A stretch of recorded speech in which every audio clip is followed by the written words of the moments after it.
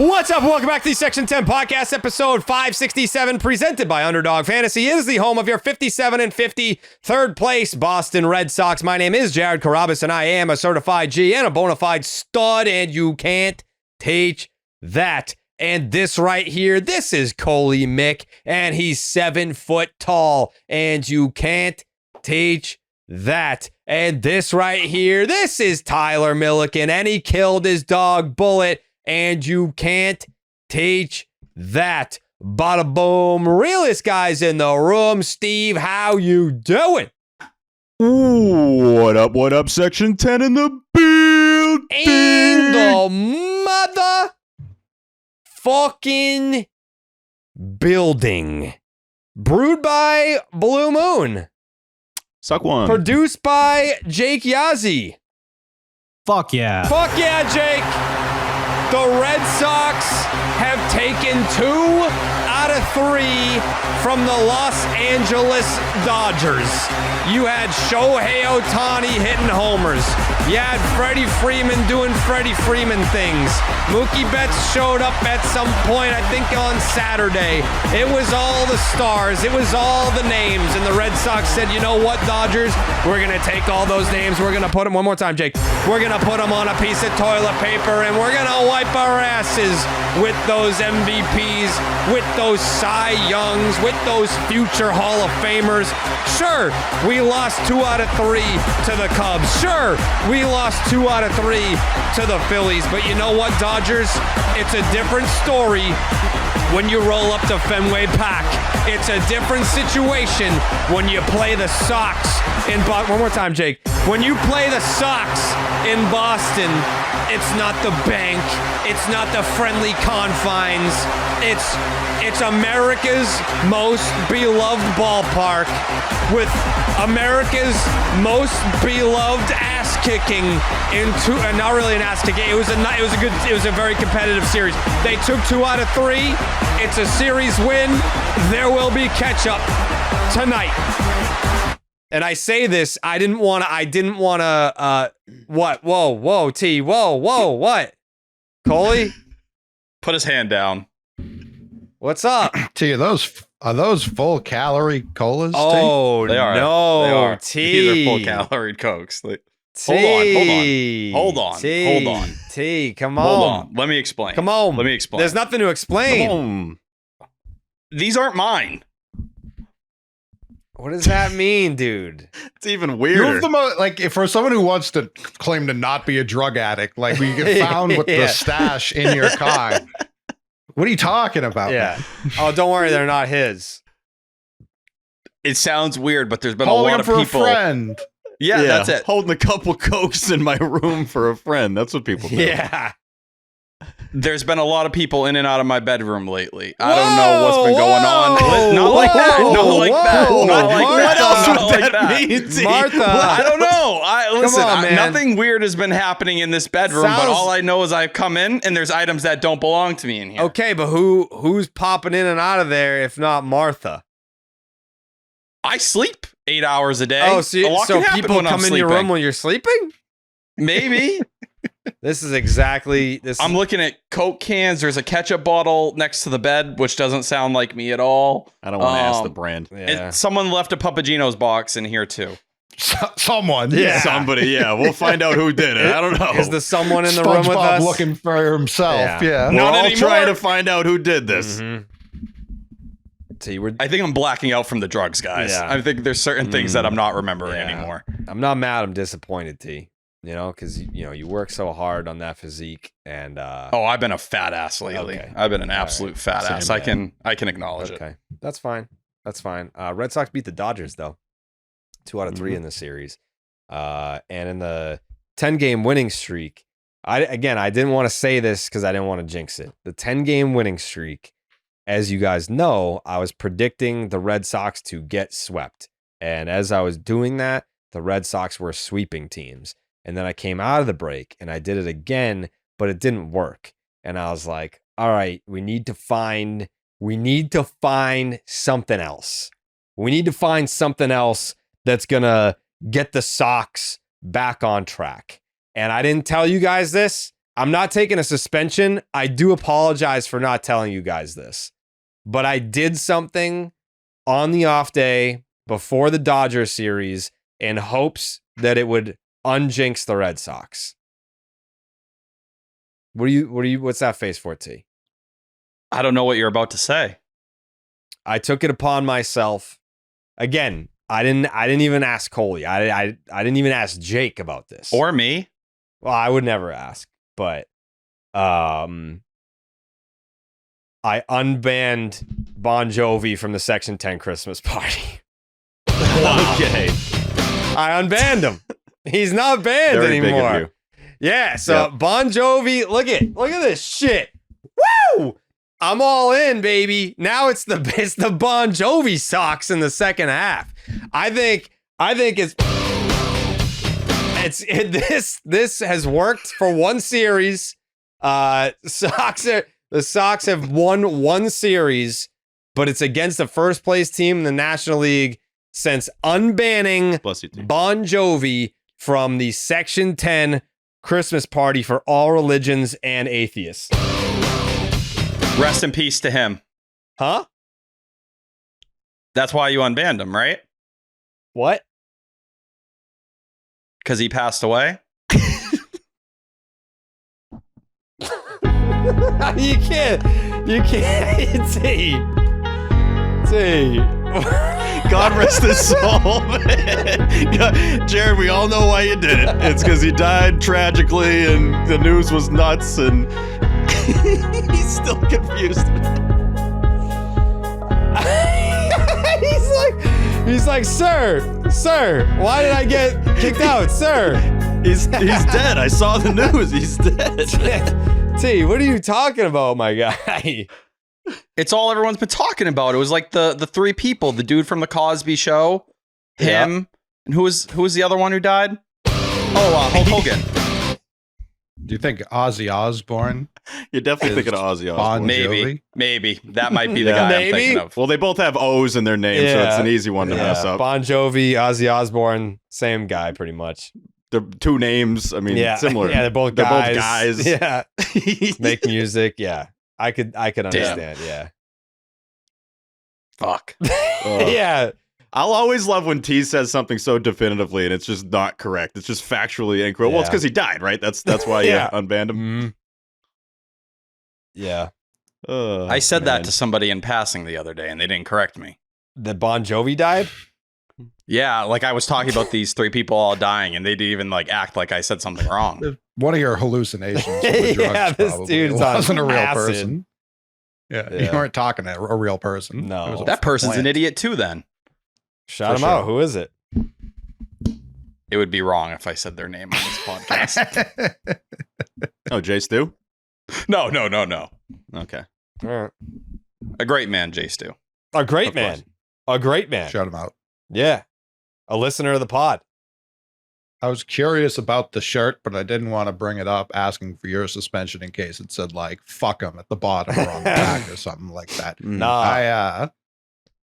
This has caused division on the show because I don't support this. He was banned for very legitimate reasons, and you know those reasons, and I just can't simply overlook them just to get the fellas a couple of wins. Because also you unbanned them, guys are just dropping left and right since you've unbanned them.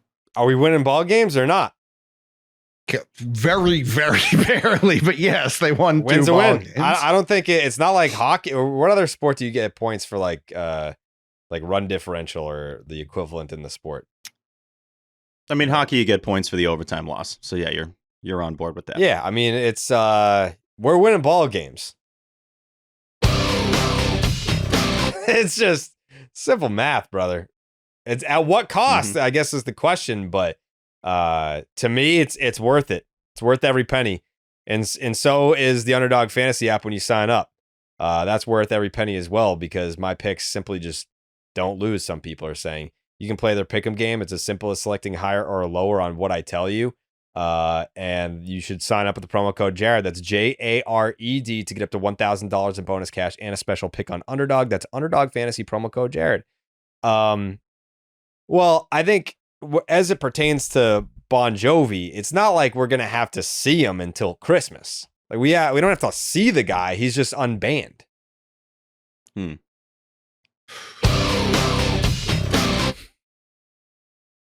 It's just like you're tempting him. You know what I mean? You're tempting him to show up, and it's just too soon. We don't know.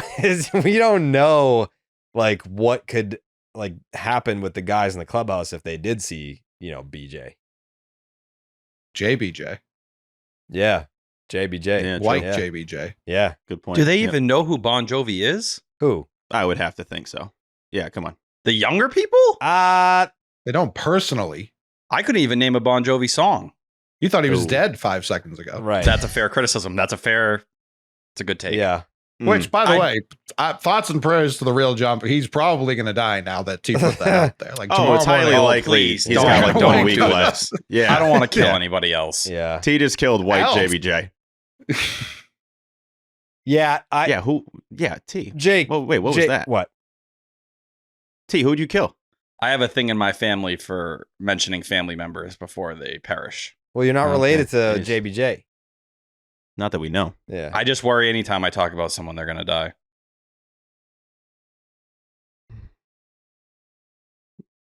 die. Big series against the Dodgers at Fenway. Mhm. Needed it. Yeah, huge because again, first place team, everyone was all down on their luck because the Red Sox lost back-to-back series coming out of the break, and this is what they look like against real teams.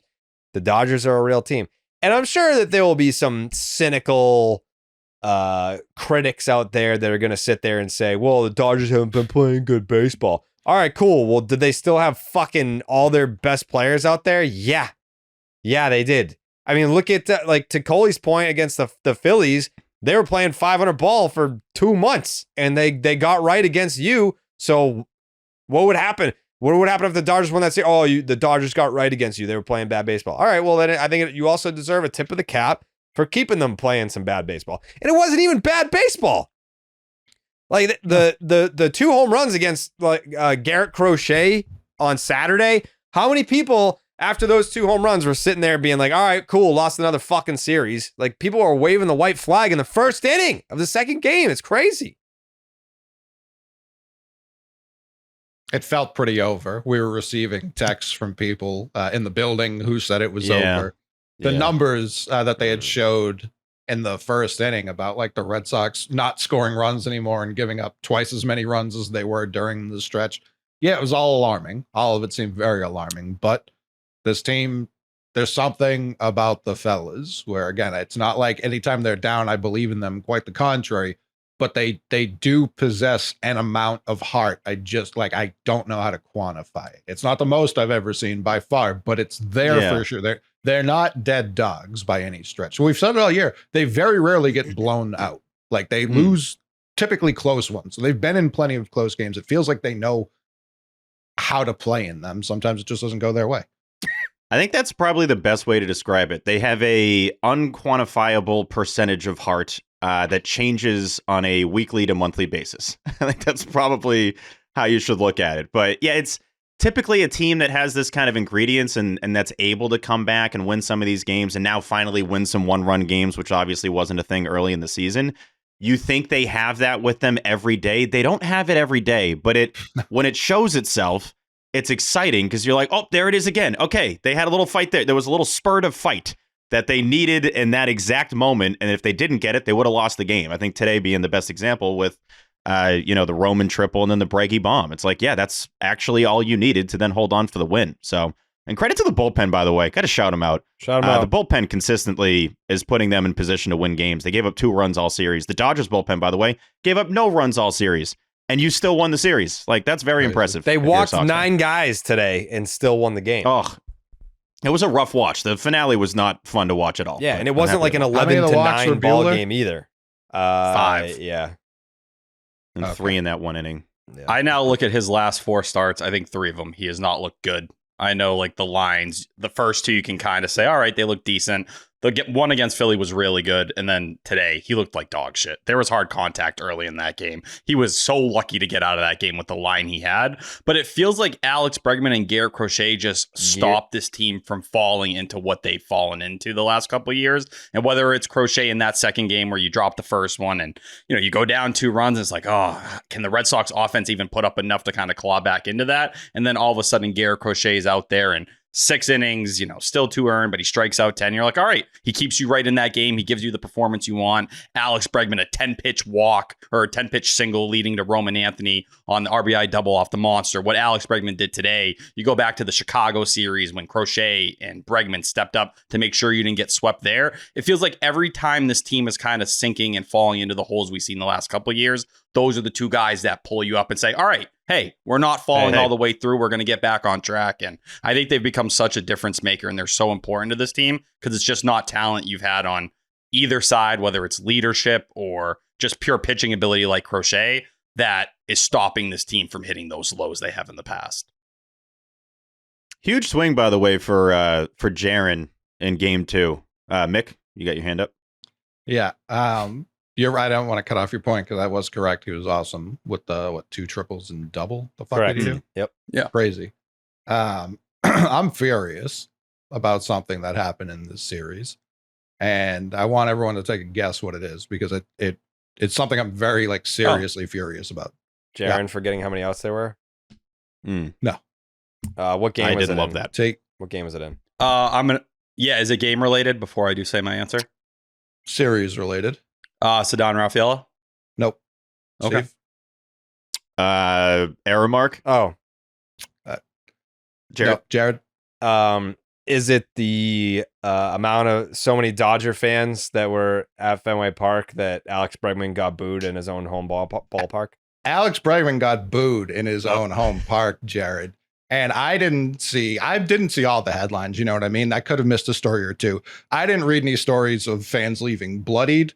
I didn't hear anyone got stabbed. I didn't hear anyone got shot. And that, how fucking soft of a fan base is this going to be?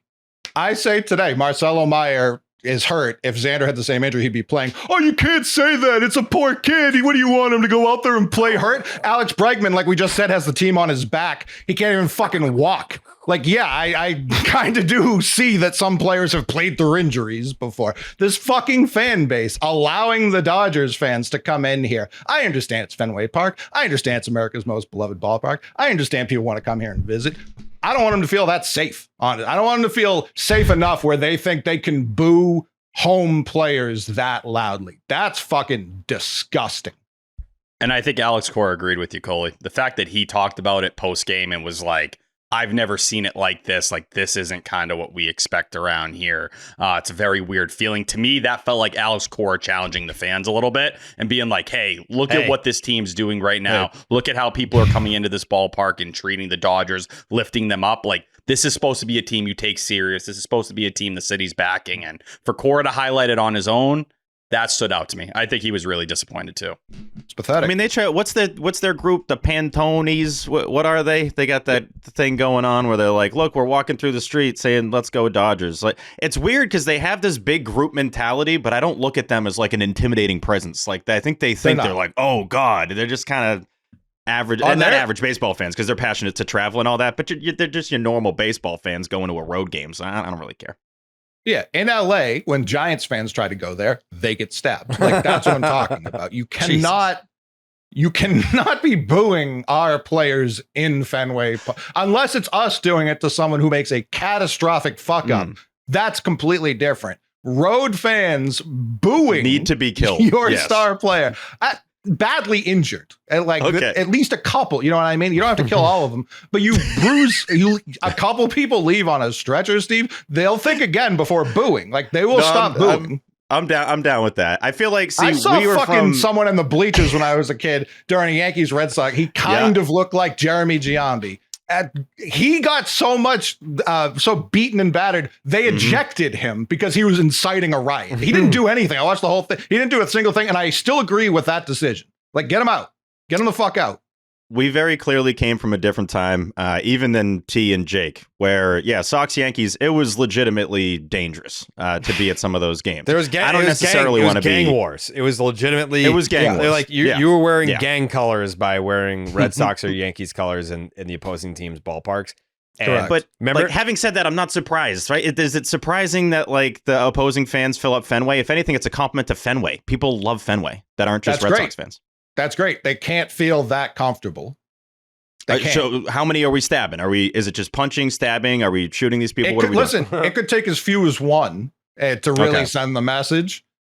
But that's going to be like first inning, right? Let's pummel this guy first inning and then show the blood. If they're just there cheering for their team, I have no qualms with that. That's the sport. If you're booing Alex Bregman, who's on the home team, and it's so loud the broadcast can pick it up, that someone's got to go. Also, can we just give it up, like the Astros thing? Like, I get it. I understand. They're still salty. They've won 1.5 titles since then. Whatever. Like, I saw Correa getting it in L.A. A week ago. It's like, this... That was 8 years ago, right? Like, what was that? That was 8 years ago. Just fucking move on. I don't know. I can't believe it's still brought up by them this much at this point, especially when you have a couple rings. Did you guys really think it was worse than it was in 23?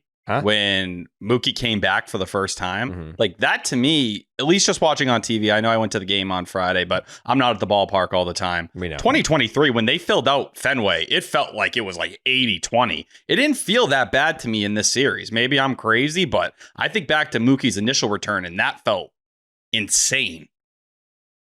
Well, like how loud it was. They pick like that group, the Pantones. I think they pick a specific day that they like all go to the game. That might have been Saturday by the looks of it, or maybe remember the drone footage of like Yawkey Way and people walking that down. Stupid ass Mookie sign was so Jersey dumb. Street. Yeah, easy. Thank you. Sorry. But like those videos were like going viral during that series of just, you couldn't even see a Red Sox fan walking up and down the street. Like, I didn't feel like we got as much of that in this series. Like, yeah, there were moments where they got loud for certain players, but I don't know, Cora being like, I've never seen anything like that. To me, watching on TV for most of the series, it didn't feel as bad as 2023 felt. They weren't booing any of the Red Sox players in 23, especially one so loud it was deafening. Maybe that might be the difference. Who would they? I felt like Verdugo was shoving it in their face though that series. Like Verdugo went bonkers that first game. That's my boy. Shout him out. Yeah, I hate that shit. It used to bother me a lot more. It still bothers me. I'm not going to say it doesn't. But I feel like it's just a losing battle to complain about it on the internet, because like you're letting not just Dodger fans, but like you're letting any fan base feel like they've done something or they've won if you're like, come on guys, like why aren't we filling out the seats for, like, it's just pathetic. Like I think it's pathetic. I don't care about that. I would take 15 Bostonians against like 350 Angelinos in a fight. You know what I mean? Like that. It has nothing to do with the numbers. It's just they come and cheer for your team, fill the whole stadium. I don't care if there's one guy in there. You will not be booing my players. Like, it's not happening. We got to beat these people up. I mean, it's pretty simple. I'm obviously not the guy to do it. We got to get the right people to beat them up, and I think set the tone in the first inning, show what we can do, and move on from there. I think or we seduce them. What? Yeah, or we just start smooching them. Yeah. Whether we just make out with them. Just stop the booing. That's all we're asking for. We're not trying to kill anyone. Yeah, you open your mouth, I'm shoving something in there, pal. Like right on your fucking gums. Like I'm licking your teeth and shit. What the fuck is wrong with you?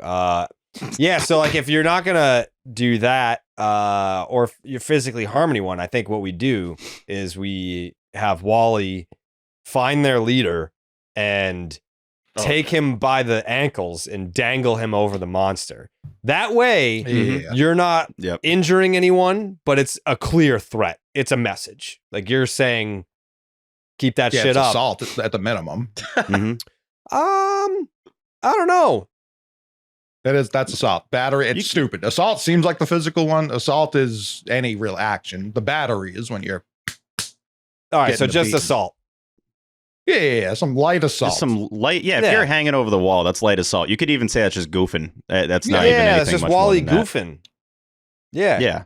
Wally goofing in the first inning, get a fan, hang him over the monster, make sure he's not near the ladder so we can climb onto that, put it on the big screen so everybody sees it, and we move on. That's a little goofy assault, you know?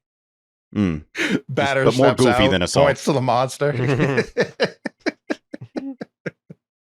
Yeah, why Dude not? just gets hit in the head by a line drive. Like, what the hell is going on over the monster right now? You know how John Smoltz would not know how to call that. He'd have no clue what's happening. how everything they make Wally hold has to be like his hand sized. If we just gave Wally a Wally-sized gun, and he was just holding it. He didn't move all 9 innings. He just stood on the dugout and held it, and just kind of survey.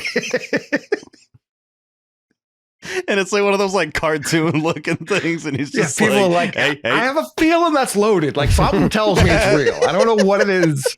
You just have to fire it once into the sky for people to be scared for the rest of eternity. I mean, the bullets would be the size of footballs. It'd be that Mario bullet, like the big fucking angry bullet that goes slowly in Mario. That's what I'm just picturing Alex Bregman. Boo! Hey! Wally's texting for saying, settle down now, yeah?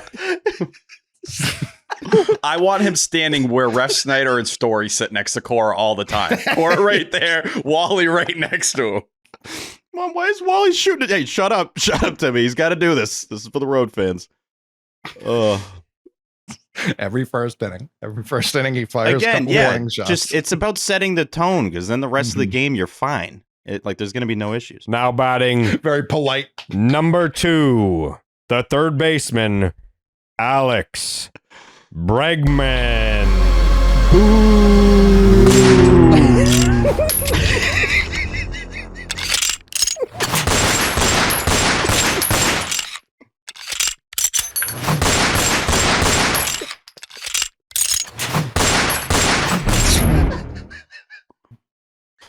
Somebody might have got hit. A bird, perhaps. Yeah, one bird 15 seconds later hits the field. Randy Johnson. Stop. What the fuck? It's like Squid Games where like whoever booed, like there's a little light that goes on over their head. So while he's just got him, bang, bang, boom, bang. Oh. Boo!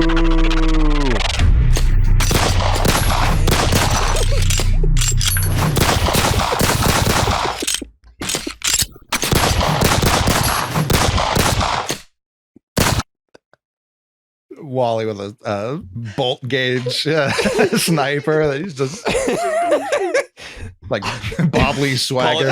The idea of Wally reloading is hilarious. I don't care who you are. That's a very funny. That's a very funny. And he's just got his big ass smile on.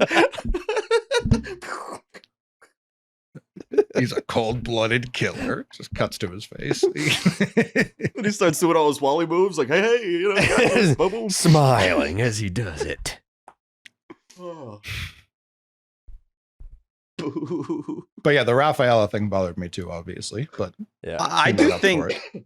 game 1, like I do believe right now with their current lineup, if you're not moving Duran, this is the best way to move forward.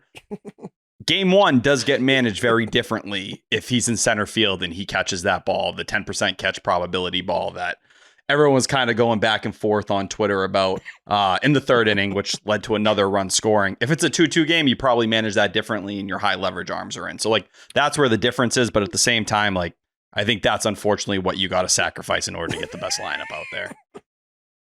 I disagree. That's the best lineup. I don't think he hits as well when he's playing second right now. I think he hits best when he's down in the lineup and playing center. But also, I don't care about the 10% ball. Both of those ground balls hit the second. I think most average second basemen get. The first one, Rafaela, it just bounced right over his glove. That he just like laid out for like he was in center field. Yeah, a lot of second basemen, I feel like, get that. And then the second one, he has to be in double play depth because there's a guy on first. If he's in his normal spot, he gets that next one. The inning's over. Like I view those two balls as the reason they lost. And it's Bello. I think it's pitcher dependent too.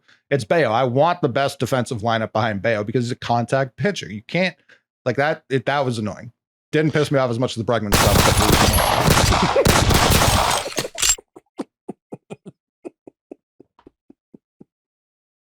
I just feel like you're in the competition essentially. Urine. You got to urine the competition. We should Fuck also you. be peeing on these people. I Yeah. feel like No. that would really set the tone if we're peeing on road fans.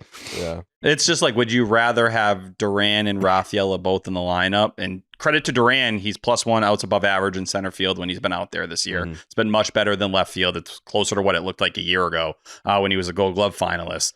Do you prefer to have Rafaela in center field and Duran sitting, just to have David Hamilton at second base? Like, I'd rather take Rafaela there at second base and Duran in the lineup because I think the defensive gap isn't that big compared to what you lose with Hamilton's bat in the lineup. Because Hamilton this year has not hit shit at all. No, I'm not. Certainly not advocating for more Dave Hamilton. It's not ideal. Like in a perfect world, you get to move Duran, but to Duran's credit, last 5 weeks he has a 144 WRC plus. Like that's a guy you got to play right now. He's looked a lot better. Trading him has never been about what he was doing on the field. No, but in terms of who needs to be in the lineup, like right now, he's earned those opportunities Yeah, in that's this fine. series. There's you know? Willier too. Like I don't know Yeah. it's him or Willier. Ride the hot hand because we know Willier's streaky. I'd prefer those guys to be in the lineup. I don't think there's a big enough gap for me to force David Hamilton in over having those guys in there. No one said that.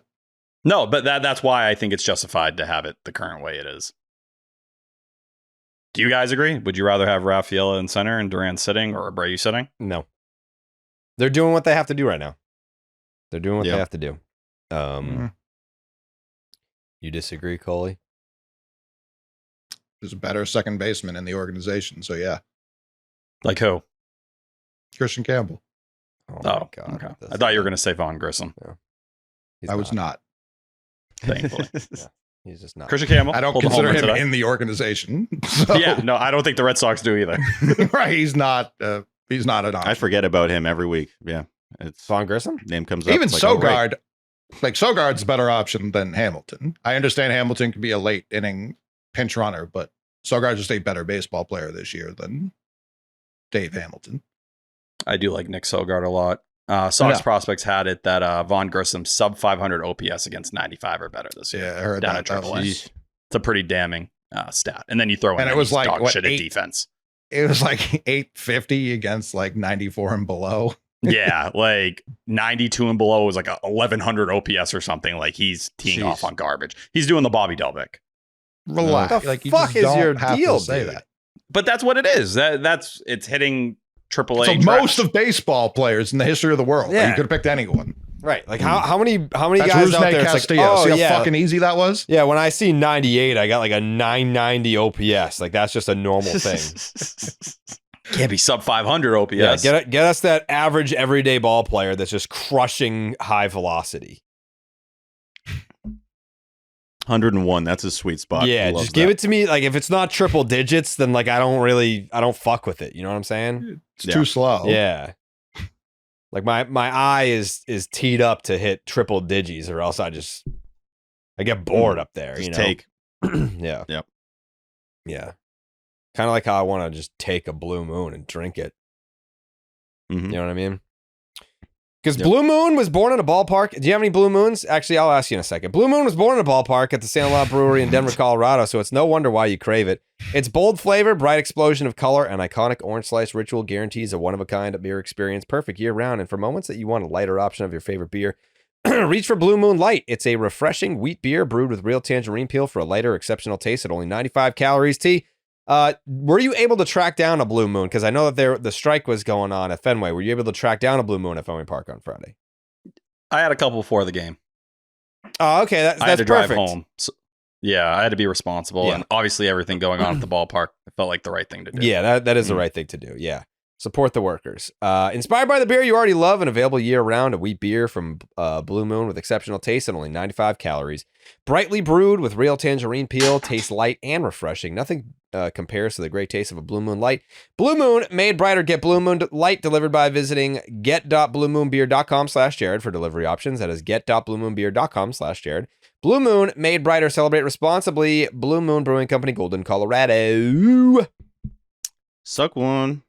Suck one. Okay, so this series started with an L, but that doesn't mean that we shouldn't talk about that game. That was a Bello start. It was a views game.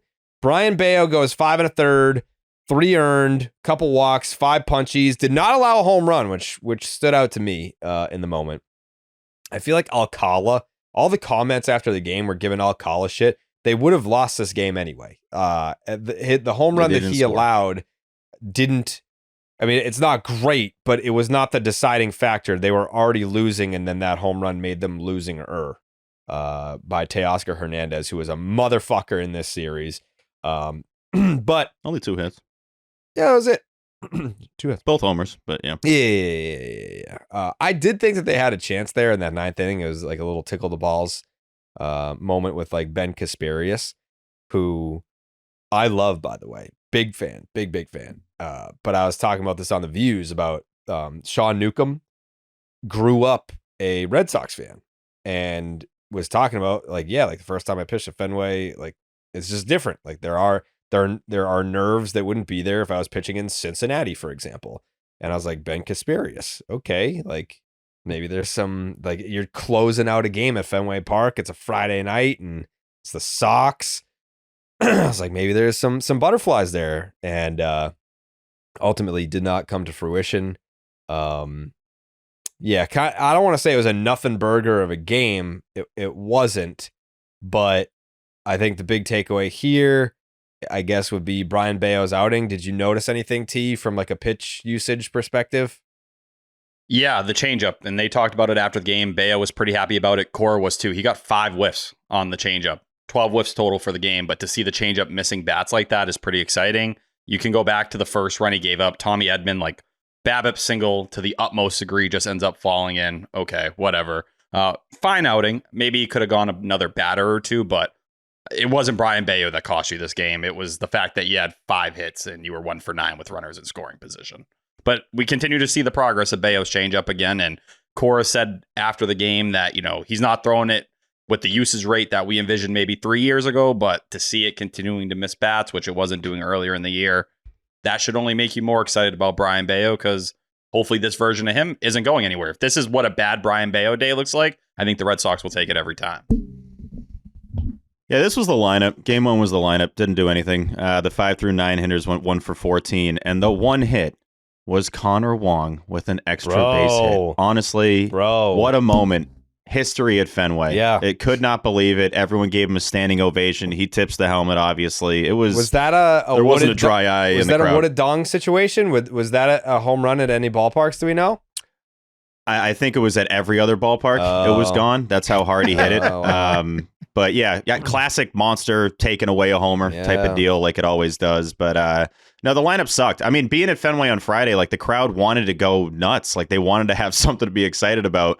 There was definitely a buzz there. I always love when they have the City Connects on too. It just feels like so Fenway when they're rocking the monster jerseys. And the lineup did absolutely nothing. Interesting stat, and this was from Fox, but I just did my old 162 pace on this one. Fucking when Narvaez starts, like you get everything from Fox or what? Like you're just obviously, dude. I'm on Fox News every week. Like, come on, this should not be surprising. But no, when Narvaez starts, the Red Sox are 46-28. That's a 101-61 record pace. When Wong starts, they're 11-22, which is a 54-108 record pace. I can't believe kind of feels like it too.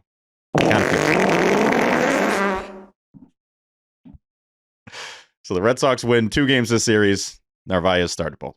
Bregman also bailed him out, man. That ball he threw down the third base line was going right down. And Bregman on one leg coming across like he did to save that ball. First off, saving the run. Imagine if Bregman got hurt on that play and that was it, like just trying to save the game.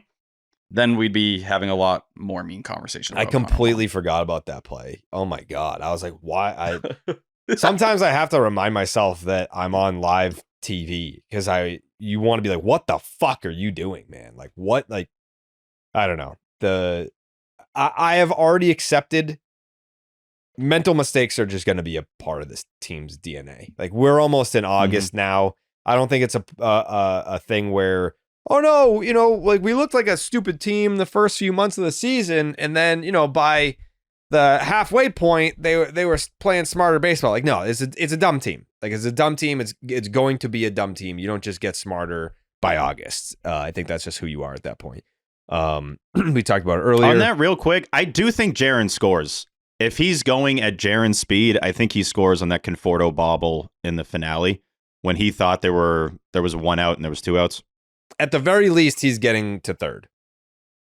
At the very least, yeah. But even just I don't watching think like he's the scoring. watching the wide angle, you're looking at it obviously as him like slowing up, so it's hard to picture like how fast he'd be going. It just feels like one of those plays where it's like, oh my god, Jaron scored on that. Like that's the kind of stuff he probably did a little more of that last year than this year. But either way, they can't go a series right now without forgetting how many outs there are. At least once. It's crazy. That's the craziest part, to have like that many that stick in your head with Rob Refsnyder or Marcelo in the double play. Like, I can't remember a year where you saw a team forget how many outs there were that frequently. And like, you could say that's on the coaching staff, but at the end of the day, man, you can't make them pay attention. Like, that's simply just knowing what's going on around you. And, you could say that's young guys like Rob Refsnyder's doing it. Like, Jarren Duran's been in the big leagues. I know he does stupid things often, but for 4 years, like, I don't even know how you explain some of those things. It drives me nuts when that gets like tagged onto Cora by some of the fan base. Like, is he supposed Knowing to how many two outs? guys, two down, two. Like, what is he supposed to do there? You got to know how many outs there are. You're a Major League And Baseball. also, the whole team does that after every play. That's just baseball. That's literally Everyone what they makes do. an They out, put you the look two around. up. Like, Yeah. I honestly think they're just forgetting. They're doing the two out thing, but not like acknowledging it. It's like they're doing this symbol, but it's like, no, I'm doing this so you know how many friggin' outs there are, so you don't throw it home when we get the third out. So I would say it's got to change, but I don't expect it to. I think, Jerry, you said it right. That's just part of this team. That's just going to happen. They're going to do dum-dums, and as long as they don't cost you the games, whatever, I guess. It'd be funny. Actually, I don't know if I want to. It might be it'd be a funny surprise if we had this person for the trade deadline stream, because it's an off day, right? Mm-hmm. Yep. All right, I'll save it. There's only 3 games. I don't know why there are any games. That should just be a full deadline day, but whatever. Yeah. By the way, we're streaming. If you guys don't already know, we're doing a live stream. The plan is what, noon to 6-ish? Yeah. So I the way that I want to shoot it or have it be shot is like guerrilla style. Like everyone is just on their laptops like throughout the room, and then like having, like the camera just like cue in and people like, oh, I saw this, I can react to this, and just kind of like bouncing around the room like that. I think that would be cool. But we'll see if we can pull that off from a production standpoint. I don't know how much. I mean, I don't want like Mikey walking around with a camera for 6 hours. Like it's kind of a pain in the By butt. hour 3, it's just passed out. Like, Yeah, I don't know like, if that was a great this idea. Sucks. But yeah, T, you're gonna come after 98.5 the fucking Sports Hub. Yeah, I'm hoping to get there. Depending on traffic, I leave work at 3. I'd say it's anywhere between 3:40 to 4. It's usually like an hour at that time to your house, Coley Mick, sadly. What about me? are you coming? Yeah. Steven? Yeah, I'll be there, of course. Well, it's never an of course with you, Steve. You're sometimes you're like, well, the NBA Finals are tonight. Like, I don't know. It's like fucking the Yeah, that was one of them. Yeah, it was Game 7 on the Are finals. the Pacers playing on Game Thursday? 42 I on don't know. July 27th. The Pacers are not playing on Thursday. If they were, then no chance I'm at this thing. But they aren't, so I'll be there. All right, no Pacers. Yep, all no right. Thunder on Thursday. Okay, good. Were the Pacers in the finals? Yeah. They were? No? Yeah. Yeah, they were. They were? Yeah, Yeah. no, they were. You crushed that. Are Yep, you they were one of yanking the my 2 teams. chain? Jake, were the Pacers in the I'm not finals? yanking any chain. Yeah, they were in there. Coley? Yeah, I just wanted to raise my hand to the Pacers from the finals. Okay. All right. Red Sox lose 5-2. T? I just want to shout out Chris Murphy real quick. Dude, he sucked in Thought that Chris game. Murphy looked real. No, he got fucked. Teoscar Hernandez ended up going deep. Imagine if that happened. Yeah, he just got And you- fucked out there. Even you highlighted Chris Murphy was a dog. He was a dog. Jerry's on the views, just like, tell me when it's over. They can stop showing it. Why are they showing it? Cut to the wide angle. What are you doing? Chris He's Murphy. getting fucked out there. Chris Murphy was a dog on Friday. He was. Alcala gave up the inherited runner. It's a 2-run bomb. One of the runs was Murph Dirts. All right, then that. I just think he's a nice piece to have. Nice piece of ass, Chris Murphy. Wow. Mm-hmm. 270 ERA. 13 and a third. I'm honestly, the tip's a little ugly, but that's because of the homer. I'm a little disappointed that my tweet didn't make it into political Chris Murphy Twitter. Like that would have been, it just would have been funny. I don't know.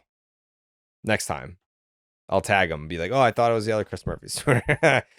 Oh, my bad. Saturday's game on Steve's favorite network, Fox. Mm-hmm. This was a showdown of legendary lefties, Garrett Crochet versus Clayton Kershaw. And it was, I don't want to say that it lived up to the hype, but it did not live up to the hype. Like at this point, if like Kershaw pitched into the fourth, he didn't look great. But he's out there like throwing fucking 89, man. Like it's just, to me, yeah, it's just cool to see Clayton Kershaw pitching at Fenway in a game that felt big. Like I'm sure that like Dodgers players by now, they're used to every game feeling big or the atmosphere because they're the Beatles. Every time they go to, it's like, oh, the Dodgers, like Shohei's here and Mookie and Freeman and Kershaw. Like I'm sure that they're used to that, but to experience it, like with the Dodgers coming to town, like it does have that big fight feel to it. And because their rotation has been decimated by injuries, like we didn't see Snell, Glasnow, Yamamoto, Shohei. We didn't see any of the big names on the mound, but Kershaw is a huge name. So just, even though it's not vintage Kershaw, it's still, what, Coley? You don't think Kershaw's a big name? That's a crazy take. They look like vintage Kershaw. Look like vintage playoff Kershaw. Oh my God, dude! Why you're one of them? I would have been disgusted if he, like, what, the first 2 innings he cruised. Am I remembering that correctly? He's pitched scored 3 in the second. He has pitched so the first well. inning he cruised. He has pitched well this year. Like I understand he's gonna be pitching well for the Bananas next year. I can't wait to watch that. Oh my God, Coley! Hang it up, old man. He is. He doesn't have the same velocity. We know that. He's out there just, huffing and puffing to get it up to 89. But he's not been, he's got a 3.62 ERA. And he's got what? Fucking 14 starts? Something like that? 12 starts? Say something real quick. Yes, Steven. And this is me being a softie right here. But it's really cool. And Cole, you'll hate this, but it's just really cool that he's still pitching for the Los Angeles Dodgers. Yeah. He made his debut when I was in high school. Yeah. Like this guy has been pitching forever. He started in 2008. And then he's getting the ball on a Saturday night against Garrett Crochet at Fenway. It's like, that's in 2025. I think that's pretty cool. Yeah. Roman Anthony was admirably. 4 when Clayton Kershaw debuted. And to have like that moment where he's like, I got to watch a guy I grew up against go out there and do it. I think that is so much fun in this era too. Because we see all these guys that throw 95 to 100. Like someone who's truly just getting by like mixing speeds and doing his best to fool hitters and keep guys off balance. I think that's fun. You don't see it in the sport anymore. And to do it effectively like he has for a couple years now, the Dodgers know there's a limit. Like they're not trying to even get him to 100 pitches regularly. It's like get to 85, 90 and get the fuck out. And he takes the cheaper team deal every year. Never went to the Rangers when it felt like every offseason for 5 years that was on the table. Like that's stuff that should be celebrated. Whoa. And it's nice when we score runs against them. What happened? Oh, breaking? Yeah. What's the breaking? Seth Lugo. Yeah, Seth Lugo just got a extension. Okay. From the Royals? Yeah. Oh, Bubic to the Sox. Here we go. They've lost their fucking mind over there. They traded for Randall Grishik. It was Adam Frazier a couple weeks ago. Yeah. Watch them still trade him. And I will say, Bubic, there is a slight problem there. He's on a massive innings limit down the stretch here. He also on the went on the IL, IL today. Yeah. Yeah, I saw that. But like in general, even as a target, like he's like Crochet a year ago, maybe even more strict. So Well, like expecting he's also him hurt. to. I feel like Yes. that's the bigger problem. But hey, you did the Kyle Schwarber a couple years Hey. ago. So if you were to attach someone or Super go after fucking someone, different, T. One's a pitcher and his arm hurts. The other guy, we knew he was coming back. Buhich might not come back. what is that it? A does rotator make, cuff like, strain? That is pretty As serious. a professional noticer, like I think back to Vladdy and Crochet giving their teams deadlines to get deals done and then immediately signing them like long after those deadlines passed. And it makes me wonder now with this Lugo extension, like we do know labor disputes are on the horizon. I do wonder if agents are getting the feeling teams aren't about to start ponying up. And that makes me less nervous if they were to go trade a quote unquote rental pitcher like a Cease, like someone like that, if they would be willing to sign an extension pretty immediately. Whereas in previous years, I would never consider them even agreeing to that. But right now, I do think maybe that's on the table. Maybe. Seems more probable. No idea why Lugo just did that.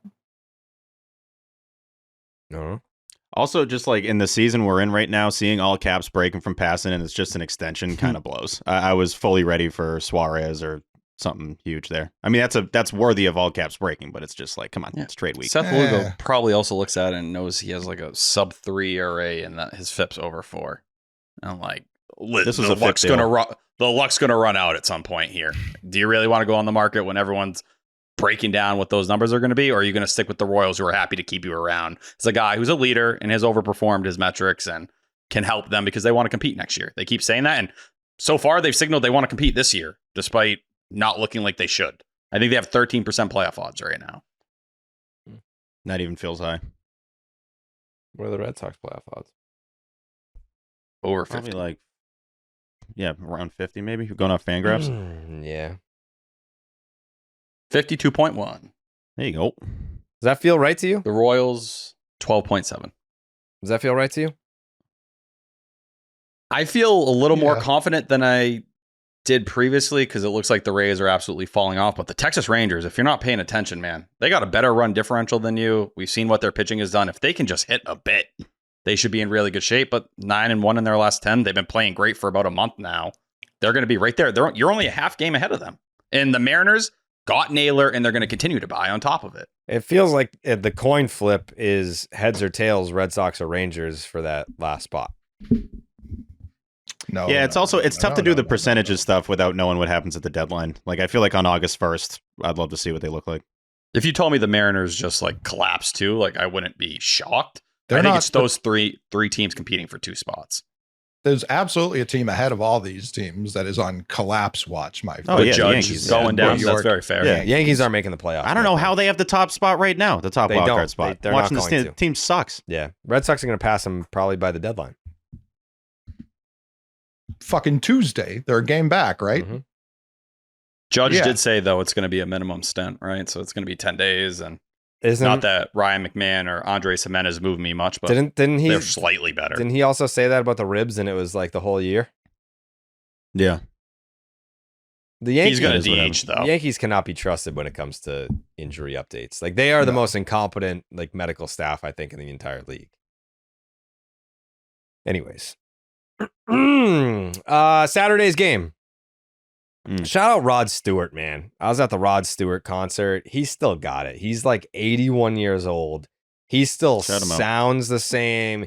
He's still moving the same. Like, he's over there flirting with the backup singers. Like, Rod's still got it, man. Like, fuck. I looked it up after. He's got like 8 kids.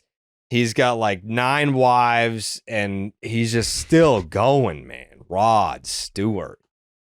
You ever hear Rod Stewart, T? No, he looks like a zombie. No, that's wrong. Not in a mean way. I'm looking at pictures of him. Classic in a nice way. Yeah. Who's that guy, Frankie Valli? He looks like he died, but he's still alive, kind of. Yeah, he looks like a Walking Dead guy, but really hot. Very attractive version of that. You ever seen the videos of Frankie Valli like performing recently, and he's like not even moving his lips? Yeah. Like, he looks like a robot. Like, I get very nervous when I see very older people performing in those spots. I mean, so I saw the. If he's lively like you're describing, go nuts. But that's like what it goes to. Credit to you. He was up there shaking his ass. He's going from one side of the stage to the other. Oh man, yeah, he tore the house down. What did it look like when he was shaking his ass? It kind of looked like T. He had like no ass, but he was still shaking it. You know what I mean? That shit clap? I don't think it clapped, no. Damn. If we did a death pool and the only guys you could pick are Rod Stewart and T, who would you pick? Oof. That's a very close one. See, like, I don't think, like, if I pick T, it wouldn't because I think he's unhealthy. I would pick T because he constantly puts himself in positions where he stares death in the face. That's how you grow. It's also how you eventually die. Yeah, One yeah, of them is kind of good. Yeah. Gonna get It's called the eventually. Zenkai boost. Yeah, like T's flipping over kayaks. T is getting into like 9 car accidents a week. Like Right. that's what I'm worried about. I'm not worried about like his health being the reason, but Right. Doesn't help. yeah. In Dragon Ball Z or Dragon Ball in general, Mhm. every time a Saiyan is close to death or pushed very close to the end, he gets stronger and he comes back. So that's my logic in life. That's Like, you. I push myself till I'm about to go down, and then when I come back, I'm like 10 times better than I was before. What are they called? A Zenkai boost? Oh. Classic. Yeah, yeah. I was just testing you to see if you knew that. Mhm. Anyway, Saturday night, the Red Sox are playing on Fox. And this game did not start off the way that I think any of us wanted it to. A lot of hype, Obviously, we're not expecting vintage Clayton Kershaw, but Garrett Crochet is Garrett Crochet. You come out the twat giving out fucking bombs to Shohei Ohtani and Teoscar Hernandez, and you're looking up. And by the way, did you see the clip of when Teoscar hit the bomb off Crochet and Ohtani ducked like a bomb went off? You didn't see I that? did not see that. No. Yeah, like Teoscar hit the home run and went whoo, and then Shohei was like, "Oh shit!" Like he like ducked, like an explosion went off. Yeah, that didn't have me feeling great, and that's why I like Teoscar. I love him. I love me some Teo, but he looked a little too comfortable after that swing, and so I tweeted out, "They're disrespecting you, Mr. War Pig. They feel too comfortable. They feel too safe up there, Mr. War Pig. How will you respond?" And he responded by punching out 10 batters. And some of these swings, it looked like blitzball. Like he was throwing blitzballs up there and they were just waving at it with no chance. T, what was the swing and miss data on this outing? 20 whiffs, 8 on the cutter, Jesus. 6 on the 4-seamer, 4 that a on the season high? sweeper, 2 on the sinker. Yeah, no, it's very high. It's not as highest of the year, but it's up there. But I think for Garrett Crochet, like what you look at as an ace is a guy who may have his C game that day, and he still can do this to one of the better lineups in the sport. I think that's where I tip my cap to him, because clearly he had base runners in every single inning, like he was working around traffic, but the stuff is that good that he can just overpower people at times. And I think that's exactly what this start was. And yeah, you had a little help from the defense with Romy, Narvaez throughout Teoscar to end the 5th. But yeah, this is what Garrett Crochet does. He doesn't need to be 100% to go out there and pitch like an ace. And he did it against the Dodgers.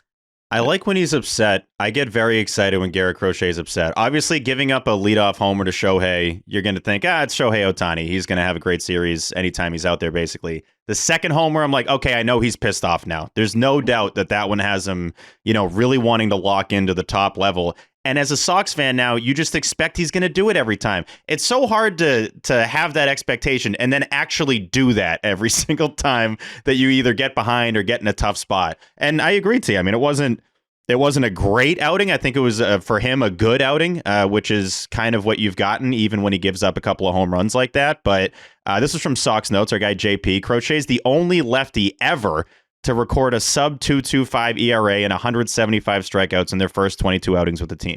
And that every start, by the way, there's a new stat from JP that he's the first ever, or it's him and Pedro, or it's him and Clemens. Like that's Or basically Sale. how it goes. Or Sale, yeah, you throw Sale in there. We're It's talking the same way.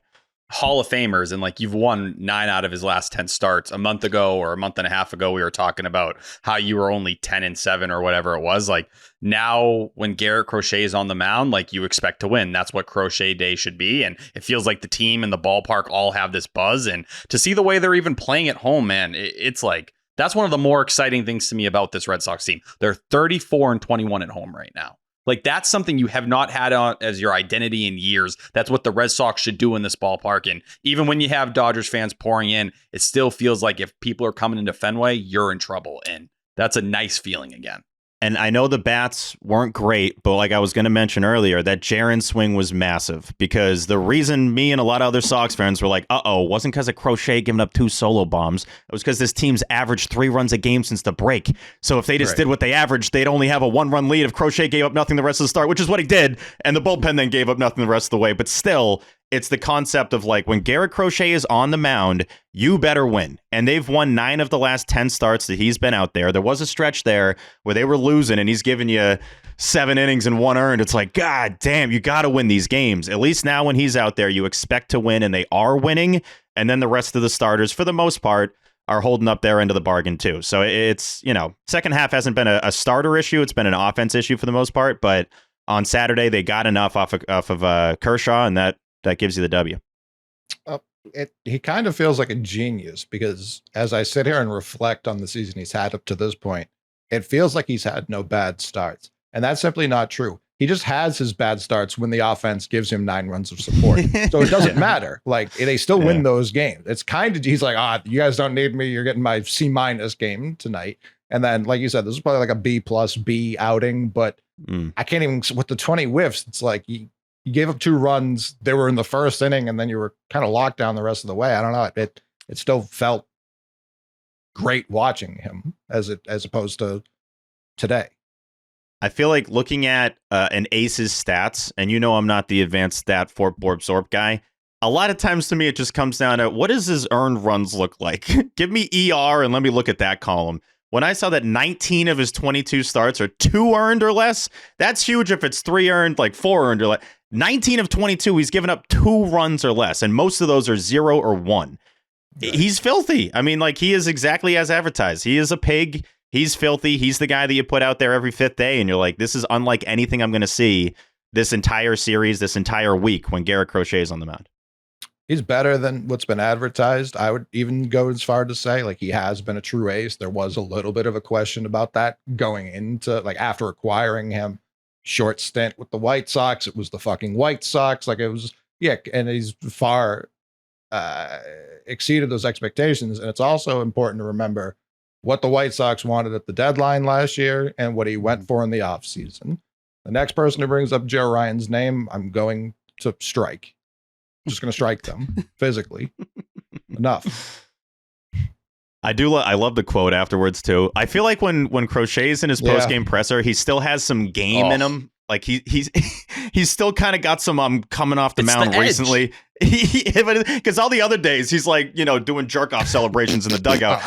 but like when he's doing the post game presser, he's still kind of in that, like, I still got some energy left from just striking out 10 Dodgers. And to say, I thought you would have thought the Dodgers won tonight for them showing my 2 bad pitches. They showed it 30 times. I'm like, that's funny. And he kind of paused before saying, he's like, am I going to say it? Like, yeah, fuck it. I'm going to say it. I'm watching the highlights and they made me look like I sucked. And I went 6 innings, 10 Ks and gave up no runs after the first fucking inning. Like, what the hell? So I like that he has that edge. Like, exactly. I gave up a homer to Shohei Ohtani and Teoscar Hernandez. Like, blow me. It's like, who cares, dude? That's the fuck you, though. Like, that him and Bregman constantly carry, and it's like, that's what this entire team needs to kind of have. And, like, to have the maturity he has, where he has a rough first inning. We've watched a guy in Brian Bello, and it's not the same stuff, but it took years for him to kind of advance and have that maturity. To see him in his second full season starting doing that, and he's 5 innings now shy of last season's workload, 10 starts shy of what he did in total last year, and he's still looking like this. That's awesome. I'm really hoping he continues to maintain it. It's something I do get worried about at times, but to see him look that good and have that many whiffs, it's all you can ask for. He hasn't got a loss since May, record-wise. I have no concerns right now about his current workload. He's cruising. And I think the way you just phrased it is why I have no concern. You said 5 innings less and 10 fewer starts. Yes. That's crazy. Crazy. Well, he was, they were pulling him in the 4th inning of every start in the second half last year. But still, that's a huge gap between those. But even his stuff wasn't as effective in the second half last year when he was working in those shorter stints. And I agree. Like, he used to say, like, I really feel like I hit my stride in the 3rd, 4th inning. We see that with Garrett Crochet. Yeah, the first inning, you get bopped a couple times. Guess what? By the 6th inning, you're like, oh no, this is Garrett Crochet who just dominates every single time he's on the mound. It's also, we know how he is about the first batter of the game. It feels like we were talking about Buehler's 4th inning ERA today. Crochet's first batter ERA has to be awful. It has to be the highest of anything he's got, because he's given up multiple solo jacks to lead off. Fucking anyone can hit us. It felt like he was testing Shohei out over the plate, whereas he really didn't his next at bat, he strikes him out on a pitch inside. Like he pitched him more like he did get away with there was a close to middle one, sure. I think, in the second AB, but yeah. Overall. Sure, he still wanted to challenge him, but it definitely felt like he pitched him in that first at bat. Like, I want to see if you can do it against me over the plate, and she sure could. It also doesn't help that the entire Red Sox team sucks in the first inning. I think they have the second worst ERA in the entire sport in the first inning right now. Good. Rockies are the worst. Good. Trying to find Crochet's first inning. First inning, 2.86 ERA. For Crochet? Yeah, average against is 2.38. The worst inning is actually the second. He's got a 4.50 ERA in the second inning with a 2.94 batting average against. That's wild. And then I'm seeing 6.75 in the ninth inning. Like, that's just Aaron Judge. Like, who cares? That's one swing by the best player in the game. Like, fuck off. I almost want to erase that from the stats. Like, that doesn't count. Yeah, that's cheap. That's cheap. Doesn't count. You know it. We all know it. Yeah. I gotta ask this question to Coley. I think I already know the answer, but Jarren Duran has a game like he has on Saturday, where it's 2 triples, a double, like very clearly having like an impact game. Your thought is perfect. Trade value's up, trade him. It's not like this guy is an impact player. We should move forward with him here because he can help the Red Sox win. Like if Jarren Duran was on the Reds or like the Rockies, you wouldn't look at Duran and be like, we need this fucking guy. Like, this is exactly what we need. No, I don't think about things on a game-to-game basis because I think it's an awful way to consume baseball. No, I'm not even saying like just Saturday. I'm saying like, that's literally what you just said. You Saturday, said you watch him hit 2 triples and you go, but like it's a reminder of how good he is overall. It's not like, oh, he had this one good game and like I would like to have that one good game all the time. My point about trading him has never once been, I think he sucks ever. It was always, we have too many outfilders, which while watching Teoscar Hernandez, I was reminded by all the people who were like, you got to sign this guy. Where the fuck would he play? Where? Where was he ever going to play? You're hoping Yoshida fell off a truck, but even then, like you needed other injuries to even get to Yoshida. Like that's where it's crazy.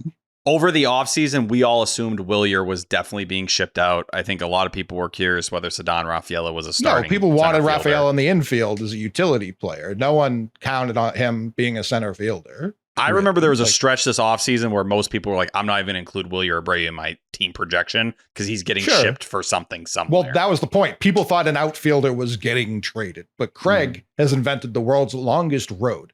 And throughout this weekend, it was just like, oh, you really want to trade Chapman still? And I know we'll get there, but it was just like, yeah, you only have one chance to trade this guy. Like people were like, you never want to sign someone to a 1-year deal, this, that, and third. There's nothing to do with anything. Like they've hit an insane lottery ticket and they don't want to cash it in. I can understand some of the logic, but I still ultimately at the end of the day be like, it makes more sense to move them so you can buy more because that's also part of it. It's not just trading guys to fucking tank. That's never been the plan ever. It's always been trade so you have more assets to go out and buy.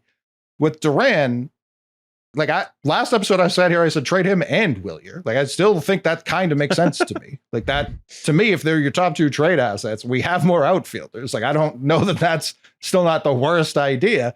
And if they end up trading Buehler and keeping Duran, I'm not going to like sit here and cry. Like I just want them to make the decision. My decision and my logic leads me like, yeah, Duran's a free agent sooner. He's a little bit older than Buehler. He's not going to probably age well as this continues. That's where I'm at. But when I bring up the Chapman thing, they could keep kicking this can to the offseason and trade Duran fresh in the offseason, which sounds more and more like they're going to do.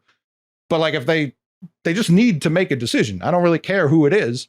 We've heard, and I believe it's been reported, if not cut it, Jake, that teams have been calling on Rafaela. I'm pretty sure I saw Jay Stu tweet that out. Sean McAdam mentioned that the Padres were interested in Rafaela, Abreu, or Duran, like all 3. They just be like, thirsty for outfielders, huh? Send them all. They just take our entire outfield. Like, here you Tatis, hello. If they're sending Tatis back and Roman Anthony and Christian Campbell are the other 2 out there, I'll be the happiest person on the planet. I promise you.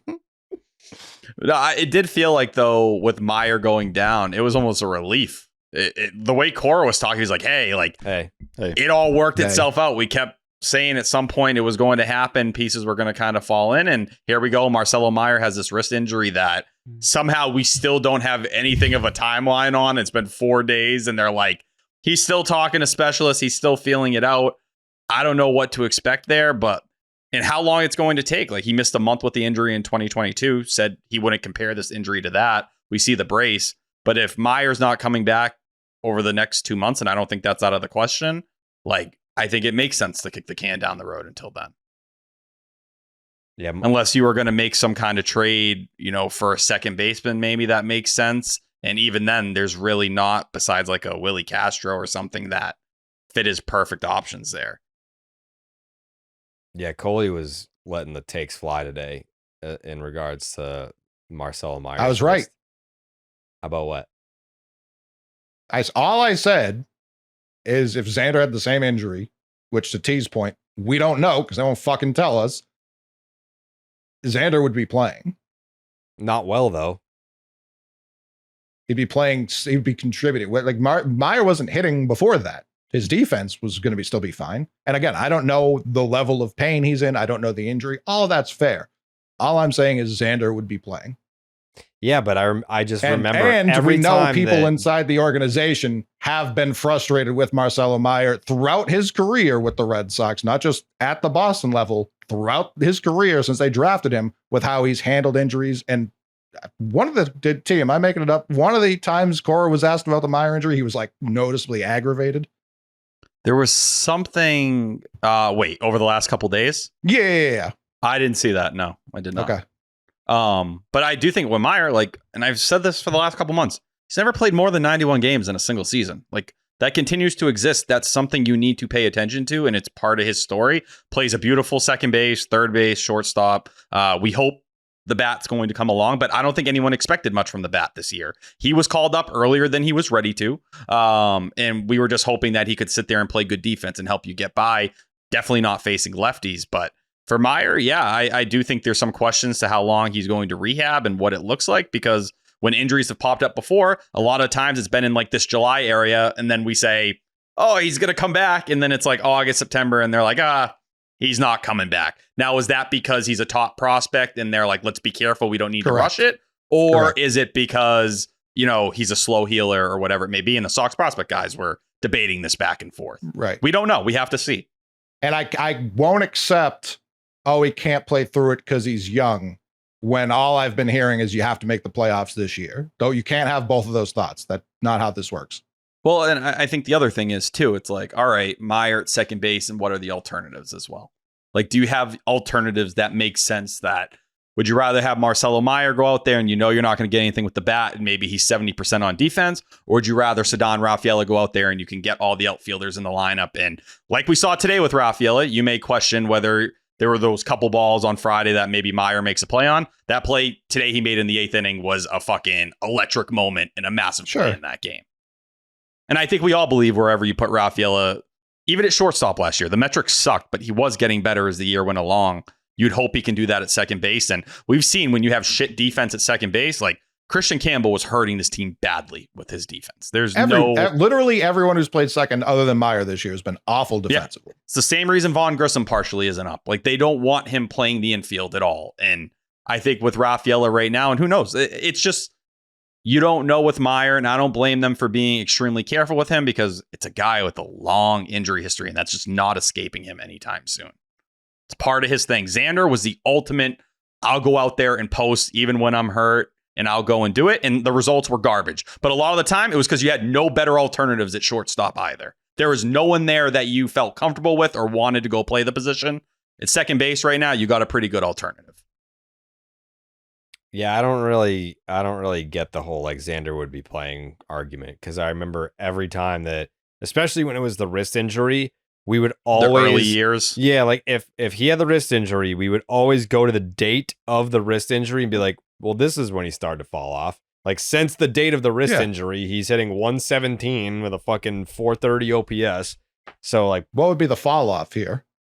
Huh? Well, I guess what would be the fall off here? He wasn't hitting.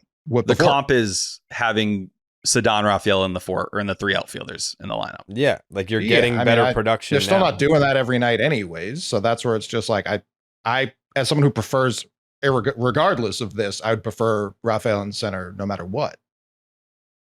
You need all the offense you can get. Like, they're not scoring runs in the second So take half. Yoshida out of DH. If you think one of those guys is a better hitter, take Yoshida out of DH. They have like he's not a part of this team. I don't know why they keep pretending he is. I don't mean the players. I mean the team. Like, it's crazy that he's out there just doing nothing. Yeah, I wouldn't sit there and like guarantee Yoshida. Like, you're gonna have to like let these guys kind of flip through in different spots. I'm also Yoshida's a better hitter than he's been through 40 plate appearances. Like, I believe he's at least a league average bat. We have 2 years of a sample size to believe that. He hasn't played all year. It's going to take him a moment to get his legs up. Right. Whose fault is that? Like, that's the Red Sox. Yeah. Listen, Right, like I like- said, in my world, Bregman starts the year at second, Devers is at third, and Yoshida's my DH. So, like, I 100% understand where you're coming from, but, like, at the same time, I do, I'm somewhat curious to see what Yoshida has once he's fully, in the spin of things. will he be? Because they claimed he had a shoulder injury, so that didn't get better. Massive shoulder injury. Yeah, I don't Lost his whole understand it. arm. Send it. Oh, it was a labor surgery. It wasn't. Send small. him to wherever Liam Hendricks is. Yeah, playing I just catch. saw him on Friday. Got him out. Him, But yeah. Patrick Sandoval, and Yoshida can have a nice little. Sandoval. Oh, Nice do a little little touristy Not seeing him. stuff. Yeah. Visit some new spots. Why not? It's crazy. But yeah, I don't know. I'm not drawing any, like, I know some people may question Marcelo Meyer's toughness. Let's see what the injury is before we go that far. what? How does it take this long? The only thing I can don't know. genuinely think is the trade deadlines this week. So they're trying Like, why to else wouldn't we maintain know? leverage. Why else wouldn't they know? They know. They definitely know. They have to know. Yeah. Well, it's that, or do you think there's like a disagreement maybe on like how to proceed with the injury? That's Like, bad too. Do you want to rehab it? Like, does Myers camp think like, oh, we might need surgery, which has not been ruled out? And they're kind of like, well, you could have surgery at the end of the year. And he's kind of like, well, it doesn't work for me at all. I don't know. Like, these are the questions you start asking when you don't have answers. But I do think it changes the equation here, because when you had Marcelo at second and you were kind of wondering, like, what should we do with first base? Well, if Ceddanne Rafaela is going to play second base every day, at first base, you start to look at it and you say, well, does it make sense for a Romy and like Ryan O'Hearn platoon? And I know Ryan O'Hearn hasn't hit since June 1st. I've seen that out there. But like, if Meyer was still at second and you had Romy there, do you go and say, well, now we need a Yandy Díaz more to play first base every day? I don't know. Like, there's a lot of questions you can ask with the deadline and how this impacts it. I'm high on Yandy Díaz. I like Yandy Me too. Díaz, the player. Ian Condell sent me his last 3-year home run splits. You know, it's dead last Boston. He would have hit 32 home runs over the last 3 years if he played for the Red Sox. 69 nice with the Reds is his high. So it's like when we signed JD, it was just like he's gonna have to learn how to use the monster, and JD's obviously a better hitter than Yandy Díaz. I don't know that there's a fit here, as much as it kills me to say, because I like the player. It's a good point. So yeah, even this year he has 18 homers. He'd have 9 if he played 162 games at Fenway Park. So that is astounding. Look at the spray chart, right? Like, it's a very opposite field approach when it comes to a lot of his power. He's going to right field. If you do go back to 2023, it was a very heavy pull profile. It was actually a lot different than what you saw. So I don't know if a change would come in that place. I mean, he sent me the 3-year sample. Yeah. Like, it's not it's 2023. So yeah, it would be 11. It would have been 11 in 2030. But it's all, you play 81 games at Fenway Park, so let's not act like he plays every game there. And I think Yandy Díaz, even if it's not homers, they're going to be doubles. He's going to smoke the ball off the monster time. Sure. He is a career over 300 hitter at Fenway, and yes, he faced Red Sox pitching. That's the counter argument. He faced dog shit pitching all the time. I still think Yandy Díaz would hit at Fenway, and guess what? It's not just us. There's been reporting from Cotillo and McAdam saying 1,000%. that a lot of people in that front office are big Yandy Díaz fans, and I don't think that's they're so analytically minded and stuff like that. Clearly, they see something in the data that makes sense for them. I want it on the record. I like Yandy Díaz. I will not complain if they acquire Yandy Díaz. When you trade with the Rays, you just have to know whoever you give them is going to be good. Like, you just Connolly know that early? going in. Immediately. Connolly Early's going to get Cy Young votes one year. Like, I didn't know. Imagine if it's David Sandlin shows up there. David Sandlin might go there and fucking become God. He might There be are certain Tyler guys- Glasnow. There are certain guys I know are just not going to unlock to their fullest potential. Not anyone's fault. It just happens. Plenty of people have made the argument with Quinn Priester wouldn't have been unlocked here. If Sandlin goes there and he's an ace, fine. If it happens, you know what I mean? Yeah, to me, the bigger thing people need to talk about with Yandy Díaz, he's played 13 games at first base this year. He is a horrendous defender. Like, as bad gets. So we haven't had a good defensive first baseman since Kyle Schwarber. It does not matter. All I'm saying is when he comes here, he needs to hit, and you are going to see a defensive issue at first base that is just going to be part of the equation. If he has an option, why would the Rays trade him in the division? They did that with Zach Eflin last year. To Baltimore? Well, they knew he was going to suck. What does that tell you? Don't trade for Yandy. I think they're confident whatever they're going to get back, they'll make us feel stupid. I'm only trading with the Rays if they're putting Taj Bradley on the table too. I would love to talk about that. Figure out that third pitch. I mean, if you're, I don't know, I wouldn't trust acquiring a pitcher that Tampa couldn't figure out. Coley? Would you trade for Joe Ryan? Bang. I would, yeah. Pitcher Tampa couldn't figure out. Didn't understand his fastball. Which I learned today. Again, shout out Sox prospects. I had no idea he was Rays property at one point. Nelson I Cruz just deal, found right? that out right now. I have no idea. I found out today. I didn't get that far in the pod. I was listening to it on my way home. They definitely didn't break down that trade. They were just talking about him. But yeah, I'm in on Taj Bradley. Yeah, I will say for Díaz, like, it seems like part of the reason the Red Sox really like this pathway is that, and I was surprised there wasn't more of this in the Cotillo and McAdam piece today, or one of them, whoever wrote it. It says they don't believe they're going to hand Tristan Casas the 2026 starting job. I think we all assume that.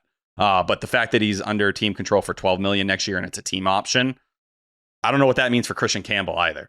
But they seem more than happy to add that guy and figure it out later, which probably tells you how much they like the player. Well, and he would be great with his K percentage, like, on this team. Like, he checks off a lot of boxes that you need right-handed help right now. I'm okay if the homers aren't going to be there. Just get on base like you do and hit everything hard like you do. Hit home runs on the road if that's what he wants to do. I don't hate just getting the talent, because I also, like, they're not guaranteeing Casas a job. Obviously, I don't think Yoshida's guaranteed shit either. So, like, you have DH open next year. And maybe that's their pathway. And Breslow's talked about wanting a guy who could, move around a little bit. You could play Yandy at first base once in a while and accept it. It's not going to be the end of the world for you. Especially on this team with who's played first base. That is not a problem to have Yandy Díaz over there.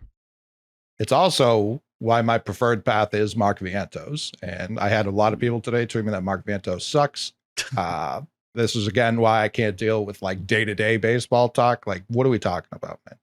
I also think I think it's the best path if you still want a future at all with Tristan Casas is get his get his puff on the team and just give Tristan Casas a friend in the Boston Red Sox someone who likes organization anybody and watch him blossom into what we all always wanted. That is another guy, though, who is a horrendous defender. He has cut his K percentage. I was diving into the numbers today to look at, because I know he's had a down year. Is K anybody percentage did good get at down baseball? to 24%. Yeah, everybody sucks. Not many. Yeah. That's why everyone's in the playoff race. Everyone's exactly the same. Yeah. There's Nick Kurtz and the rest of the league. Yeah, basically. It does very much feel like a year that's not, and even looking at the Dodgers right now, obviously they have a lot of injuries, but there's not an obvious team that you should be super scared of kind of in either league.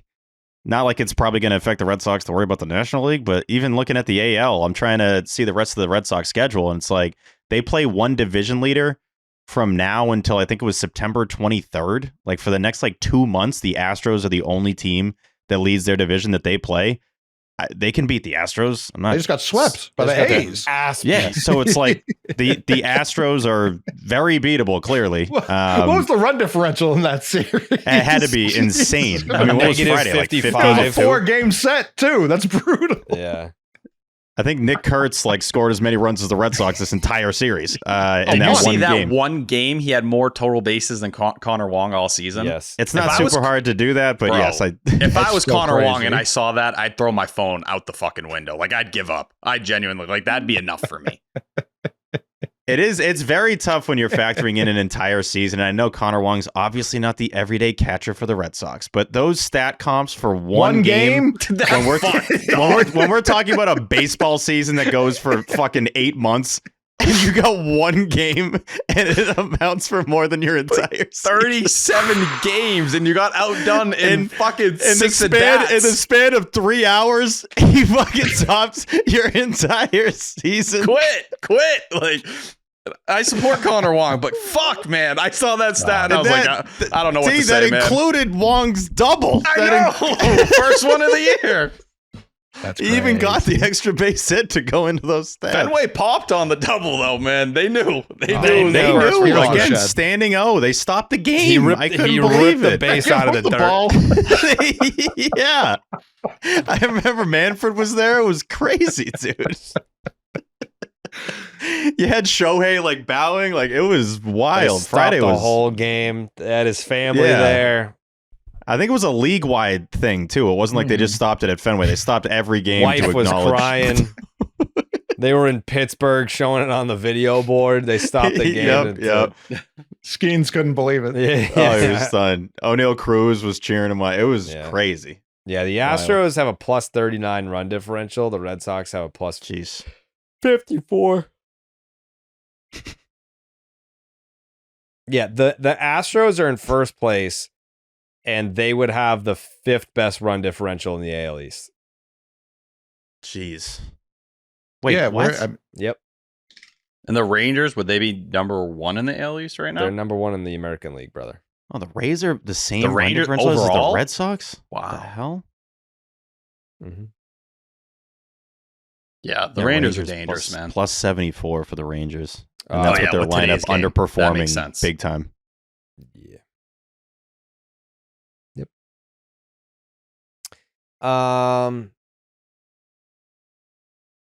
Red Sox win. What?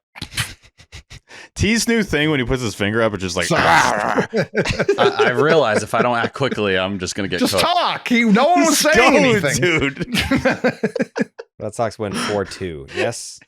Pick these random times where like the floor can easily be yours, but you're waiting to be called on. Like just fucking say the words, T. I grew up in a house that there was a lot of respect, okay? I just want to acknowledge Garrett Whitlock and Justin Wilson, man. They are pitching their Shout 'em out. asses off right now. What was up with no Like, Whitlock Garrett today? Whitlock since... Huh? What was up with no Whitlock today?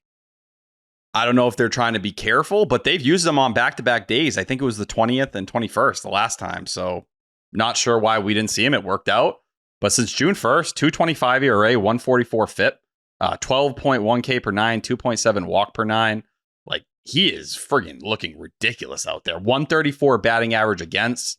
Like, and this is over the stretch where they've limited him for the most part from going multi-innings on a regular basis.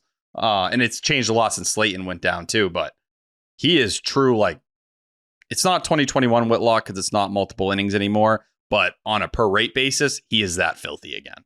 And then Justin Wilson, like 2.25 ERA, 2.59 FIP. Could you ask more out of a left-handed arm you signed for $3 million over the offseason? Shout out Breslow, man. He did it. The pen's been good. The pen has been saving this team in a lot of situations. Ben's been real good. I mean, yes, they have. Chapman was bad in this game. So what was up with the puke thing? Was that true? I mean, Well, that he was said it was a today. spasm. That Yeah, was today. no, I'm but talking yesterday. He was bad. He tried to lose that game. He walked Estrella Ruiz, who, Yeah. I thought he pinch no matter ran. what you've ever thought of well, Sadon he knew Rafaela. Mookie stinks, so Ruiz pinch ran, I worked out thought. fine. No, that was today. Yesterday, he just walked him. Oh. That was it. He still shut it down, and he was fine. absolutely I mean, he got the bodied first Mookie. 2 outs, and then the Mookie at bat was just I don't know what he was waiting for. He's there, lost. Full count. Yeah, that was You can tough see to it right now. Well, There's he's got no something confidence. going Yeah, RBI knock today. He does. Yeah, no, he has personal. He sucked stuff, the but- entire year. Ever since he lost that weight and got sick, something's not right. Like, I think he just needs an offseason to reset. Playing great He's got- defense is short, but Heavy legs. Honestly, I think that's what it is, Yeah, it's the which heavy makes what legs. Wilyer Abreu does even more impressive. Yeah. I think playing Mookie Betts at shortstop is the dumbest thing. Like, Dodgers don't get enough shit for that. I Just because 100% agree. They don't have a shortstop, so they moved like the best right fielder in baseball to shortstop, and it's kind of ruined his career. I give him credit. I did not think he was going to turn into a good defensive shortstop, and he's done that. But it's come at the cost of everything. Yeah, he's bad overall. Like, that's a horrible trade-off. Poor Mookie. He'll figure it out. He'll be fine. They're the Dodgers. I think if anything, he's more fatigued by the fucking media.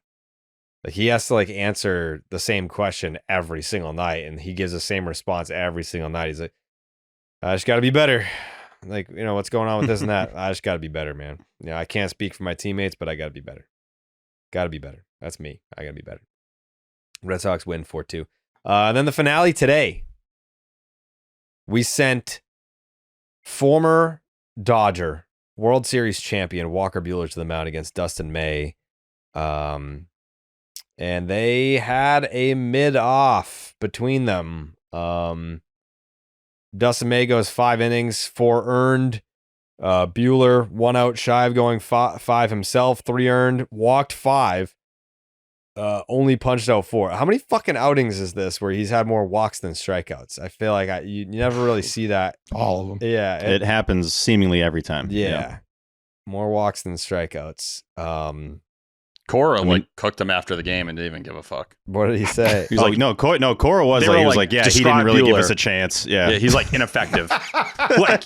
Ineffective. Just didn't try to hide it. He didn't actually, try to no, paint T, it to another way. that point, he didn't even want to, he Talk was so real upset. bad. He didn't want to keep PU. talking about it. They kept asking him about Buehler. He's like, he was just really bad. Like, what do you want me to say? He fucking stunk. Seriously. He was terrible. And It was Castillo was crazy. like, how was he terrible, though? He was terrible. What can I add to this? Pitching. Bad. Yeah, the pitching part sucks. He couldn't throw strikes. There's like this imaginary box. He missed it every time. Like, that's bad. 4 out of 18 starts. He has more walks than strikeouts. All right, that's But not, twice this month, right? Yeah. He did it on June 23rd, July 27th, June 17th. Yeah, it's 4 of his last 7 starts, which is like, Yeah. that's why it's felt like that happens basically Okay. every time he's out there. Yeah. This was a rough watch. This was a Put in the very rough paper, watch. big stinky poo-poo. That's what I think. Extremely stinky. I mean, I love Walker Buehler, the dude. I think he's awesome. The first answer he had in his presser was like, I just think they had some really good takes. And I was like, I don't know if that's the way to sum up how that outing went. Like, this wasn't about good takes, dude. You had like 20 full counts in this fucking game. He threw 56 strikes out of 104 pitches. They could have had one of What are you those talking about? Pantone guys go out there. He would have had a full count. Like, anybody could have been in the box. They were getting 3 balls and probably 4. Like, come Yeah, on. they were taking their ass off, Steve. I don't think you watched the game. Yeah. It was bad. It was really, really bad. Really good takes. Really good takes on some full counts, but He's not wrong. he still took You can't he walk took if the you don't blame. He was take, like, Steve. I got to be better. And I know Jemai asked him about facing the former team. I got to say though, it's like, and he answered that one well. We were just saying, I'm a major league pitcher. Like, this shouldn't be a big deal. I just don't think it should be a big deal at all. If you're facing your former team, whatever. Like, after the first inning, I feel like I'm over it. After you face like some of the big boppers, it's like, I'm on the mound for my new team facing a major league baseball team. I got to throw strikes. That shouldn't mean that you're all over the place. It only matters to people if you're good. If you suck, then like good for you for facing your old team. Like I feel like nobody feels anything or is even that much into it if you're not a good baseball player. And like If Walker Buehler's anything, not a good baseball player right now. This should have been probably way worse than it ended up being. And T, I think For you sure. alluded to this earlier, where he'll have some starts, and I don't know if I can give him credit for this, but it's just kind of a fact. Well, he'll have some starts where I'm like, how the hell did he get out of there with 3 earned? Like, it feels like it should be like 7 or something like that. And the first at-bat to Mookie, and this is maybe going to sound stupid, I knew he wasn't going to have it like the first pitch. He like yanked the first pitch, and then the second one was low. You already know with Cap, by the way, when he's doing like foot frames in like the first two, he's already going whoop, like bringing it in from like literally the on deck circle. It's like if he's already doing that 2 batters in, like he knows it's going to be a long day. That's how that was going. It was really funny because he strikes out Teoscar Hernandez in the first inning on the worst slider I've ever seen. Yeah. Like absolute slop, like up middle of the zone. And Lugo's, or he says something along the lines. He's like, we talk about a pitcher making a couple mistakes and getting away with them each game. He's like, that was one of them. He was like, that was right down the middle. It was like Teoscar Hernandez should have hit that 440 feet and he somehow didn't. It was like at that moment, yeah, you got lucky. Like you're throwing it's not good. It's not good stuff. You can't, like 3 walks in an inning is something. I know Walker had said earlier in the year, you can't have a 6 ERA and pitch in the majors. You can't be walking 3 guys in an inning and pitch in the majors. Like that just can't happen. I was looking at Crochet. It's kind of stupid to compare Buehler to Crochet, but Crochet has, he's walked 3 or more guys and only 4 of his 22 starts. That's for the entire start. And you got Buehler doing that in an inning. And then obviously we know the 4th inning stuff where his ERA is over 14 at this point. It was a rough watch today. This was not a fun game to watch at all. If anything, pull a T, tip your cap, because I don't know how the hell they won this game, but they found a way to win and get a series W, which I kind of care more about these than the ones that they win 13-2. I would rather you win a game like this than that. Yeah, and the slider usage was a lot lesser than it was against Philly. It was 17% in this game. He led the way 25% with the cutter, 20% with the 4-seamer. The slider was still his pitch with the most whiffs, with 4. He had 2 on the cutter and fastball. So I don't know if that's something they're going to continue to look at, but it seems like the usage changes depending on the opponent, and that's understandable. But the slider seems to be the thing that's fooling opponents the most. You also gave up a home run to Michael Conforto, which is pretty embarrassing. Michael Conforto had the game of his life today. It was. Besides, it was eventful. Yeah, outside of the fielding. Yeah. Anything in left, he's like, have you ever played baseball? What the fuck's going on, dude? This guy was a good defender in his day. The one that got hit foul along the left field line. That's on. I've never seen a playable ball hit over there in my life, like in the air ever. Yeah. So I don't blame him for that. I was watching that. I thought it had to be fair. There's no foul territory. It clipped the side, right? And then hit him? Is that? Yeah. That's how I saw it. That ball ate him up. That got every part of him. That was tough. It looked slightly catchable, but I'm not like. Are you talking about the one in the left field corner? Yeah. That one. No one should really that almost that. hit him in the face. Yeah. Big time. Did it skin the wall, or it was a ricochet, and then it almost hit him in the face? Yeah. Yeah. The fuck was I gonna say? Had something to do with baseball. The had something to do with baseball. Is that what you're saying? Yeah. Miguel Rojas on base 4 times today. They walked him thrice and they got a hit. That's a shocking game to win. Shocking game. That's uncompetitive. Like you walk that guy twice and it leads to those rallies. Like that's the stuff that gets Core giving you that reaction after the game. You can't explain it away. It's just you're scared. Yeah, you stink. Like, you're not attacking these guys. You're letting Miguel Rojas strike fear into you. There's a guy you fucking played with, too. Like, you think you'd have an idea of how to attack him. You're aware that this guy blows. Yeah, that's pretty bad. Crazy. If you just looked at some of the stats from this game, they're going to walk 9 guys. They're going to get no runs off the Dodgers bullpen. Buehler's going to have a 3-walk inning. No way they win this game. And the offense, they only scored 4. When they score 4 or more, it does seem like that is the magic number. Just score 4. Just score 4. Yeah, nothing after the 5th inning. That Breggy swing was just massive. Whoa. One of you tweeted this out. I forget who, but does he have beef with Wally? I don't know what the deal was. Okay, it was Coley. Yeah. So, because I look back, I checked the tapes, and this is stuff I care more about than anybody, but he hit the Wally head. It was Rafaela with the Wally head, and he just kind of knocked it off as if it's a lot different if you walk by the Wally head. He almost kind of gave it a little knock as if there's some beef there. I wonder what's going on. Wow. Didn't care for it. Jared, we need answers here. Yeah, we can figure that out. Ask right now, honestly. We can figure that out.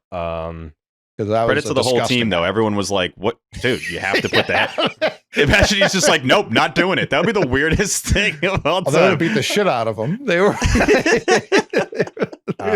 like, he was in peril for certain when like everyone was like, you put that fucking head on right now. It was, I don't think I've ever seen a group of people more offended at one. Whoa, hey, the head. What are you doing?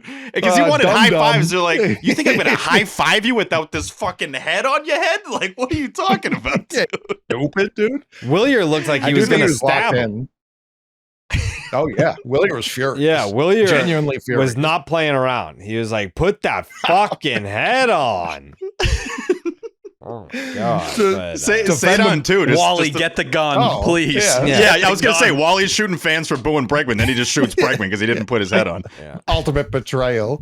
I did feel like he was extra locked in that at bat. From the previous at bat where he struck out on a clear strike, like the most strike. I don't know what he was doing going for the shin guard. I'm like, that thing is in the zone big time. Yeah. I think he thought it was going to be more of a slider. And when it was just a dot on the corner, I think he was like probably asking the ump, like, did it go outside? Like whatever pitchers or whatever hitters ask in that moment. Like, yeah. So yeah, I think he was frustrated. He'd been getting booed in his home stadium all weekend. That home run right after the scariest moment of my life, Roman Anthony, this team's addicted to hitting triples to left ever since Romy set that dangerous precedent. And then Roman Anthony's just like, when I saw Cora get out of the dugout, I was like, is he going to go fight Dave Roberts? Or what's like? And then when I see he's out with the trainer going over Roman Anthony, I was like, what? And then T said he was dead. He pronounced him dead on this. He went down to the clubhouse. They showed it on the broadcast with the trainer. It's like, what the fuck? And they're showing like him calling the trainer over and being like, yeah, I don't know what's going on here. Didn't like, care for that at all. It happened on the hit by pitch that started the game. He got hit in the ankle. Right. Interesting. Okay. Yeah. That makes me feel better. So I think it was more like swelling over the course of the game than anything. But yeah, it's a guy you can't afford to lose or have missed time. Yeah. No, that would we all be in agreement if he was out, just immediately sell? Like, there's no way we're going to continue if he goes down. Yeah, that'd be a major blow. I don't know, but I mean, you got, that's a position that you have, you know, so it's not like you can't. He's also survive. like your 2 or 3 hitter. Now your leadoff hitter in this game. But like, they put him in every top spot in the lineup. Yeah, like they treat him like he is the second best bat, if not the best bat on the team. Well, he kind of acts like it.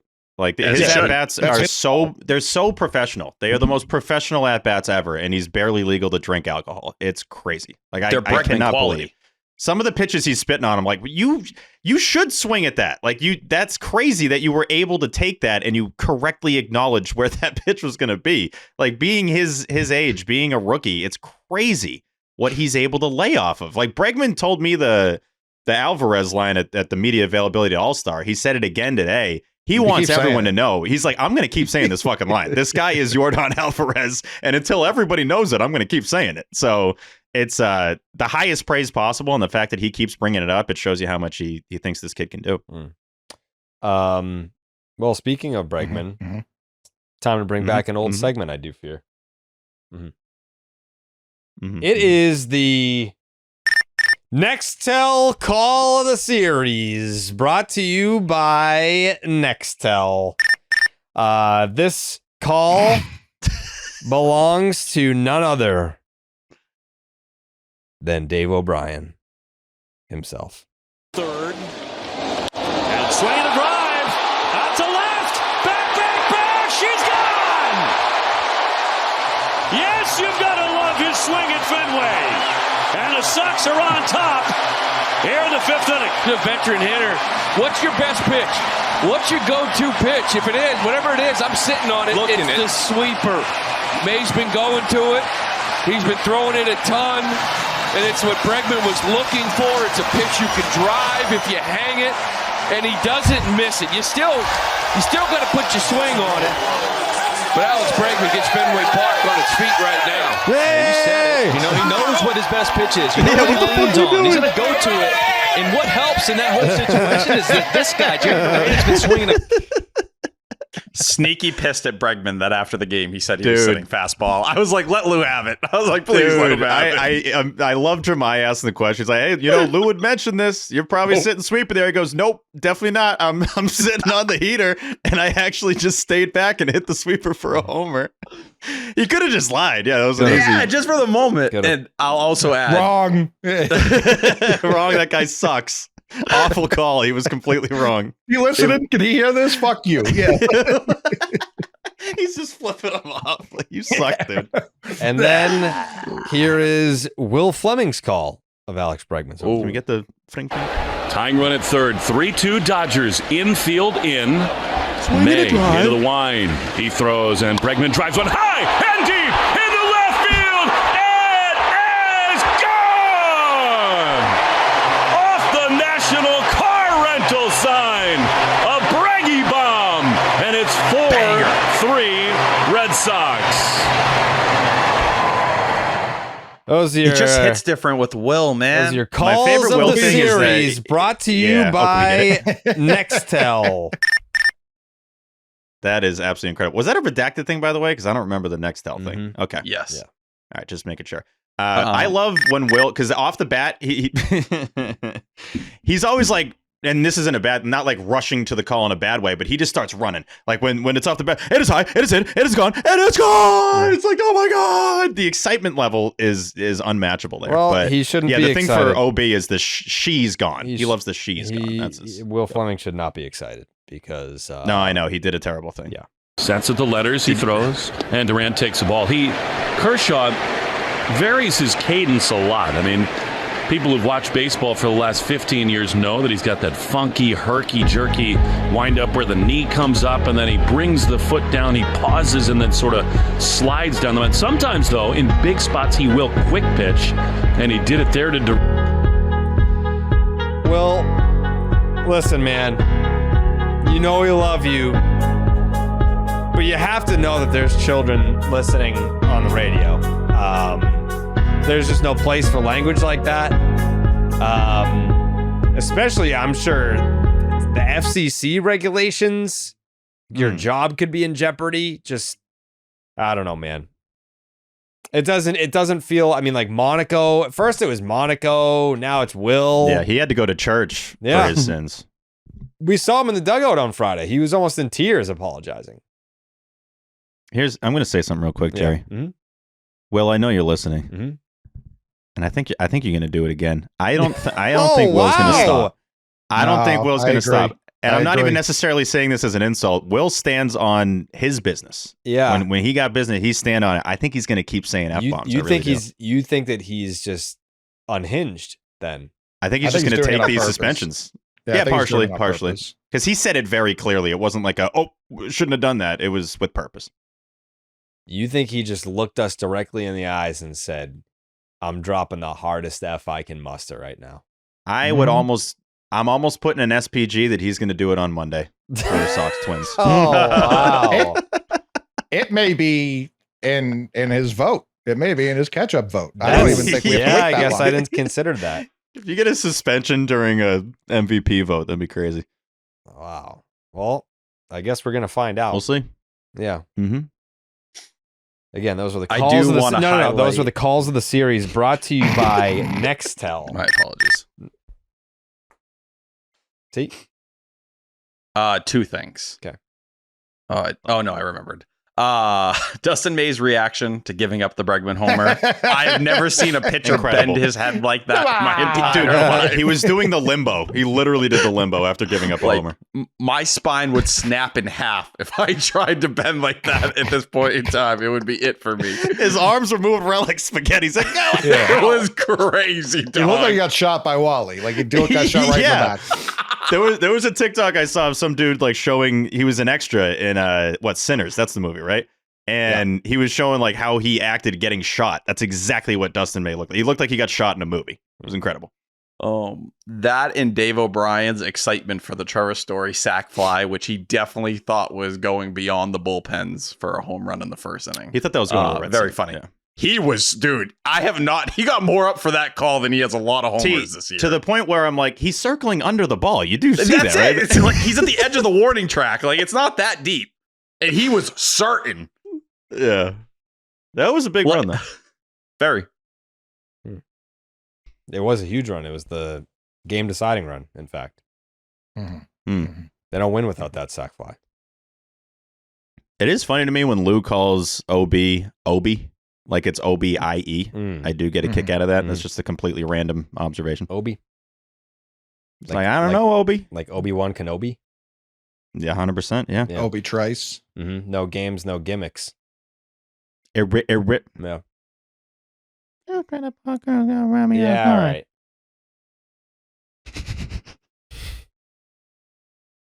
All right, enough of that. Section 10 is sponsored by BetterHelp. You guys know that, though. Workplace stress is now one of the top causes of declining mental health, with 61% of the global workforce experiencing higher than normal levels of stress. To battle stress, most of us can't wave goodbye to work, but we can start small with a focus on wellness. A holiday is great, but it isn't a long-term solution to stress. Don't forget that therapy can help you navigate whatever challenges the workday or any day might bring. I'm actually getting back into therapy on Tuesday. It's been a while. Nice. Yeah, it's been a minute. I just been busy, man. I just been had stuff to do, but getting back at it on Tuesday, and with over 30,000 therapists, BetterHelp is the world's largest online therapy platform, having served over 5 million people globally, and you could be next. Join me. And it works. With an App Store rating of 4.9 out of 5 based on over 1.7 million client reviews, it's convenient. You can join a session with a therapist at the click of a button, helping you fit therapy into your busy life. Plus, switch therapists at any time. As the largest online therapy provider in the world, BetterHelp can provide access to mental health professionals with a diverse variety of expertise. Unwind from work with BetterHelp. The listeners of Section 10, that's you get 10% off your first month at BetterHelp.com/rocket. That's BetterHelp, HELP.com/rocket for 10% off your first month. Shout out to BetterHelp for sponsoring today's podcast. We really, really appreciate it. We sure do. Any other thoughts on this series? Yeah. Chapman. Oh, the fucking the Ceddanne Rafaela play, which again doesn't show up in your box score. That's something that you got to be watching for that. And for a center fielder, we know you can play the infield, but for a center fielder, what a play. I think it ultimately was the second most important play of the game, right behind Bregman's 2-run home run. Yeah.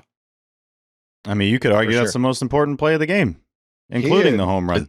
He had dropped a ball similarly hit to him recently, probably last week. It was a little higher than this one, but still one that was hit directly at him that he just straight up missed. So him catching the ball was not a guarantee. And then to have the presence of mind to dive and beat, was it Hai-Sung Kim was on second? And beat him there and then tell everyone, like, no, he's for sure out. They were boys, let's just get off the field. There's no point waiting for the challenge. It was cinema. It was pure cinema. When it happened, I honestly thought it was more Ceddanne being like, yeah, challenge because I'm super confident. Not that he actually knew, but then very clearly he knew that he had made that play. I mean, considering the situation and the scoop shot, and this was not about scoops, that shot was all going like, oh, Hicks is coming in. He's going to walk in 5 guys. Like they had already walked, 9 batters at that point or 8 batters at that point. Chapman looked terrible. Obviously, he had the back spasm. Everyone thought he was puking in the bullpen. Maybe he was too. But walks the first 2 guys, looks awful. Hicks coming off that Philly series where he couldn't throw anything within what 10 strike zones would be. It felt like he was going to honestly load the bases and then maybe walk a guy in himself. To have that double play in that situation for a guy that hasn't played that position much at all this year, to have the instincts to catch, dive to second base, I would give him credit that he planned that out before, but I think Ceddanne's immediate instincts, his first jump, the twitch in his brain, not just like physically, but mentally, is so fast that he knew I can beat this guy to the bag once I make this play. It was one of the plays of the year. For percentage points of like a vibes play or just like a direction of the season play, that might be number 1, honestly. He doesn't make that play. I think they either give up the the lead or it's a tie game going into the bottom of the 8th. Felt like it let Hicks settle in. I thought that was one of the more positives, or positive things you could take out of this game. If Jordan Hicks can look anything like that on a regular basis, it could be a massive boost to this bullpen because sounds like Justin Slayton's 6-7 days, and then they're going to really start to ramp him up again. There you go. 6-7 days before they really start to ramp him up to anything. So how long that's going to be once he starts pitching? Are we talking mid-August, end of August? You need Jordan Hicks to give you something. You need to go trade for a reliever too. Steve's an old head. He doesn't get that. I was diving through my brain to try to figure what that was in reference to, and I got nothing. Some kid did that to me and Jay Stu at the game. Really? Friday. And I could tell Jay Stu was like, wait, what? Yeah. He hit it. He was like, I'm trolling these old people. And I'm like, damn. I was like, all right, whatever. I'll let him have it. His boys were going nuts. Damn, you guys got owned. You got cooked. Yeah, dude, I ate it. I let him have his moment. Wow. The whole game got flipped at that point. Yeah, facts. Yeah. Damn. That's wild, bro. I'm sorry to hear that. So are you taking the victory lap on Chapman or not, Coley? No, I don't know why so many people immediately tweeted at me, both being like, you were right. And it was in my mentions. People were blaming me for him getting hurt. Again, it was a value play. Well, and if they're going to keep I don't know him, where which you they were clearly were. Huh? I don't know where you were at the time. I was watching the game. Mm. It was not From where? taking any laps, I promise. But no, if they're clearly not going to trade him, which they've made as clear as possible, I certainly don't want him fucking hurt. That doesn't help anyone. It helps in no way. It's the worst possible outcome. I'm not happy about that at all. Have they made it clear? Has Craig Breslow come out and been like, hey, we're not trading players X, Y, and Z, but everyone else is open season? Passan let off saying adamantly, they will not trade Aroldis Chapman. And I think that's why they better go and do what they need to do at the trade deadline, justify keeping him if he's going to be here. Because if you dealt him and, you got to essentially take those returns to go deal for a guy of similar quality, and you're not going to get a guy who's been as good as Aroldis Chapman this year. That's just the truth. He's been arguably the best reliever in baseball. You better go get the pieces this team needs to compete, and ownership is serious, seemingly through Pete Abe and talking to these different places. Act like it. Go, Jared. You just cite Pete Abraham on my show? I expect him to be a mouthpiece for the company he works for, yes. Would you raise your hand for it, Jerry? Do we expect anything to change on the actual deadline day? Because I think if you're talking about the premiums that some of these teams are asking for players that are not as good as the players that the Red Sox could potentially trade, do you think a team could come out of the woodwork and be like, I know you guys said that you're not trading Chapman, but what about if it was for this? If a team was really that desperate? Yeah. Of course. I mean, that can happen, and that does happen every deadline. Yeah. So I fully expect whatever they're hearing from teams right now is going to be different on Thursday. Right. That's why it's always hard to project whatever the reports are. It's those are reports a week out, 6 days out. Right. What's actually going to happen on Thursday when it's 6 p.m. comes and goes. You literally can't make this move after that. Yeah. Here's 3 top prospects. Everything still saying no. It's well, something to think about. Yeah. I mean, at that point, maybe, because you want to get those and deal them. That was part of trading them early, so you had the ammo to then go buy. I Either also way, think timing's tough. Because he's saying a couple days, it sounds like he might not pitch from now till the deadline. Oh, I don't really expect to see him back, if we're being honest. It's a back injury. You don't want a back injury as a 37-year-old. Yeah, he said he it started about barking the day before. Okay. He felt it the day before, but at the same time, Cora said he was trying to fight to stay in the game. His fastball was down 4 ticks, and he looked like dog shit on top of it. So I don't think they were going to let him stay in the game at that point. But at the same time, Cora didn't seem overly concerned. And if you want to tell me the Red Sox have said injuries weren't going to be serious before and they have become that, that's fair. I also watched Kenley Jansen, who had a back issue every fucking week last year, and somehow he'd get up there and he'd get right back on the horse. And Chapman's been that kind of guy in his career. If there's a guy who goes out and posts and doesn't spend time on the IL, it is him. I do feel like there's a chance that this is just something that's bugging him right now that isn't going to last the rest of the season.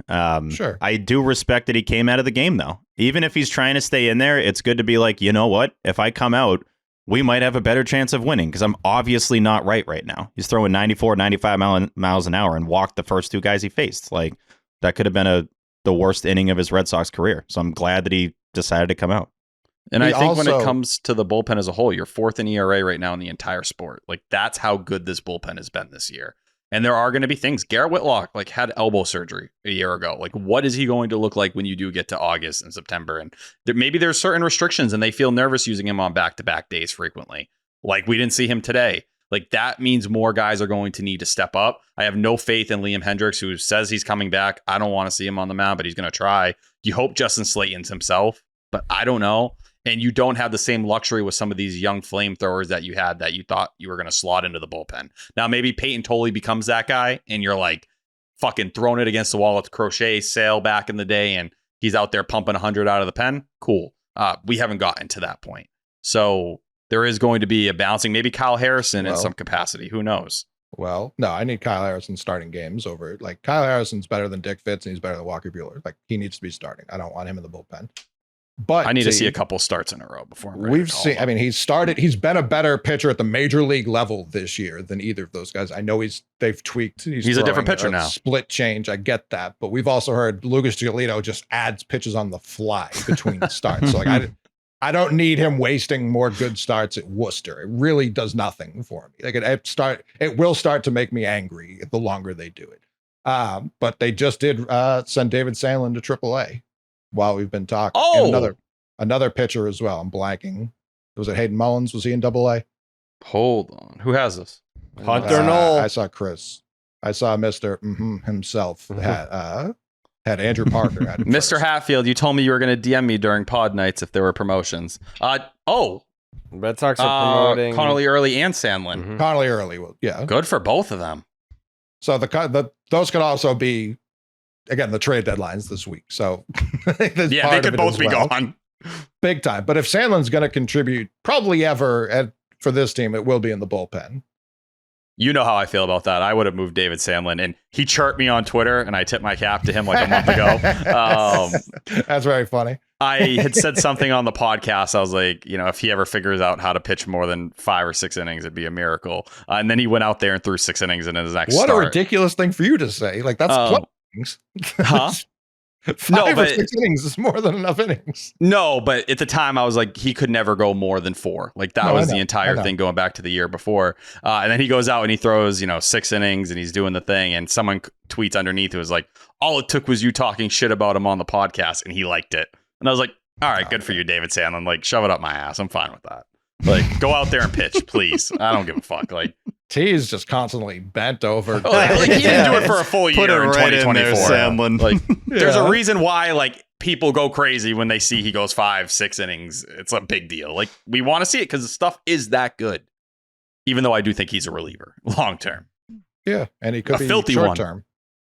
Like, before the Chapman injury, I wasn't of the mind that they needed to add a bullpen piece externally because I do think between Hayden Mullins, if they just want a lefty killer, Sandlin, like I do think they have enough internal options to get that done. Yeah, I want to see them confirm they're willing to go with a Tolley or something like that, and there is a lot of time before you'd probably make that move or make that decision. I'm worried about the time between Slayton coming back. I think you need another arm that, even if it's not someone who's like a true 8th inning arm or something like that, find me a 7th inning arm that you really like. Find me, I don't want to say Lucas Sims, but a Lucas Sims you believe you can actually make pitch like you thought he was going to pitch a year ago. Not the Lucas Sims we got. Yeah. Alcala is fine.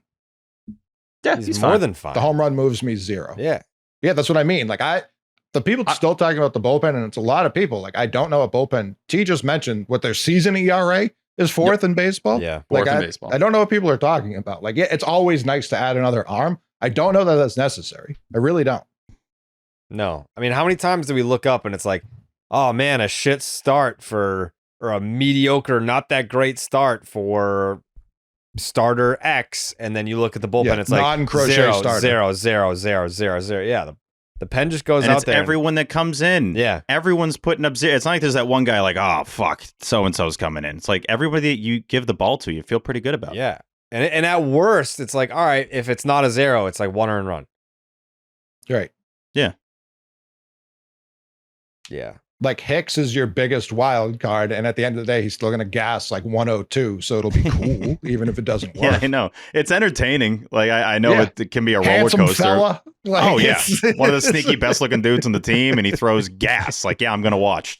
That's why, like, I think expecting like a late inning, like flamethrower or something like that's crazy. But I do worry, like I said, Whitlock, what's it going to look like in August and September? Weissert got through it today, but it always feels like he's kind of on the verge of running out of gas here. It's on my mind, and I don't know. Those kind of things scare me a little bit. And Jordan Hicks, even, it's nice what he did today. Nobody has felt comfortable with Jordan Hicks on the mound once before today. I love it. I love Hicksy out there. I'm not worried about Whitlock because I do think they've learned all of the lessons. And I think he is just a one-inning guy. Maybe in the playoffs they try and push it, but I think they view him as that. Justin Wilson, like you already said, like they have top-end options. Like it's not like they're just throwing assholes out there. And if Alcala continues to pitch like this, I know Twins fans are going to say he won't. If he continues to pitch like this, like, yeah, that's an unbelievable weapon. He throws 99, 98, like, and no one cares, including him. He doesn't throw it enough. And like that's where you wonder, like, do they look at like Giovanni Moran as someone who could come up and like be excited about, give them something for real? Maybe. And that might change their calculation a little bit. But I wouldn't hate a little depth there. Just find me the guy you think you can mold or that you like that hasn't been unlocked yet. I'm fine bringing a guy like that in. I would bet on Tolly's upside more than that guy. Which is fine. Like, I think the guy I'm talking about, you can get for a flyer. That's maybe not even a top 30 Sure. prospect. No, I get what you're saying, but I almost don't more even of a want depth them, thing that, to me than anything. I almost don't even want them like really focused on that. Like if Josh Naylor and players like that are going to keep going for relative pennies and way less than people are projecting, like I need the focus to be sharper than what it's been. Well, that's the thing that surprised me with Naylor, because like Spear had it that they were like in early conversations, but they never were really deep or like super, far along on going after Josh Naylor. And for the price, I know the Mariners system's better than the Red Sox at this point. They were 5th, I think, ranked coming into the season. They added Cade Anderson, who many people thought was going first overall. But to give up your number 13 and number 19 prospect, like Ashton Izzy, like a high school draftee back in 2022, 4th rounder, raw guy, but still at high A, put together a strong year last year, but hasn't been that good this past season. Good K numbers, but he's walking guys. Like, is that like Juan Valera? And then it's like something like Brandon Garcia, who's like your typical, I guess David Sandlin might be a little richer than him, but a guy who has electric stuff, but he's a reliever. Like, what is the price there? Could you have done it for something like Valera and, Jetixon Paez maybe, like who's like your 17th ranked guy? I don't know. But for Josh Naylor, I would have been more than willing to pay that price. That didn't seem crazy to me. No, it wasn't crazy. Just want to add this on real quick with Alcala. I don't know if I quite realized truly how bad he was with Minnesota and like how incredible. 24 earned in 24 innings.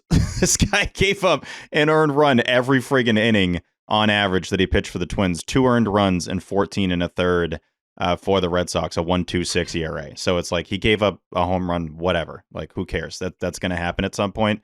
When he's getting the ball, I feel really good with him. It's almost as many appearances with the Red Sox now as with the Twins. So it's not, the sample size isn't super small anymore. And he's been awesome. He was filthy last year. Yeah. Mm-hmm. Like, I want to, like, that's the type of shit that I want to know, though. Like, I want to know, hey, is this like a change of scenery thing? Or like, who worked with them? What did they do? Curveball. Like, what's the like, who showed it to him? Like, how do we break through here? Like, that's like the interesting stuff. Like, I don't need it, It was truly a usage thing. Like, they looked at the curveball. Right. It was nasty. He wasn't throwing it much. He's now throwing it. And it changed the game for him. Yeah. Like, it was that simple. It was just, it's like not quite to the Ryan Brazier level, but it happened that quickly. It was just like, oh no, like you guys don't have him pitching the way he should be pitching. They have been hesitant to use him in high leverage spots, but they have great relievers in high leverage spots. So like, they don't need there is a balancing act to that. But I do think some of the arms coming back, I don't have a ton of confidence in or really want to see down the stretch a ton. Like, no offense to Zach Kelly. I know he's on a rehab assignment. I'm good. Perfect inning today. Shout out him. Luis Guerrero, I'll be honest with you. I was not very impressed when he was up here because they don't let him pitch the way he needs to. He's like, he could be Alcala to another organization. Right. Like, Agreed. go somewhere else and they'll tell you how you should actually use your arsenal, and you'll probably be a pretty decent arm.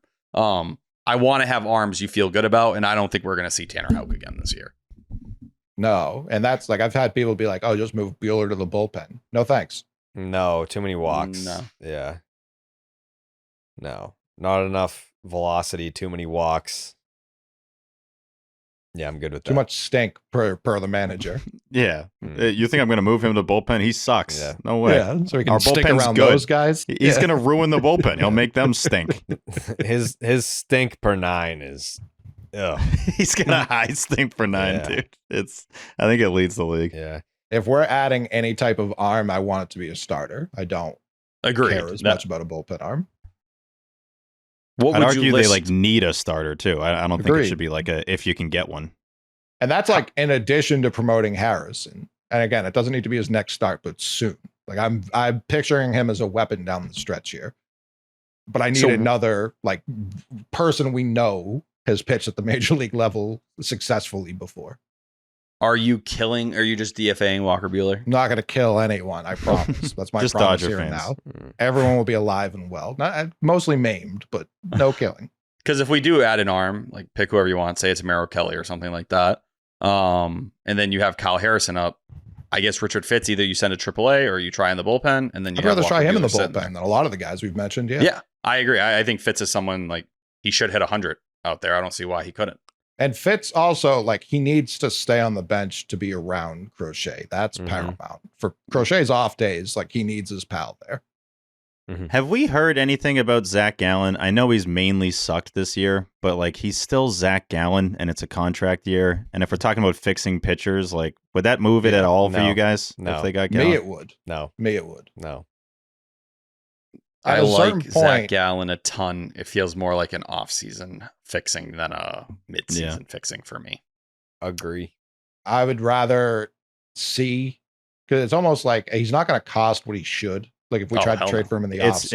It's gonna be a deal Was a right free now, agent. honestly. I think. No. Well, he's plenty of pending free agents are going to go for a lot, and Zach Gallen just won't right now.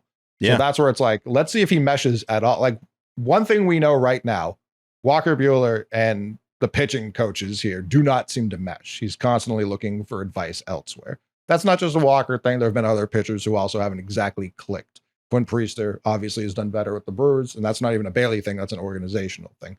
So that's going to happen. If we're about to go sign someone, wouldn't it be nice to know if they did click with our pitching staff before we handed them like a 7-8 year deal worth like maybe $200 million? Not saying Gallen's about to get that, but it wouldn't, like, especially even with, Cease. I don't think it's going to cost that much. So like, especially you look at Sure. that, if you're not going to be able to get a Joe Ryan or Bubich, that has more control, like, I look at Gallen, he's gotten rocked his last 2 starts. I'm kind of excited about that. Like, I think whatever the price was, it's just coming down like as we get closer to deadline day here. So I don't know, career 3.29 ERA guy. He mattered for that team that gets to the World Series. Kind of eyeing him, honestly, with Thursday coming up. I would rather him because I think it's a much higher upside play than Merrill Kelly, who I think is just fine. But the Like, he's floor fine. is way lower. Sure. And I don't know that I care as much because if you're going all in to win, you want the ceiling. You don't want, like, the floor of Merrill Kelly does nothing for me. But if you're worried about the rotation holding up when you have someone like Crochet who's never pitched a full season up until this point, and Lucas Giolito who's coming off elbow surgery, don't you hope just to have someone who can go out there and give you those 6 innings that you can depend on every time? When the 13 team got Jake Peavy, I don't remember a single time he pitched well. And he is beloved here. Okay. Like I think Zach Gallen would come here, and I don't know like his personality, stuff like that. I think he would come here. Chris Cotillo would cum his pants because he's a UNC guy. I'm a big Zach Gallen guy too. Right. So that's Seems where like a I very don't- chill dude. He was on with Dallas there with Slab Lab. Yeah. Low maintenance. So, but like I think Filthy for a long time. Yeah, I'm banking on that. Like I've been saying this whole episode, like I'm taking 10,000 foot views on everyone. And Zach Gallen to me screams ace. Merrill Kelly to me is a nice pitcher. And he's been better this year. There's no arguing that. He's not a better pitcher over his career. He just isn't. I like the 10,000 foot view when you're talking like a lot. If you were to give Gallen like a 2 or 3 year deal, I'm in. Like, figure it out. Let's get you in the lab. It worries me when it's 2 months and what has been the worst year of his career. Like, even going back to what PV gave you in 13, give me 10 starts with a 4 ERA and a 379 FIP. Like, that would be a miracle for Zach Gallen right now. He'd cry tears of joy. I don't know. Miracle might be aggressive. For right now, Zach Gallen has a 5.5 ERA and he has a 486 FIP. And he's given up 1.7 home run per 9. So you're a going to put better that at FIP than Fenway. ERA. Yes, which is still 4.9. It's almost a 5. Sure, no doubt. I'm not saying it was good, but trending in the right direction. But that's I think the problem. I don't think it would be a miracle if he gave you a 4 ERA. I don't think it's like not miracle talk.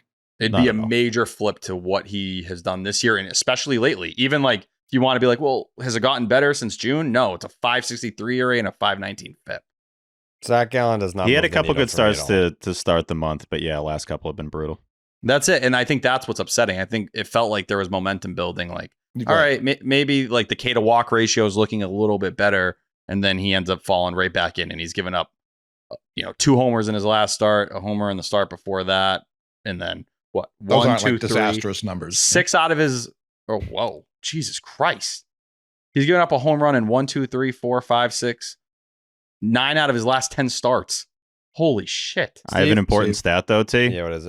Batting average. And this is a massive sample size here. Mm-hmm. He has a 0 ERA at Fenway Park. Just don't ask me how many starts. Cook. I remember that start. So this guy, I mean, I could easily, I know Coley, if Coley's not the GM or whatever giving advice, I can give these guys advice. Like, he would pitch at Fenway Park and he's giving up no runs at Fenway Park, dude. Just get him.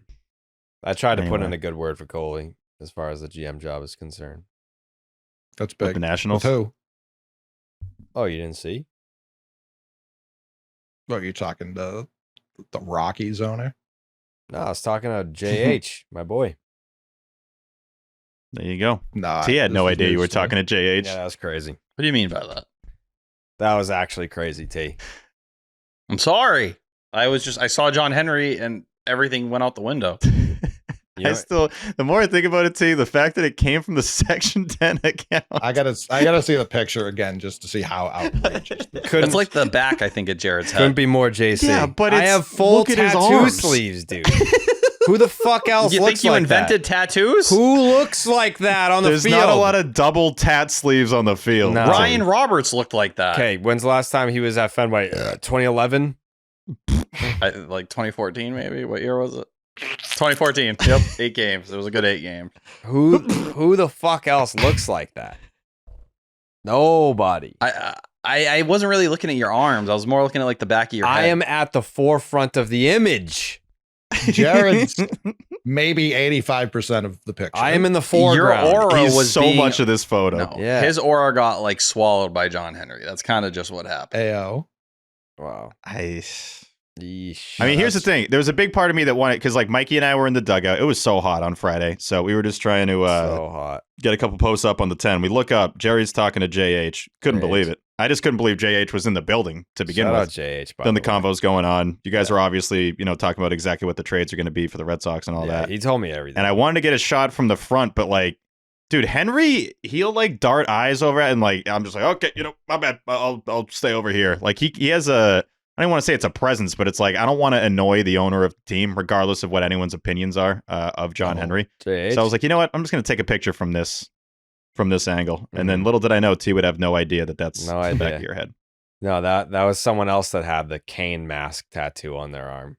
That was everyone knows Tom Caron's got a Kane mask tattoo, so it's Yeah, TC's got those new sleeves. Yeah. Yep. yeah. Big tat guy, Tom Yeah. Caron. Yeah, Tat Gammon's Caron. That's what they're calling him. Gammon's got the double sleeve action going on. You just never knew because he's always wearing a suit. He's got the tier too. And he's got the Yep. Yeah, tier well, he killed tattoo. it. Gammon's is Yep, tatted yep. the fuck up, dude. Imagine Wally with the tears after just lighting up those Dodgers fans. Like, had to do it to him. What do you guys chat about? We were just talking, just two boys Socks? we were talking T. Actually, I did talk to Brian Abraham about T. My goat. Yeah, he loves you. Dude, he was a sweetheart when we met in Worcester. That's a weird way to describe. Yeah, Sweetheart's He's a nice, quite the nice word. guy. he's a nice guy. Yeah, He was so like he spoke so highly of me, and I was like, "You don't have to do that. Like, who the fuck am I?" exactly. You sweetheart, you. Yeah, I like just you. mwah. I'd smooch him. Yeah, he loves T because, as we all know, T's usually ahead of the game on different prospects. Like when he's shouting him out, like anytime that he'll give someone like a final thought shout out, and I'm just like, who the fuck is that? They end up being someone somewhere down the line. And the Red Sox, they take notice of that and they appreciate it. I want to be Coley's farm director. You want to? Not looking to be assistant GM or anything You like want that. to take just something Brian's work. job? You just said how much of a sweetheart he is. Now We're you not want doing him this out in the Boston. street? We're doing this in Colorado. Yeah, that's true. Okay. It's on the road. All right. Please All right. have some respect. I'm just saying. Yeah, in Boston, I'd have you in the complex league every day, baking in the Florida sun. Let me know how those 18-year-olds look, pal. The worst video you've ever seen recorded. Oh, I'm not God. even Selfie. not even the Yeah. field. You know It's those a reports selfie. would be in-depth reports though about Just like be clapping like this. Shalabupe Gonzalez. Like he would have 5 pages on that guy. I'd be so nervous because he as long as you're in Worcester and below, T sees the vision. T's all in on a player. The second you're on the Red Sox, he fucking hates you. The ride is once you get to Boston. Yeah, I don't love you that much anymore. I've moved Yeah, you're on. out. You're like Leo. You like him young. Yep. Crazy. Yeah, they threw the conversation with JH on the TV, and I was like, here we go again. You know, first it was a couple weeks back. It was the conversation with Breslow and the conversation with JH. I didn't get as much hate as I thought I was gonna get for that. I thought people were gonna be like, oh, you fucking sellout, and John Henry pays you to talk good about the Red Sox and blah blah blah. That's not the case at all. We were just talking, we were just boys talking, you know, just the boys. So what it looked like, classic boys just talking. That's it. That's all it was. And you would say, Steve, the conversation was about 45 minutes. Yeah, 45, 46, Yeah. something like that. I'd say it's right in that range. It definitely wasn't like 8. No. Are you implying that it was 8 minutes? No, I'm saying it was not 8 minutes. It was like 45 minutes instead of 8 minutes. It sounds to me like you're trying to say it was more like 8, which it was definitely. Dude, there's people that are like in their cars right now that are like, can he just confirm though, was it 8? And I'm like, no, it's not. It wasn't 8. Right. That's what I'm saying. I'm saying that's how it wasn't. It. Yeah, I'm saying that's the amount of time that it wasn't. It was 45, Jared. Yeah. It was like 5/8. Mhm. I would say Damn objectively, near 6. it was probably like 15. So 8, it feels light. Okay. You disagree, Steve? By the way, Craig around there. Breslow confirmed that Yeah, Steve's Craig a fucking Breslow did idiot. confirm. Yeah. He did. That was pretty funny. That was pretty Well, yeah, funny. you're an idiot. The whole time we spent No, on I the know, I've podcast, known I was like, that yeah, for a it was while, about 45 minutes. And Steve was like, nope, it was more like 20. I was like, no, Steve, it was more like 45 minutes. No, that was about 20. And then unprompted, I'm talking. That's actually exactly how you told Breslow, too. Yeah. Like, and this is what he was saying. Yeah. And then I said, unsolicited to Craig Breslow, I said, because Steve just like fucking barged into our conversation. I was like, hey. I just wanted to say hi, I was like, but hey, then Craig. I was part I was of like, hey, Craig, that first conversation we had, roughly how long would you say it was? And he was like, about 45 minutes. And I looked at Steve and I was like, yeah, that's what I thought too. But Steve was trying to gaslight me into thinking that it was 20 minutes. But I'm glad we both thought it was about 45 minutes. Of course. Jerry, I respect the convos you have on the field. I was not trying to barge in the conversation. I just told Mikey out. All right, just making sure. Because I shook his hand, and then the first thing you said was, this idiot thought that we talked for like 20 minutes, and that's not what happened. Yeah. But that was important. Yeah. That was an important piece of history that happened. Okay. It gave us proof that Steve doesn't know how time works. So, which is fair. Yeah, I'm dumb on a lot of stuff. He went to Yale. T. Some say time is an illusion. You had to put your finger up for that? I was trying to offer up. Coley hand. Was I am there out on this feature. Out. Was there another angle taken of you talking to JH? Because I could have swore I saw Steve talking to his pal in the background of a picture. JD? That was from Nesson. Gotcha. Okay. Yeah, that was the Stevie D shot there for the pregame show. Yeah, I was just telling Jaron how much he sucks, and he agreed. Yeah. No, for sure. There is a way that you stand that I've never seen other people stand, because you cross your arms, but you go a little bit more. So your hands are like almost on your back. Like I'm basically scratching my back. Well, I'm like, I gotta feel good here. It's a deep arm cross that not a lot of people have that in their bag, and I thought that angle showed it off perfectly. Yeah, I'm just glad I didn't look like a whale, because my side profile always sucks. So I'm like, all right, this doesn't look that bad here. What's up, T? I hate when you refer to yourself like you're fat. You're not fat. There's no angle of you where you look fat, Steve. Sure. Just your head. As someone who looks fat at every angle, head. maybe. Head. But like, I look fat in most angles. You don't look fat from the side. I actually think you look pretty slender. You have like a dad figure. We can barely see you now. Fat. It's like, what the hell? No, I'll take that. That's sneaky. One of the nicest things you've ever said. I appreciate that. But yeah, Jaron, good combo there. He sucks. Something, Jared? Yeah, no, Steve. Call Steve fat. Yeah. I thought Jared was about to be like, there's something on Twitter. No. Yeah, this is on Twitter. Yeah, no, Steve doesn't look like athletic. No. Okay. Yeah, he looks like. Yeah, how would you describe that? Like you've been eating good. I don't know if I'd go that far. I'm not calling you fat. If you were fat, I would just say you're fat. I think you're. It just looks like. It looks like it's not like. I don't look athletic. You're like not often turning down like that donut or something like that. You know what I mean? Which is true. Like I don't often turn that down. Like I think the fattest I ever looked is when Nesson had me on for that, or the Red Sox Productions. Fatty. I looked fucking massive. Yeah, they had me on in 21, fatty boy, or 22. Yeah, 22. And I was having Chick-fil-A like every day, no free ads. But that was I looked terrible. So fat. I remember that. I think that's what you texted me. You're like, I think you look kind of fat in this. I think that's what you just straight up said, which I was excited to hear, because I was like, someone had to confirm it. I'm glad Jared confirmed it. Yeah. But in this, no, you said that exact line. You said, I've been eating good. That's your go-to. Yeah. That's the go-to. Yeah. Looks like you've been eating good, huh? Yeah. I think you sent a screenshot and said, looks like you've been eating good. Yeah. Like, yep. Yeah. Well, yeah, you look fine in this picture. Yeah, I look fine. Yeah. I'm just saying I thought it could have looked worse. You wear baggy shirts, so it doesn't do you any favors. You know what I'm saying? Like if you were wearing better, it looks baggy there, but it's just a regular XL. You know what I mean? Fit to your body better. Yeah. Like you don't look fat right now.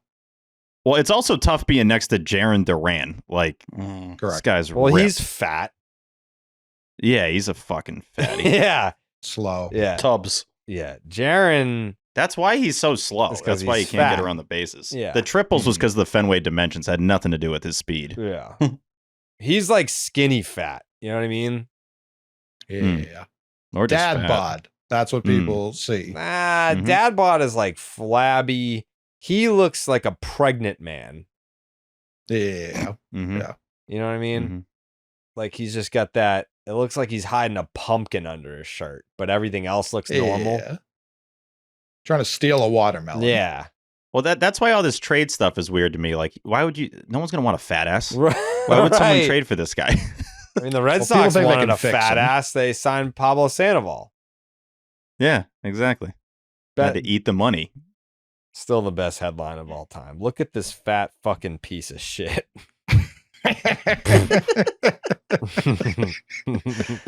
I'll always like sneaky. I don't want to say have his back, but the belt thing was so misleading. I think it was just undone before. Yeah, it was not done properly. Yeah. Well, that's not what that headline was exploded. from. No, yeah, that was from spring training. Yeah, he looked so bad in that photo. What? That's not when the headline was from. The belt exploded in Toronto. No, the headline was the headline from when the belly came out in spring training. No, he was just like taking grounders when he went back with the Giants or something like that. Oh, okay. I mean, he's looked fat many times in our defense. It's not like there's just one time he Confirmed. looked fat. Yeah. He thinks he's me. I'll never forget the spring training photo. Yeah. That was crazy. Yeah, that one. I remember where I was when that photo dropped. It's you're fat if people remember Where where they they were were when they saw you being fat. That's I remember being in the Society. hallway at Brockton High, and I was like, dude, look at how fat Pablo Sandoval is. And we were like, fuck. We were like, this is You know so how bad. fat you got to be like, I remember where I was at 9/11. I remember where I was when Pablo Sandoval looked Yeah. fat. Like, So When that pic dropped, it did feel like something seriously had happened. it's funny you say that because I also remember where I was when that picture dropped. I was at my grandparents' house on their couch and I tweeted it out. And within an hour, Bill Simmons, that's when Bill Simmons followed me. He was like, Right. I need Yep. updates on this fatty. Like, I gotta stay locked in on this saga. Yeah, that got me the Bill Simmons follow, was that picture. Oh no!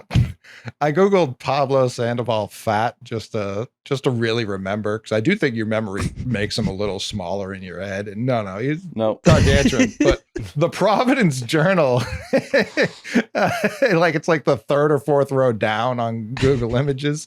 It just says "Slim down Pablo Sandoval still has to win his job back," and they couldn't have used a picture of a fat man. This is the worst possible picture they could have used for that headline. I gotta see this. Pablo Oh, man. Sandoval fat, Yeah, that's all I put. and then image Like when search. people were saying Rafael Devers looked fat this spring, I think people forget what What fat is. fat looks like what Yeah. it really is. This is from CNN. I know that's not you, Steve, but it says fat shamed MLB star slims down. Coley, I just saw the photo. This is maybe Crazy. the worst photo selection anyone's ever done, considering what the headline is. That's the biggest guy I've ever seen. Yeah, he's fat. So big. It's like if you had Raffy at third and just stretched it out. You just like went in Photoshop and just made it like twice the size. That's Yeah. crazy. I He's a think big guy. I think it's crazy how much that Oh, just didn't work. It was the most like this isn't working contract of all time. Yeah. Dude, you can, and T, you're in great shape, T. I No, think be you're honest, I'm not. a sexy figure. But we all know that we have better angles than some other angles, right? Mhm. When you look at Pablo, there's no like good angle where he doesn't look fat. Like he looks fat Yeah. in all the photos. That's when you're just a new level of big boy. Like when they got rid of him, he had a 622 OPS. Like we've definitely had worse players. They must have really like we never got the hit piece. Like, yeah, he was bad, but like you must have hated him. You had to have hated this dude. Like, what did he do? they only need the hit piece when they get rid of beloved. No one was defending them releasing, but like no one was like, how could they do this to poor Pablo? Everyone was Yeah, like, no one fucking needed the thank hit piece. Christ. They didn't. The hit piece was him. Like Yeah. he was the hit piece.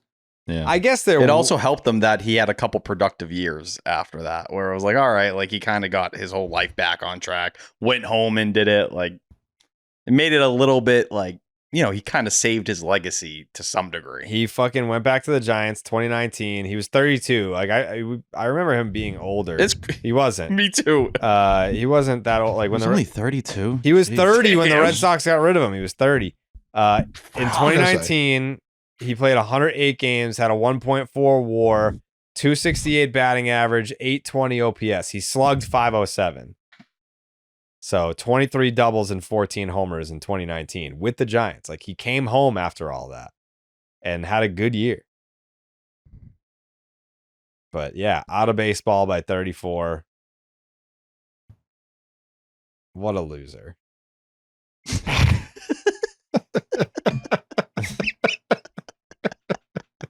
Like that's just one dude. It was funny because I knew you had another line in you. I'm like, I'm excited to see where this one goes. Like he's gonna say something to wrap it up here. What a loser! Like that's just one dude where there will never be an olive branch from either side. No. From either I side. can't imagine.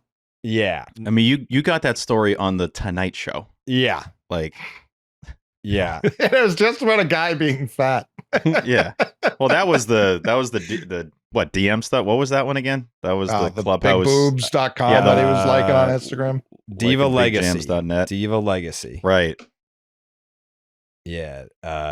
Diva Legacy was one of those. Just, I mean, if you know, you know. If you remember Diva Legacy, what an OG of the game. But the Pablo Sandoval saga, that'll live in infamy for a long, long time. For a long, long time. I have great news for Tyler Milliken. What do you got? At night, the 2-1. Swung on, drilled, deep down the left field line. Is it fair? It's fair. It's gone. Sounds win. Oh, God. Bobby Dalbec walks it off. He takes down his old team, sends the Sounds to a series win, and Bobby now Dalbec. gets mobbed at home plate. Dalbec. It's big. An and Vaughn, absolute man. bullet down the left field 3-4. line. What'd you say? Him and Vaughn. Get him 3 and 4 in a lineup in AAA. It will be the greatest AAA team you've ever seen in your life. I fucking love Bob, man. Oh, there was And it- something I did want to ask. What? Oh, Oh, God. What? and it's for the panel. Mm-hmm. Would you call on Shane Bieber? For I would. As a starter down the stretch. He's finishing up his rehab assignment right now. Yeah, you get him for $16 million next year. I believe it's a club option. wouldn't you right? want to see it first before giving something up? I don't know. It seems a little risky. I kind of like the ceiling. Like when Coley's talking about the ceiling with someone like Zach Gallen, I wonder if there's a middle ground here where the Guardians like, yeah, you're giving him up, but it's, you're probably going to have to give up something of value, but he's making $16 million a year and we haven't seen him after Tommy John. And the Red Sox were willing to invest in him over the offseason. They were the runner-ups. Like, do you still really like that guy? And he's looked good on the rehab assignment. He's missing bats. Fastball's up to 94, which was, what he looked like when he came early in 2024 and started to look like his old self again. I don't know. I'd call. I'd be willing to hear what the price is on that because it helps you for next year too. He threw 12 innings in 2024. I understand, but No, but it was like, all right, the velocity had ticked up. Like at least the velocity is looking like that instead of the 2023 version. But even 2023, he was like a 3.8. Like I wouldn't mind a 3.8 guy right now. That'd work for me. But if you're saying like Giolito's got restrictions coming back, do you think a guy who literally has not pitched a major league inning this year isn't going to have restrictions? I don't know. It's a 2-month like sprint. What do you got for 2 months? Maybe. That'd be my question, right? It's like we saw with Giolito, though, there was a period where he was working through it. That's where like you're getting something for next year as well. I don't know. I'm not saying it's the greatest idea, but it's an option I'd call. I'd be curious to hear what the return is. I almost think he'd be more expensive because the Guardians have theoretically already given up on this year and they have him for next year and he's only ever pitched for them. So that's where it's like, I don't know that they would, it feels like they'd only move him if it was worth their while. Yeah, I definitely think you're going to have to give up something. But I wonder if there's like a between next year where like for $16 million and it's a player option, like does he want to stay in Cleveland for $16 million? Probably because it's where he's comfortable or whatever. But he clearly was he? That's what you said. Oh, so, I thought you were being sarcastic. I'm sorry. Bleep that, Jake. Cut that. Do something with it. Do something with that, Jake. Yeah. But like the Red Sox seemingly had this whole plan. Like they had a like Bieber was like, listen, this whole episode's flipped. Their entire this has never been more flipped. Their entire pitch spoke to me. I like the things they were saying. I don't know. It's a upside thing for me, and I don't think the floor really is that bad either. But I'd have to know what the medicals and everything are. But I don't know. Just an interesting option. I feel like that hasn't been talked about. We got to trade for Bob Dalbec. Fuck no. I mean, he's better than you. True. Completely true. Better human. Yeah. Both great humans, though, I would say. Of course. Bob? Imagine the vibes Sweetheart. if Bob came back. Oh, my Oof. God. I mean, guaranteed playoffs. Fangraphs, it that would go up to 98%. Mm-hmm. What would you do? What would you do, T? If the Red Sox were like, I'd move on. Fine, fuck it. We're bringing him back. We need the help. I'll see you in 2026. You'd stop watching the games?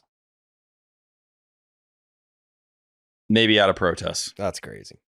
That's crazy. If you thought Bobby Dalbec, if their answer here we go, T. making a playoff run was Bobby Dalbec, All right.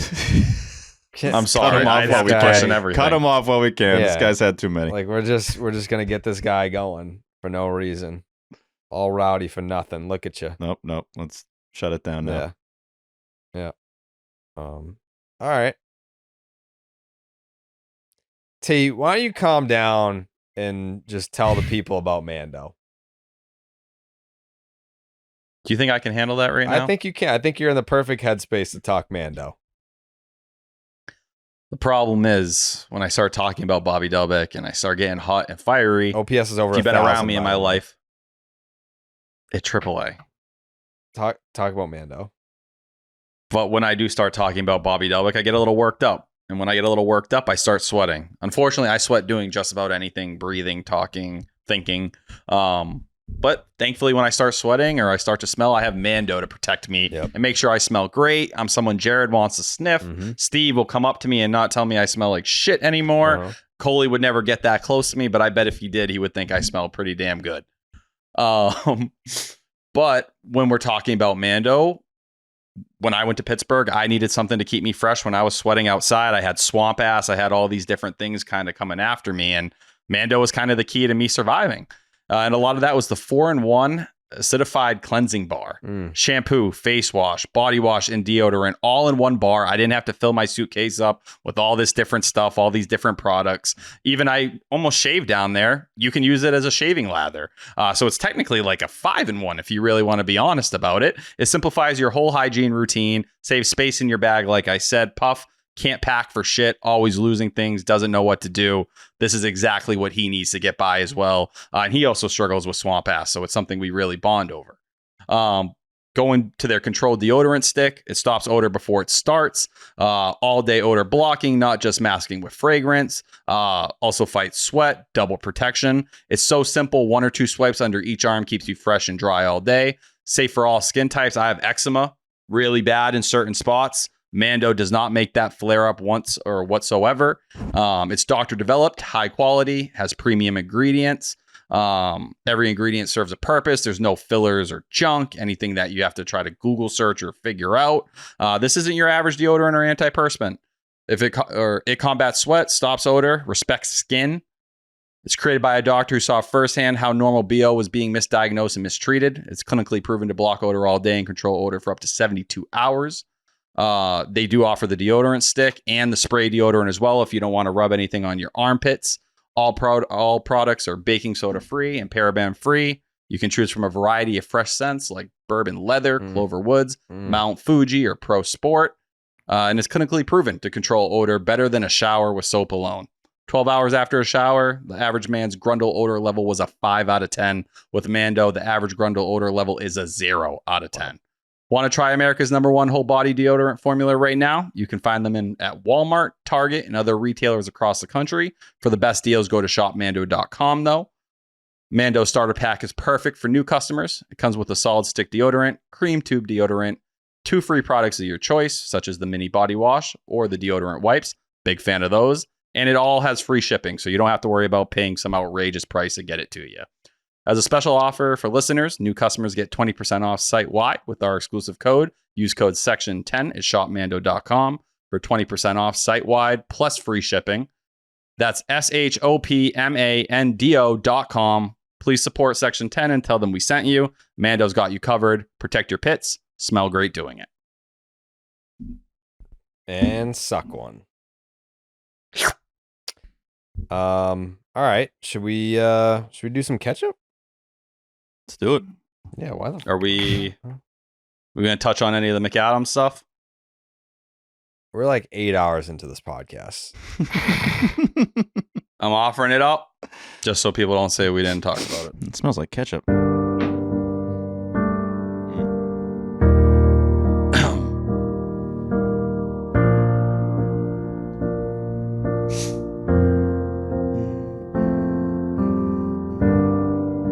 Duran, Triple King. Crochet Day, my fave shirt thing. Roman, worshiping.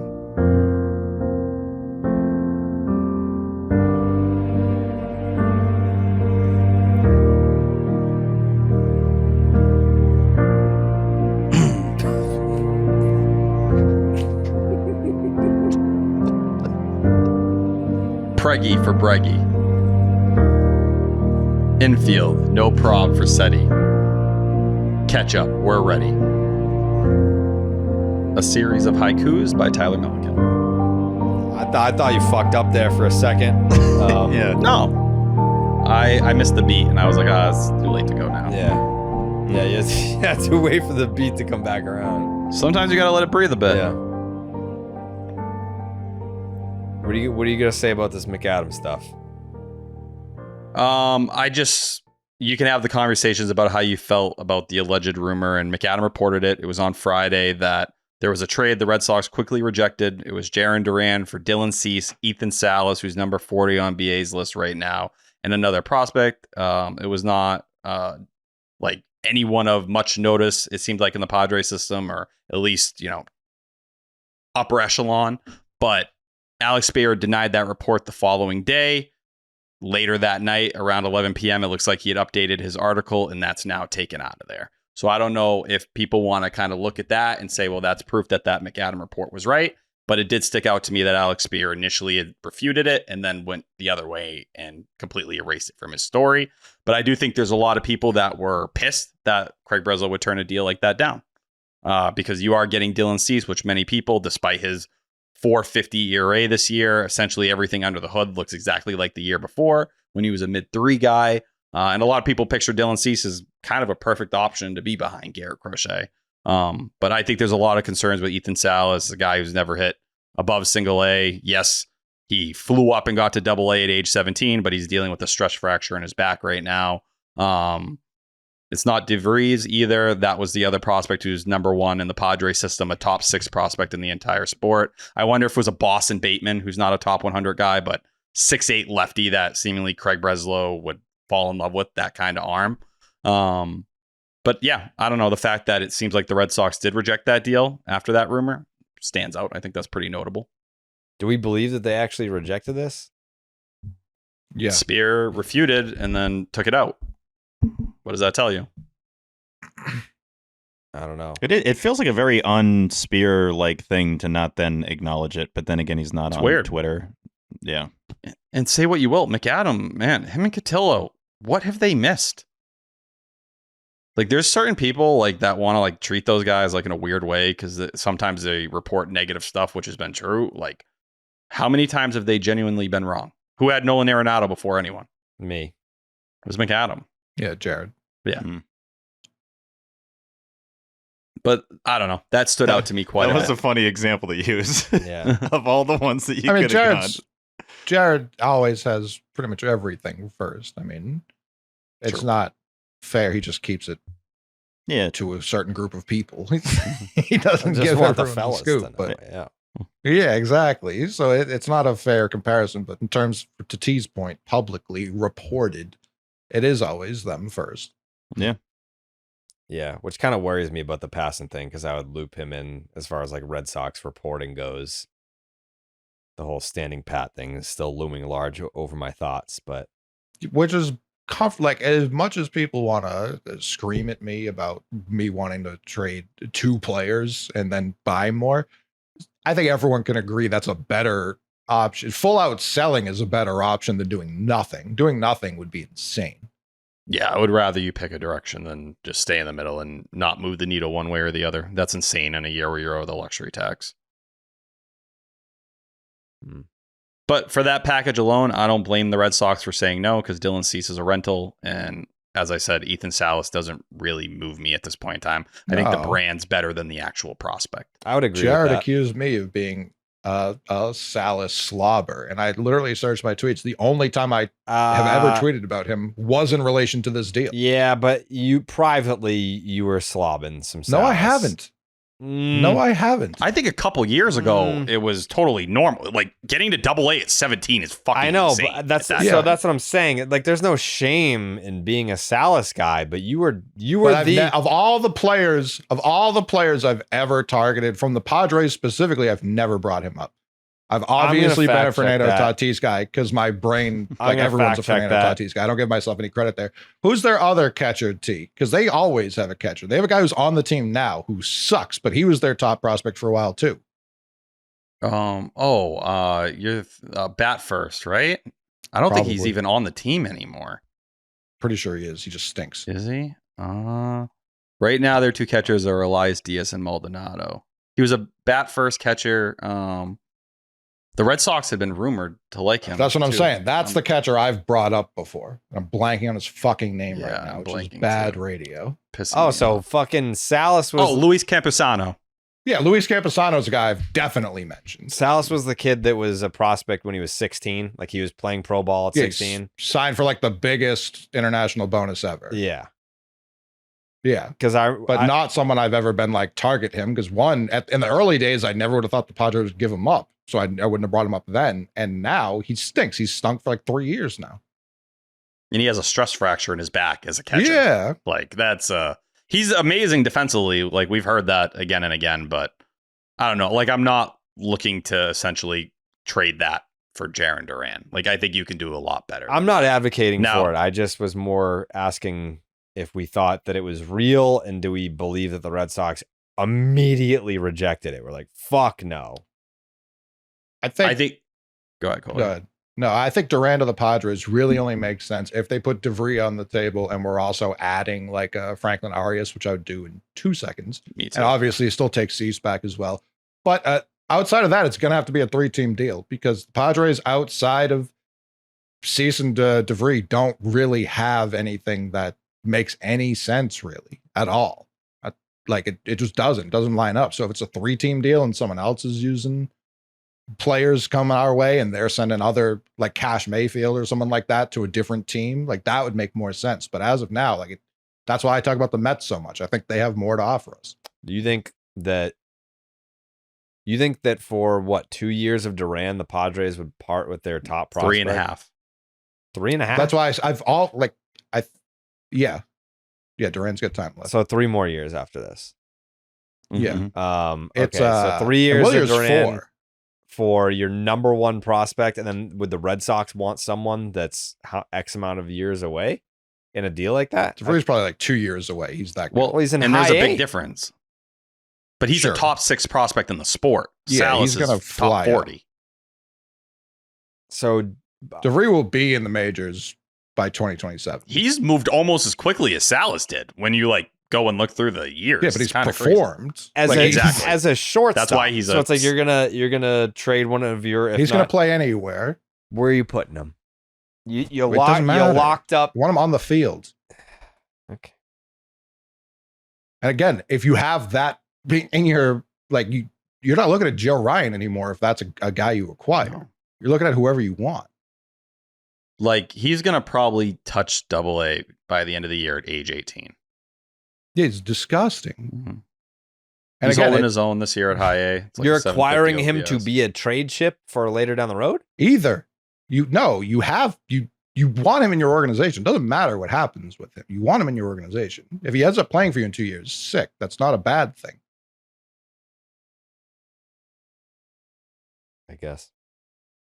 I think the hard part is for the Red Sox, if they're going to make a deal like this, I think first and foremost, they'd like to trade Duran for someone who's going to help the team right now. Cease does that for 2 months, and then he's a free agent. And we know the agent, Scott Boras. We also know the Red Sox were sniffing around Dylan Cease over the offseason. As But recently as February. Yes. Boom. That's very real. So I think we all know during the offseason, that's going to be a call they're going to make. But they probably also look at it and say, well, if we can get him in 2 months, like, we think we can get a lot more for Duran. And Salas, Agreed. like I said, is a guy that I think the shine is coming off very quickly. There's a reason they're offering him up in trades Exactly. right now. If he was so generational like he was treated 2 years ago, he would not be mentioned in a trade conversation. And if he was that generational, they wouldn't have a problem if we changed the ass to DeVry. Yeah, they would exactly. They would view both of them as the same. Mm-hmm. And honestly, the catcher higher, because you could theoretically, it's harder to get. Yeah, and I don't know what the other prospect is. Like I said, if it's Bateman, like I love a guy like that, but not top 100. We have enough arms. That's more than fair as well. They just drafted 15 out of their 20 picks as pitchers. It's like the second year in a row, too. If we're getting a pitcher back, he needs to be contributing to the major league roster this year. So if it's a young pitcher, and Cabrera's like 27, so I don't even care. If it's like a Taj Bradley, like, yeah, fine. And that's why, like, if you wanted a deal like that, like, I'd start going after their relievers and like trying to figure out something along that line. Like, what do you got for like Jeremiah Estrada? Like, how can we work a guy with team control? That would not be the package I would go for. Even though I would love Dylan Cease on this team, I really would. That's why I think if a third team, and I don't think we're going to see a 3-team deal, but if they enter the fray, it makes a lot more sense. And I think post Meyer injury, it's even less likely than it was before. Just pay. Because I think they believe there's a way they can make it work. I'd rather just pay Cease. Do both. Seth, Lugo's contract details have come out. He's getting 20 a year for the next 2 years. Like, that's crazy. He didn't test free agency unless his agent's telling him you're not going to get more than 20. Yeah. But like, if you look at what he is, he's a guy who finished second in Cy Young voting and he has a sub-3 ERA. Like, I think that's a little telling too. Like, yeah, we understand, like, you're pitching above your head here. Like, you're a good pitcher. One of the stats I saw, he's the best pitcher in Royals history through 50 starts. Oh, yeah. ERA wise, that's crazy. I could easily see that. They've had Cy Youngs. Like, they had Zach Greinke. You know what I mean? Like, that's crazy. Yeah, it's a 2.95 ERA going into tonight, and he had a 3 ERA last year. It's just last year, like, that's what I'm saying. He would have got more than 40. Double the rate. But he would have got more than 40 mil in the open market. Probably. I bet it's a comfort thing, too, for him. A guy who's, like, moved around after the Mets, like, went to the Padres, KC, going to be 36. Like, oh, and by the way, you're going to be in an environment that's very pitcher friendly on top of it. Didn't they have Bret Saberhagen? Yes. Mm-hmm. Like the youngest Cy Young ever before Paul Skeens was invented. Yeah. He was 21 when he won that one. Yeah. 86, right? Or 85? 85, and then he won another one in 89. Decent. Shout out Bret Saberhagen. Shout him out, dude. Shout him out. Sneaky, one of my favorite names in sports history. It's a very good one. Bret just a good Saberhagen. Name. Yeah. Red Sox legend, Bret Saberhagen. He started that game against Cleveland, right? The 99? The Pedro game. Yeah, the Pedro game. I'm pretty sure that was Sabes. Big Sabes? Yeah. Sabey, baby? It was Blake Sable on the bump for the Sox. No, Bret Saberhagen pitched. I did have one more thing I wanted to No, I was just talking about Bret Saberhagen. Talking Saberhagen. Yeah. We're talking Hagen. 1 inning, 5 earned. Tough one for Sabes. Yeah. 62 It was starts. not a great it was not a great pitching matchup those first 3 innings for anybody. 335 innings with the Sox, a 3.90 ERA. Not terrible. How big of a deal was it when he came here?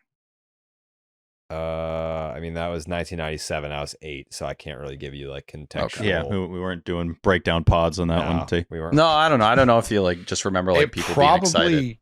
It probably was met like that was right when they let Clemens walk, right? Like he was 33 when he showed up here.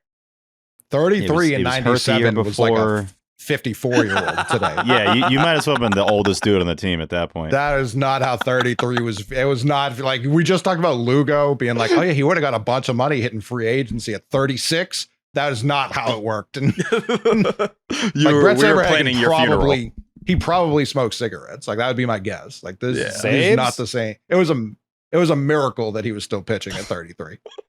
Jake, book 96 Bret he didn't play at all. We need to get him on. He's 61. Oh, big time. Yeah, big saves, man. I'm just picturing the oldest 61-year-old you've ever seen. It's like those videos you see, like, my uncle's 114 years old, and he's just like decrepit, melted into the chair. His second Cy Young season, he had a 9-7 WAR. Jeez. He pitched 262 in a third innings with a 2.16 ERA. Yeah, that'll do it. Sub 1 WHIP. What was the K per 9? 35 starts. He didn't strike out anybody. He had a 6.6 strikeouts per 9. It's not what it was about back then, Jerry. I know. Hey, best FIP in the majors, T. Best 2.45. Oh! 180 ERA plus.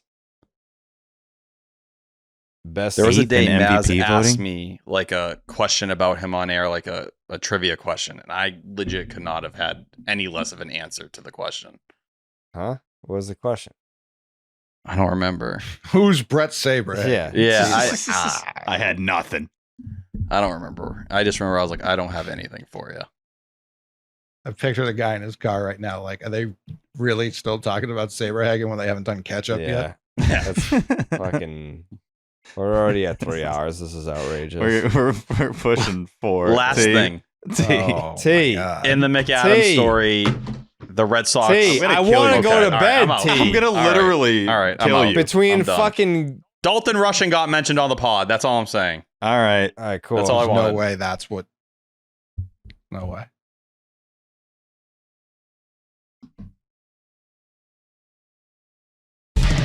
In.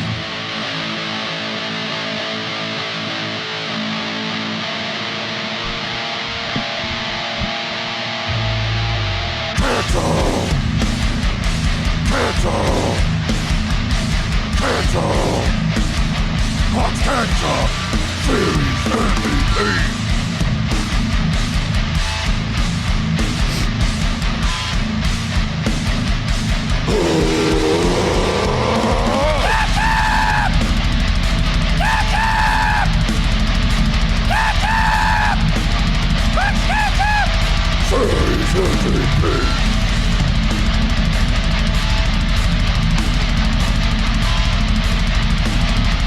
Series MVP. The Clocks Catch-Up Series MVP brought to you by Clocks Catch-Up True Deluxe. All right, let's do the vote. It's got to take another hour to get through the Ketchup, fucking I know, weather, I know. and We're going to be pushing 4. Stop and Shop. We're going to be done in 15 minutes from There's this no point. way. T.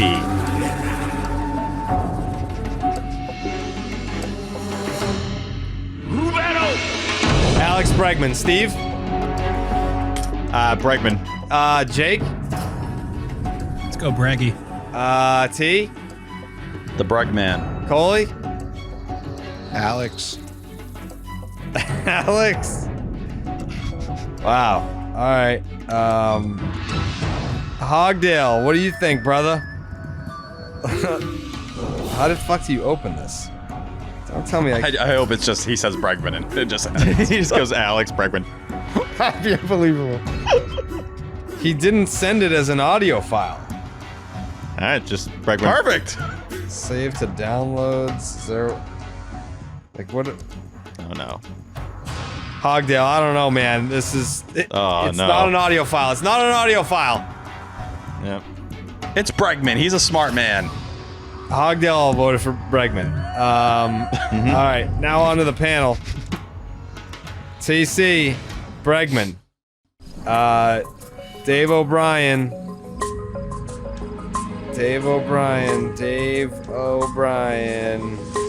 Man, tough one, Bregman.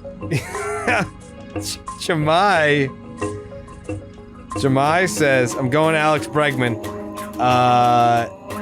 Loomer, he says Bregman. And then I think we have Will, and Monaco on the audio. Did I forget anyone? No. All right. Here we go.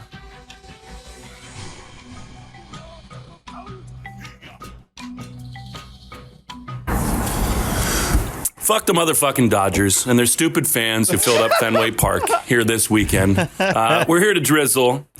The Red Sox take 2 of 3. Thrilling last couple of days anyway. A really impressive response. Time to drizzle. We do it again. Will Flemming, Mike Monaco, Will Middlebrooks. That's probably a little bit too forceful for me, but who cares? The Red Sox just beat the defending world champions 2 of 3. And Mike, we were together for the last couple of them. And this felt like a real strong answer from the Sox. I kind of lost it there. To drizzle. 9 games with you out of the All-Star break. We go to Chicago, we feast on pizza. We go to Philly, we crush cheesesteaks. I lost my We hadn't drizzled motherfucking until mind. now. It's going to be awesome.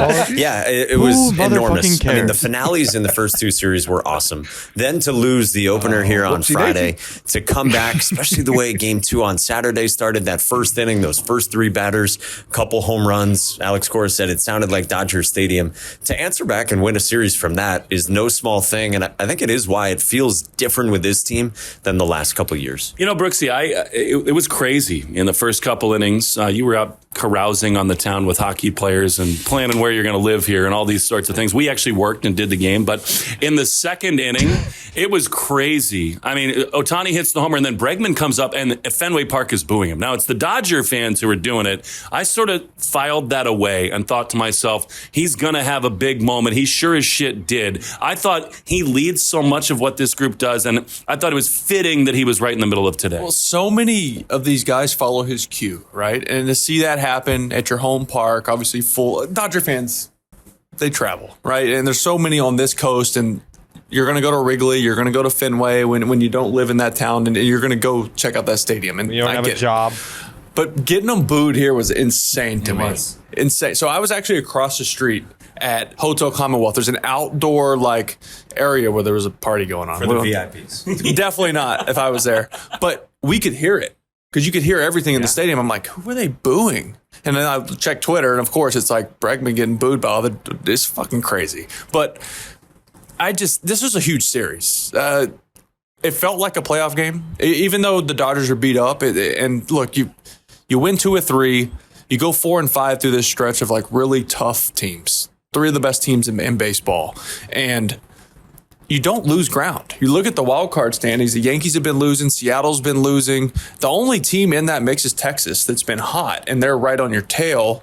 But you still got a spot after going 4 and 5. So you kind of made it through this stretch, and you can kind of get into Minnesota now and go to work. The truth is, I mean, the Dodgers, Dave Roberts sets the tone for them. Ohtani's hard to cheer against him. He's just spectacular. Mookie was back. Of course, he got a big hit. I thought it was cool. And these are 2 of the great fan bases, and the Red Sox still have 2018 to lean on. Catch-up time.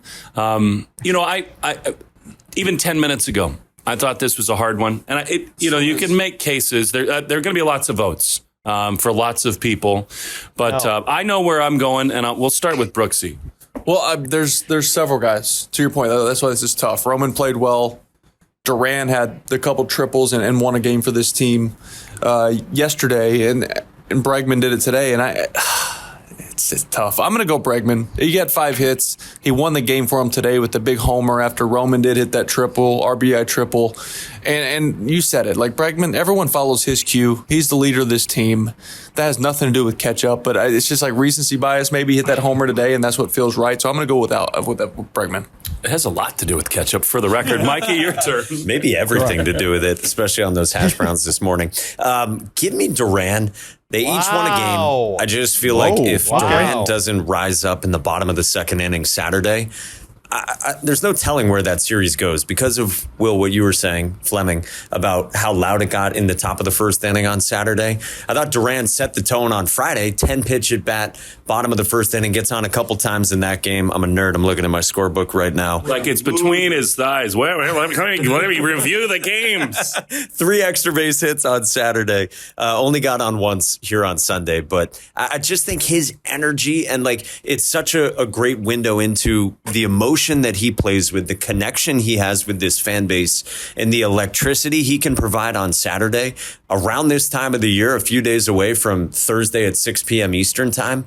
Man, it's about as compelling a case as you could have for why he's on this team. And if you are of the mind that he should stay here for a long time, this weekend was about as good of a case as you can make, and Saturday in particular was. And I just want to chime in on that because when Duran is going well and he's banging the way he is, and you're able to put put him in the 3-hole, put him behind Alex Bregman. You saw today what happened. They had a base open.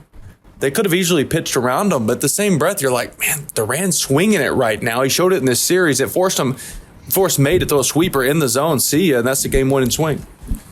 You guys have fucked me again. Those are the two guys. Now, I thought long and hard about Roman because this guy's just stupid. And if you look sort of quietly beneath the hood, he's in the middle of all Big these things. fucking It's moron. great walks that lead to This the guy's big a dumbass. extra base hits. Again, Certified moron. two guys, Duran and Bregman. One wins a game Too stupid. each of the last to put 2 into days. words. And you can see it both ways. One is the igniter that makes it possible to even have a chance to win the series. I just think because he got booed, because he is such the heartbeat of this team, he's in everybody's ear. I think the Clark's Ketchup Series MVP is Alex motherfucking Bregman. Almost a sweep. Monaco, the only one that went against the grain there. 3? Love you, Monaco. That is 3 for Alex Bregman. He is the only member of the 3-time club. Trevor Story still in first with 4. Abreu 2. Sadon 1. Nuttown 1. Devers 1. Duran 1. Crochet 1. Bullpen 1. Romy 1. That's big. That's big. Not only did Alex Bregman take home Clark's Ketchup Series MVP, his horse also won on Friday, right before the game started. Yeah, that's big time. I thought it was honestly when I go to just Stop and a Shop, video of I him can running. cross off everything that's on my Stallion. list.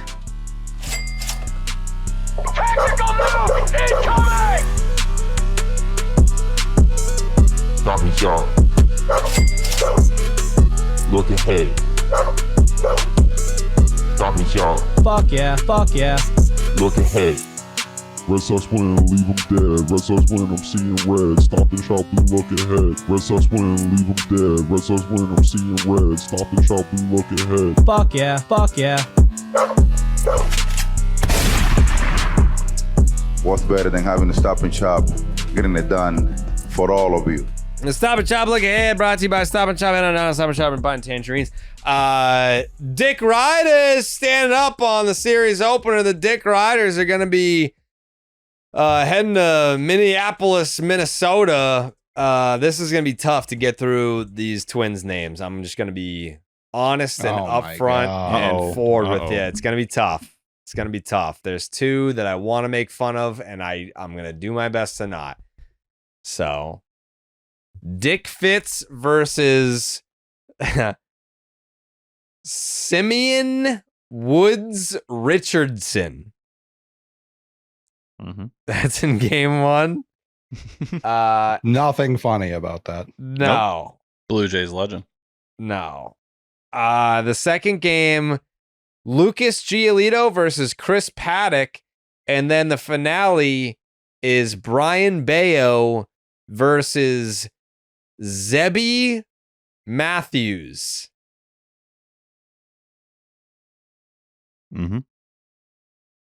Just a normal name. Yeah, nothing crazy. Nope. Matthews? I've met so many Matthews. Many Matthews. Corey Matthews. Yeah. Pick a fictional one. Yep. That's good. Dick Fitz, 1-4, 486 ERA, 127 whip is 7.8 strikeouts per 9. Home runs are an issue. We knew that. Slaughter needs some work. 5.25 ERA in July across 3 starts. Only made it past the 4th inning once. Red Sox are 2-7 when he starts, but are 2-1 in July.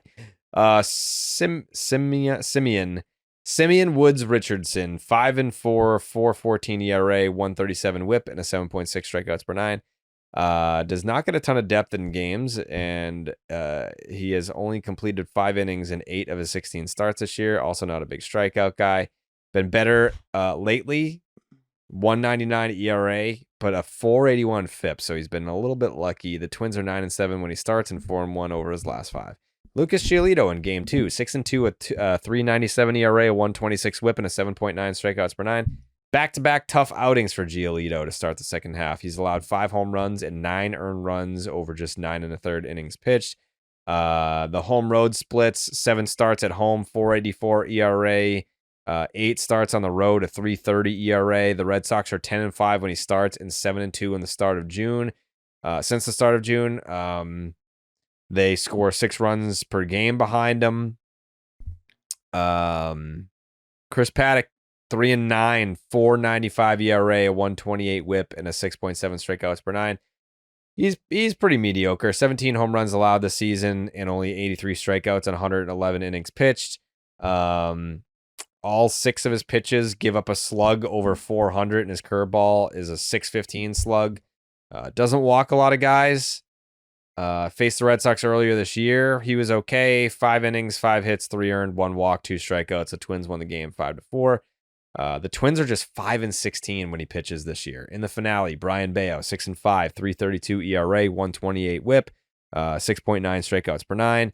Struggled when hitters got to see him 2 or 3 times. This year, it's been the opposite. He has struggled the first time through the order and gotten better as the game goes on.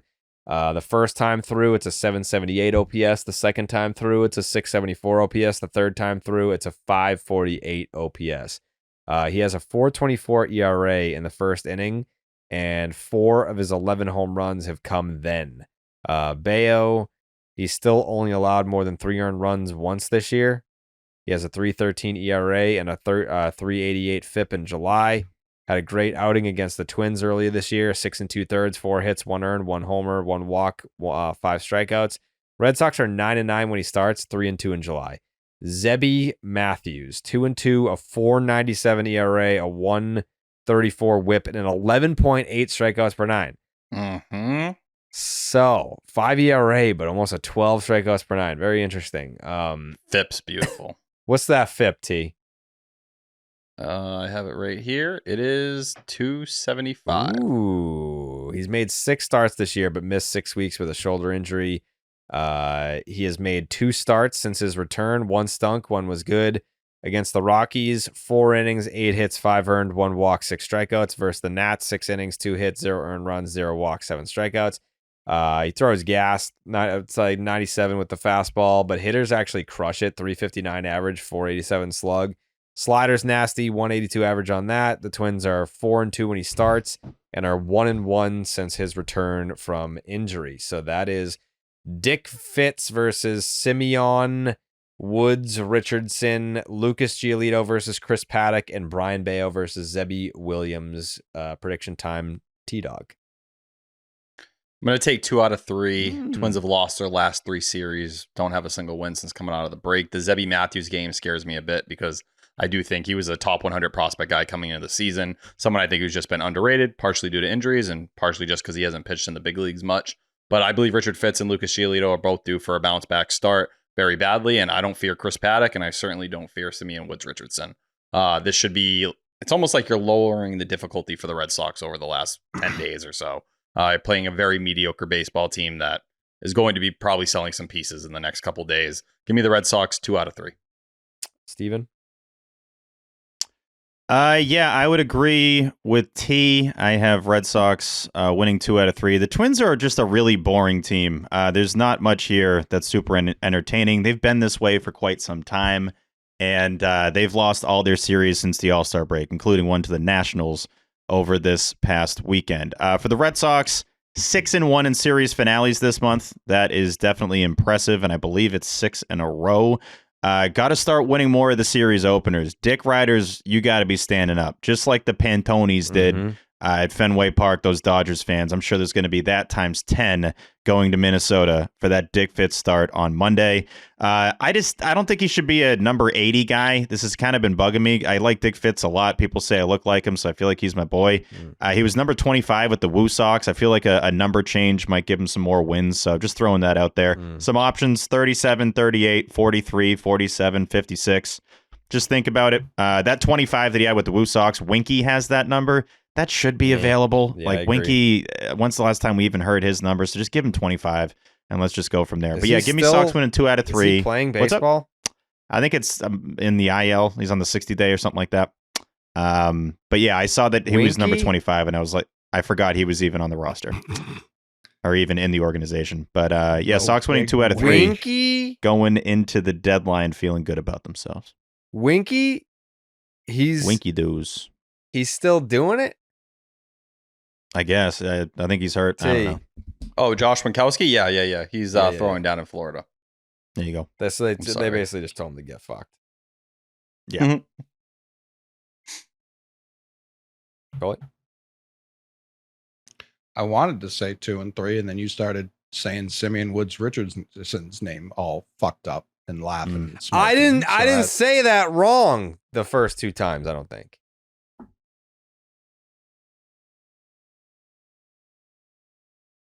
I'm nervous. I feel like I'm very nervous about Zemi Matthews. Last year in the minors, he just struck out at literally everyone. I feel like I have no numbers to back this up. I feel like the Red Sox struggle with people they've literally never seen before, and he has the kind of arsenal I think is going to just tear through them.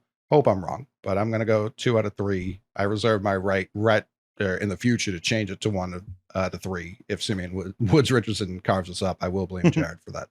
Because he shouldn't carve up anyone. He's very mediocre. Jake?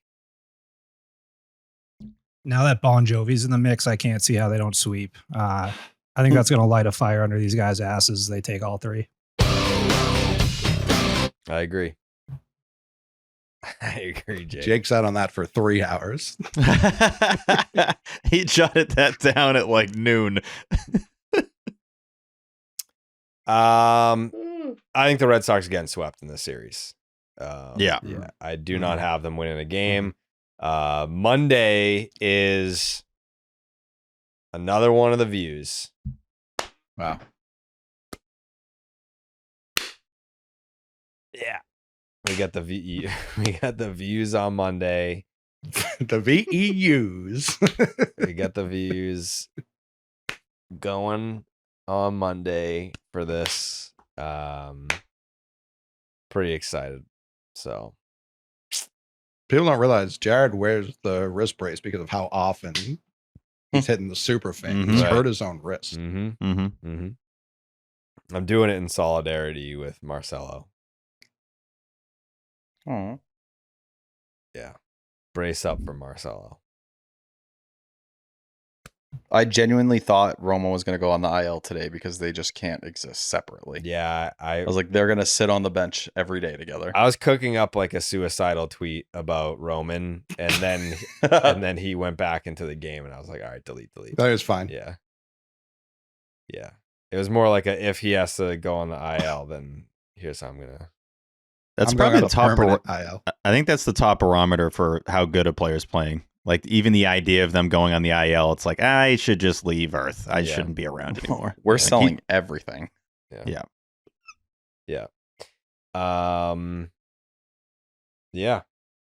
That's everybody. And now it's time. And by the way, Steve. Oh, don't even get me started. Don't even. Steve. Not this far. We're at like 3.5 hours in. Don't even. Steve. No. No. Bad. Can I just say something? Ugh, what? So, Friday, right? I get to Fenway. And I know sometimes I exaggerate, Steve, when it comes to the weather. I'm not exaggerating here. I don't even care. This was at like noon. Steve, let me talk. This is my time to talk. Yeah, this is your segment. Yeah, go. What do you got? All right. So I get to Fenway at 2:30ish because I wanted to go to the team store. I want to go to the team store before I got they don't give the press passes out until 3. So I timed it perfectly. You get 30 minutes to peruse through the team store. So I'm walking down Jersey Street from the Boylston Street side. And I'm looking, and this is when I tweeted, like, these clouds look pretty fucking angry, Steve. These clouds look pissed off right now. And I'm 4 hours before the game. And I'm walking down Jersey, right? You know where like that new bar is that has like the blue turf outside that used to be Tasty Burger? Oh yeah, people like that one. Yeah. So I was like right about there. And then out of nowhere, I thought I got hit with a water balloon. It was a raindrop. Imagine if you did. That would have been hilarious if someone just ballooned you. It was a raindrop. It was a raindrop the size of a candlepin bowling ball. They were big drops. The pregame drops were big. I'm not done. Pregame. The Wally Super Soaker. This raindrop nearly took out my arm from the elbow down. And I was like, what the fuck was that? I'm like looking around, and then out of nowhere, whoosh, a fucking it was like a tidal wave of like it went from it's not raining to someone turned on the fucking like that scene in Titanic when like the fucking walls start bursting and the water shooting through the cracks. That was the sky. Yep. And you know me, I don't move quick. I'm not like I don't run, I don't do nothing. You stand, you stay. I don't move like that. So the sky opens up and I sprinted to the will call window because it has a little bit of an overhang.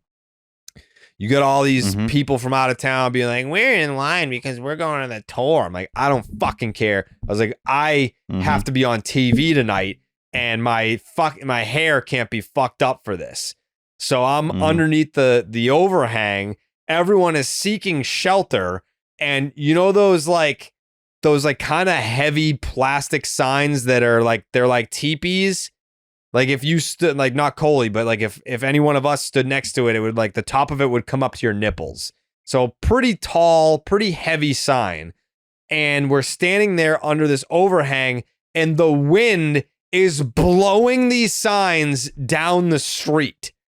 Lo and behold, like if we go back to the weather look ahead from the previous episode, it was like it's gonna be the most beautiful for the day. game, Jared. Steve, for the game, Steve, I don't give you the 2 Steve, p.m. weather look Steve, ahead. My Steve, God, Steve, this has already been 10 minutes too long. Yeah, what? Steve, What? The weather look ahead is not just to give people It's the game. Steve, let me fucking talk. The weather look ahead. That's all you've been doing. The weather. I've barely talked on this whole episode. The weather look ahead is not just so that people know, like, is the game going to get postponed? Is it going to get delayed? Yeah. It's for people that are going to the game that don't want to fucking die, Steve. Do you get it? Do you get it? Okay. It's for people like me that didn't realize by going to Fenway Park at 2:30, I was taking my life into my own hands. That's not a decision I would have made if I had the right information. The information that I didn't get from you. Yeah. Yeah. I said it might rain. There was a percentage chance of rain. It did more than just that, Steve. Okay? It was biblical on Jersey. Okay? The shit I saw out there, I hope I never see again. That's all I got to say. That's all I got to say about that. So, you know, because Steve's obviously not going to do it. I apologize to anyone that listens to this podcast that showed up at Fenway at 2:30 p.m. and passed. Okay? I apologize to those people. That listened to the look ahead for 7 p.m. No. From that night. Coley? Yep. I just want to be the first to ask you, Jared. Are you okay? Thank you for asking. Thank you for asking, dude. God. Because I mean, like emotionally, no, I'm not. I don't think I've recovered from that. It was people were clinging to complete strangers. People were like, it was a scene out of a goddamn Scorsese film. And Steve has no remorse. I even asked the people that were standing under there, I was like, weather look ahead for you too? And they were like, fucking Steve. Like, we were all there. We were all there because the weather look ahead said, don't worry about it. Come on down. And it's crazy, man. Like, I know. Was some of that story maybe embellished? No. Yeah. Not one iota. No, that was all accurate. I hear you. I mean, the sign thing was true. The signs were blowing down the street. Oh, no, I know. Yeah, no, I saw the footage. It was crazy. Looked nuts. and you were where? Probably someplace dry. You're like Dr. I got rained on a little bit. We were there. We were at the game. We were on the field. You weren't fucking there for the big one. I wasn't. Oh no, the biblical one was you and the folks that were at the Don't act like you like out there. That's like, oh yeah, like I was there for the fucking earthquake of '89. Like you were there for the shockwave. You weren't there for the big one. I got the ripple effect. Yeah, big you time. weren't there for the quote unquote big one.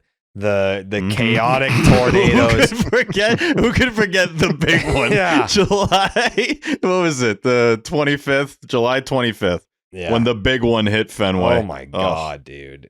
I feel bad. Never I forget. feel bad for the people that didn't make it out. I didn't have time. To like save. How many people died? Do we have a number? They're stistill counting it up, I think. They're still recovering. They're still trying to find 50,000. the people that blew away. I once it got to 3 That's why there p.m. were so many Dodgers fans this weekend. People who were Red Sox fans going to attend killed. Yeah, completely dead. And they're showing up all over New England, by the way. This isn't just like in Boston. Oh, yeah. The middle It's of the great. Atlantic, they're finding these people. Parts of them, yeah. Yep. And they're letting relatives know. Yep, it was the big one. The big Fenway one, Park. the Jersey Street big one. It was specifically just Jersey Street. Everything else is fine. It just fucking crushed Jersey Street destroyed.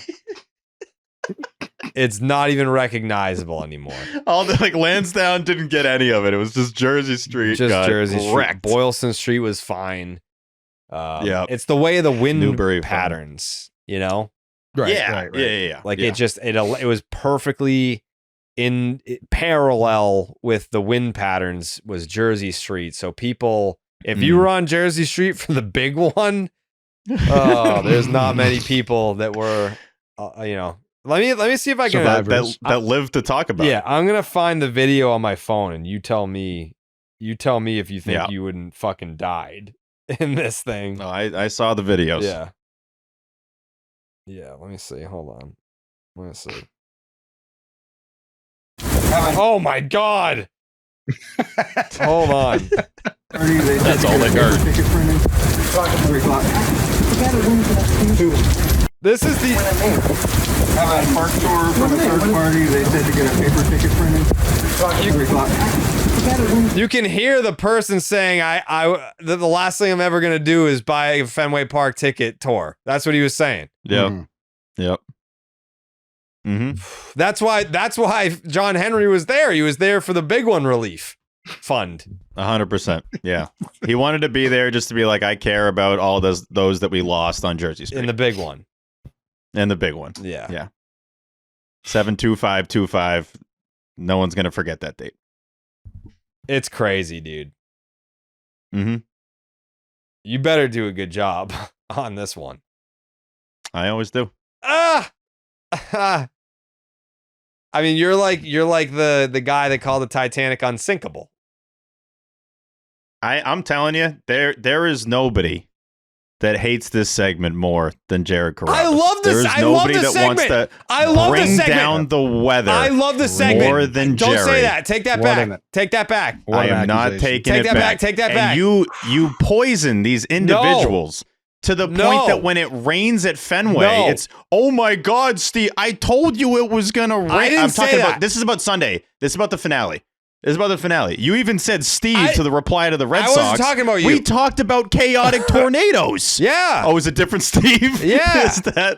All I said was Steve. I didn't say I didn't say anything about you. I just said Steve. It was Hurricane Steve that hit. Yeah. Muted. Yeah, well, because his fucking AirPods died. Because we were on our 4th hour Oh, it's over. podcasting. Yeah. The whole that's flipped. Now, it's never been he more can't even flipped. do it. Now that he can't talk, can someone defend me here? like the idea that I hate the weather segment, I put more effort into it than he does. It's true. I would argue it's your favorite segment. Steve's out. Steve's done. I love this segment. I get excited for the segment. I was a little sleepy. I woke back up for the fucking weather segment. Like when I go to Fenway, I'm talking weather. When I'm on Twitter, I'm talking weather with people. you probably have a little PTSD from what you incurred on Friday. The big Like, one. I'm sure I mean, now the weather segment. I'm not gonna sit here and say that it didn't affect my life. Of course it did. I'm happy to still be alive after the big one, but you know what it is? I think this is a classic weather rivalry because Steve, he's like Kevin Lemanowitz. You know what I mean? He's in the big booth. Yeah. He's got the Doppler.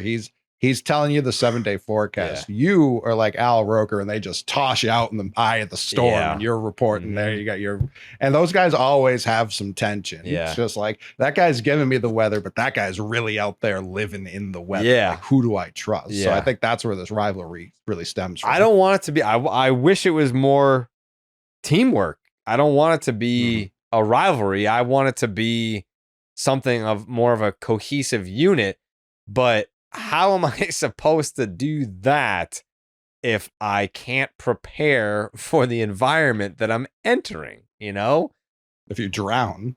Oh no, Steve's in the storm. That's exactly what the big one was like. Just people screaming, children frantically sprinting away from their parents. So I don't like. How are we gonna do this? How are you supposed to do the weather if you can't? You can't do it. You can't do it.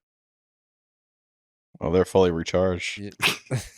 All right, I'm back. Do not suspect I'm excited. If you don't listen to what Steve says, even then you might still wind up dead. Caught in a tornado, get smoked by your neighbor's shed. With a look ahead. With a look ahead. Billy's gummy bears. Chew 'em with your mouth. Weather look ahead, brought to you by Billy's Gummy Bears. You chew 'em with your mouth. Also, the lyrics of the song say, like, can you listen to the lyrics? It's like, you better listen to what Steve says. You might wind up dead. Exactly. Even then, you still might wind up dead. That's what the lyrics say. So it's like, I was in the big one being like, they were right. You know, they were right. I listened to what Steve said, and I still might wind up dead. Steve, I'm on your side. I'm Oh, sorry. thank you. Yes, I can't fucking now. listen to this anymore. Now, take thank some you. fucking accountability, Jared. You were fucking fine. Steve, no, you didn't let me talk about Dalton rushing. Steve, give me the fucking weather. That's crazy, dude. I love T. That's my boy right there. Love you, T. Crazy. That's my guy. I'm just doing my job and getting destroyed for it. I'm not destroying you. I'm just trying to make you better. That's all. Oh, 3 tweets, I think. I think it was 3 separate tweets on Friday. With the tag, too. Normally you just spell out Steve so that I have to have everyone else tag me in there. You actually put my handle into it. That's I almost died. I mean, like, what did you want from me? All right. No, I know. Yeah. Hey, you saw some terrible things. I have sympathy for it. Oh, God. This is just... Go ahead. I wish you drowned. Go ahead. That was a big... Did you hear that one? Tyler just wished death upon me, I think. Nope, not me. Yeah, he said... Nope, love you, T. Yeah. Go ahead. Weather look ahead. Red Sox head to Minnesota. Game 1. Monday, 7:40 p.m. Eastern, first pitch. 84 degrees, mostly sunny. 18% chance of rain, so watch the hell out for that. Yeah, this is accurate, sound effect here. Okay. 5-mile-an-hour winds, so it won't be like the big one from Friday. No. Game 2. You'll never see that Tuesday. Again. God. You'll never see that again. 7:40 p.m. Eastern, first pitch again. 80 degrees, mostly sunny. I don't know if the Thunder works for this one. It's 3% chance of rain. 8-mile-an-hour winds. You can probably bring it back for Game 3. Game 3, Wednesday, 1:10 p.m. Eastern, first pitch. You're going to have to change it up, though, Jerry. 76 degrees. A little 76-degree tsunami rainstorm? What's going on? They said calm tornadoes for this one, so the chaotic ones will not be here for this series finale. Yeah. They were in Boston. 12% chance of rain. It's mostly cloudy. 10-mile-an-hour winds, so pretty good weather overall in Minnesota as the Red Sox look to maintain their postseason positioning. That is your weather look ahead, brought to you by Billy's Gummy Bears. Chew them with your mouth. Okay. Tyler said he wants me to die. Is that what he said? I did not say that. No, he said he felt bad that you went through the big one. He said he wants me to drown. Drown was the specific type of dying he wanted. You know, all those fucking dickheads on the Reddit say that I bully Tyler. He bullies me. He just wished death upon me. Is there gonna be a post? Is there gonna be a post in there tomorrow about Tyler bullying me? Is there? There should be a post about you bullying the weather segment.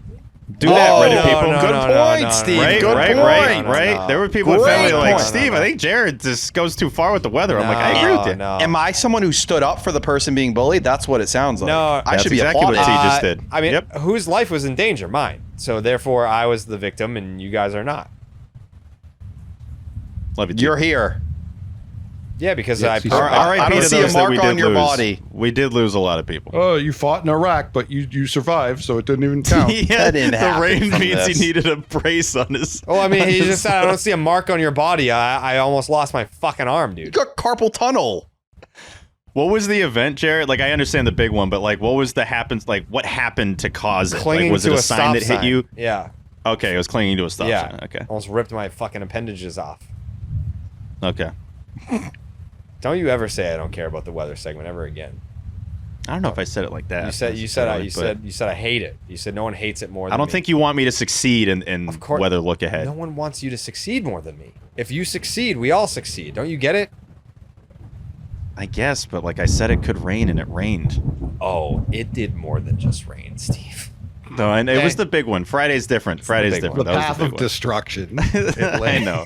Jersey Street's never going to look the same. The fact that the owner of the team flew in on his jet to establish a fund for the families of those departed. That's what you guys were talking about on the field. You were talking about the destruction that you saw. The lives lost, yeah. We were talking about how are we going to raise the funds? How will we rebuild from this? That's what we were talking Henry about. was the one who picked you up off the ground because you were unconscious. I know you don't want to say it, but you were unconscious. And he wasn't at Jersey Street at that point. He was down. He was swam on some for other miles. miles. Yeah. He flew you back. Yeah. I mean, hopped you on the jet. Listen, if the yacht, if if people think that I'm ruining the weather segment, let me know. Let him know, please do. Let me know. Steve's constantly letting you know. Yeah, I let you know every segment, every time we do it. If that's how you feel, let me know. Yeah, I told you. Yeah, I'll just disagree, and I'm not gonna like do anything about it. But let me know. Mm-hmm. Because I don't think I am. Quick. I think I'm enhancing it. Yes, Steve. This isn't about weather, but I would just like to say congratulations to everybody in the room. This is now officially the longest Section 10 since we came back. Oh, wow. And nobody look at me. Nobody look at me for this in the ball talk. This might be the longest in Section 10 history, actually, now that we... Well, yeah. Yeah, well, was the episode with Pat still Section 10? Or was that name redacted? Yeah, that was Section 10. That was like 4.5 hours. Yeah. Oh, okay. Yeah, we did an episode with Pat where it was just 8 voicemails for nearly 5 hours, and he. Okay, I'm pissed I missed that. Yeah, it was a great one. Yeah, it was one of the last ones before Blaze shut the show down. Right. That was rude. Yeah. But yeah, I think the ball talk people can't complain. Like, you just got almost 4 hours of ball talk. They'll still complain. Like, I know I'm gonna wake up in the morning and the first post will be like complaining about God knows what. I don't know. Every time I see it, it's a shock to me. I'm like, we crushed that episode, and then I go on. It's like, show's just not the same, man. Guys have all lost it. Been listening since 17. Show's just not the same. Yeah. Hey, Steve, if you have a final thought, I'd love for you to share it. Absolutely. Appreciate it, friend. Yeah.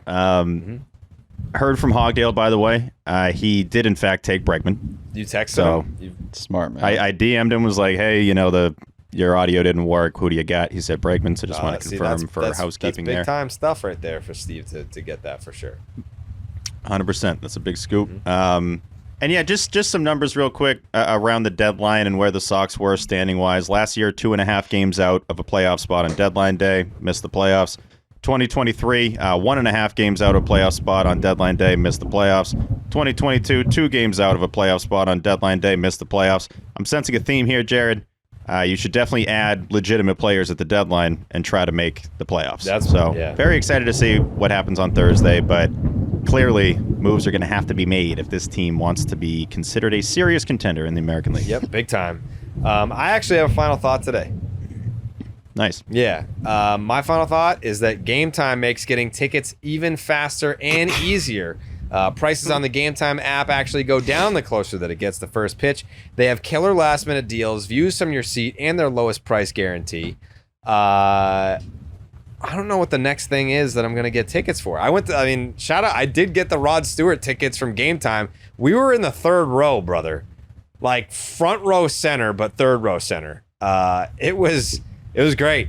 It was great. Shout out to Game Time for having the best seats at the best prices so that I could take my mom to see Rod Stewart. She had a great time. Save up to 60% off buying tickets for last-minute sports, concerts, comedy, theater, and more. Save even more when you choose a section and you let Game Time choose the seats for you. Know your total up front with no surprise fees at checkout. Get a panoramic view from your seat in the app before you buy your tickets. The lowest price guarantee or Game Time will credit you 110% of the difference. Your purchase is covered with the most flexible customer service policy in the ticketing industry today. Take the guesswork out of buying tickets with Game Time. Download the Game Time app, create an account, use the promo code SECTION10 for $20 off your first purchase. Terms apply. Again, create an account, use the promo code SECTION10, SECTION10 for $20 off.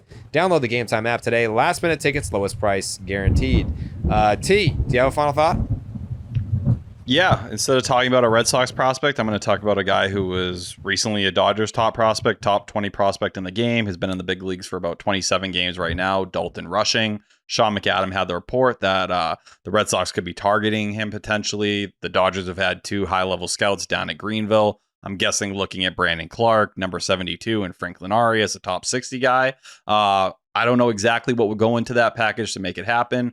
Dodgers made a similar trade a couple years ago when they moved Michael Busch and got prospects back. They essentially were restocking the farm because there wasn't a lot of room for him on the big league roster. Dalton Rushing has been working as the backup to Will Smith, guy who absolutely raked all the way through the minor leagues, has shown a lot of potential defensively, can play a little first base, a little bit of left field as well. If I was the Red Sox, I'd be very interested in going down that path.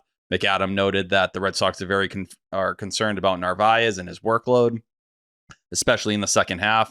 While, Rushing still hasn't completely got it going at the big league level. He's striking out 40% of the time in the big leagues. In the minors, that wasn't a massive issue for him, and he actually drew quite a bit of walks while showing real 20-plus home run power. Very elite exit velocities, a lot of the things the Red Sox have kind of fallen in love with when it comes to prospects. I would be very into the idea of trying to make a move for Dalton Rushing, especially if the Dodgers are just looking for other prospects to restock their system. He's the kind of position player that would make a lot of sense for them. And you could pair him and Narvaez, get Rushing at bats at first base, left field, DH in the years moving forward. Seems like someone that would make a lot of sense in a lot of ways. So I'm pro looking at Dalton Rushing and seeing if there's a deal there. Don't you think, considering he was literally just here, yep, they would have struck that deal by now? Maybe.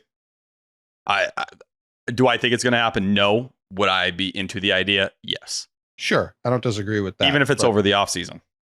Yeah, agreed. Coley, do you have a final thought? Yeah, when I was talking about my guy Xander earlier, I had to look at a lot of his stats. Much better than literally anyone here realizes. Not that he's ever going to live up to that contract. It has nothing to do with anything.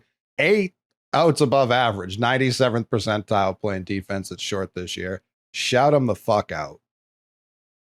Shout out Xander. Still a lower WAR than Trevor Story this year. You say still like that's ever happened before. Oh, no, but I mean, like, he's been playing a lot better recently. More than recently, for a good chunk of time now. Mm.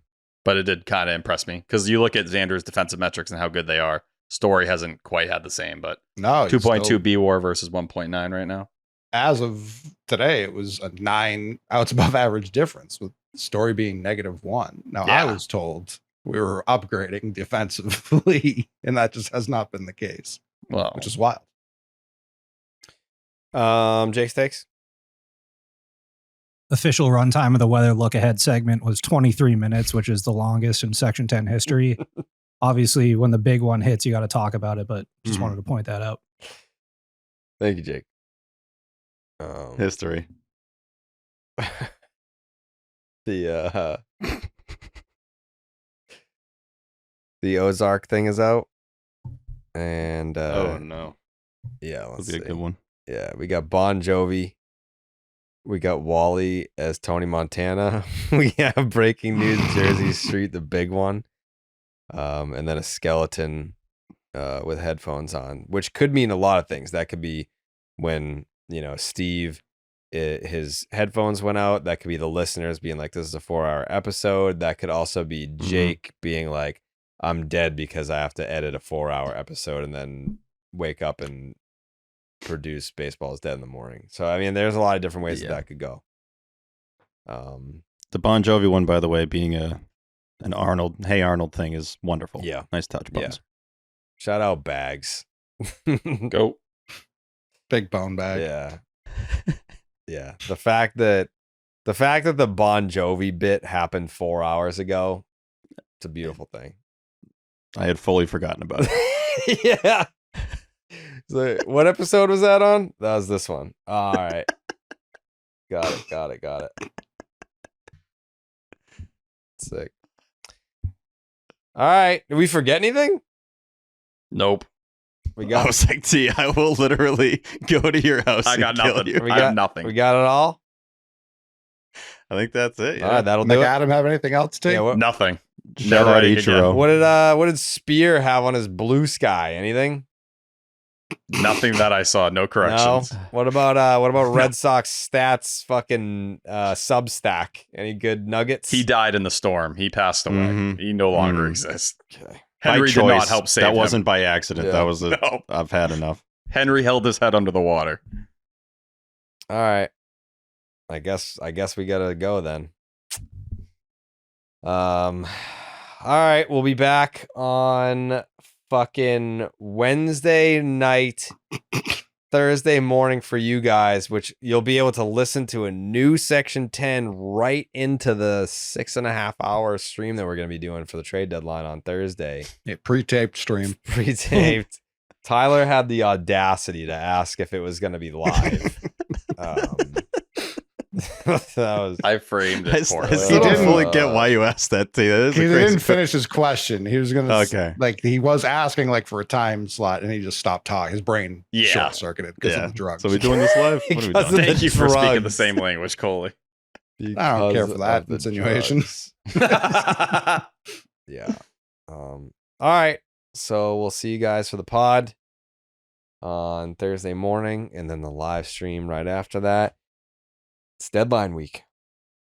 Get excited. Or don't. I don't know. I don't know what the fuck they're going to do. Anyways. They'll tell us to be excited or not. Yeah. Mm-hmm. We'll see you then. But no. Buenas noches, amigos.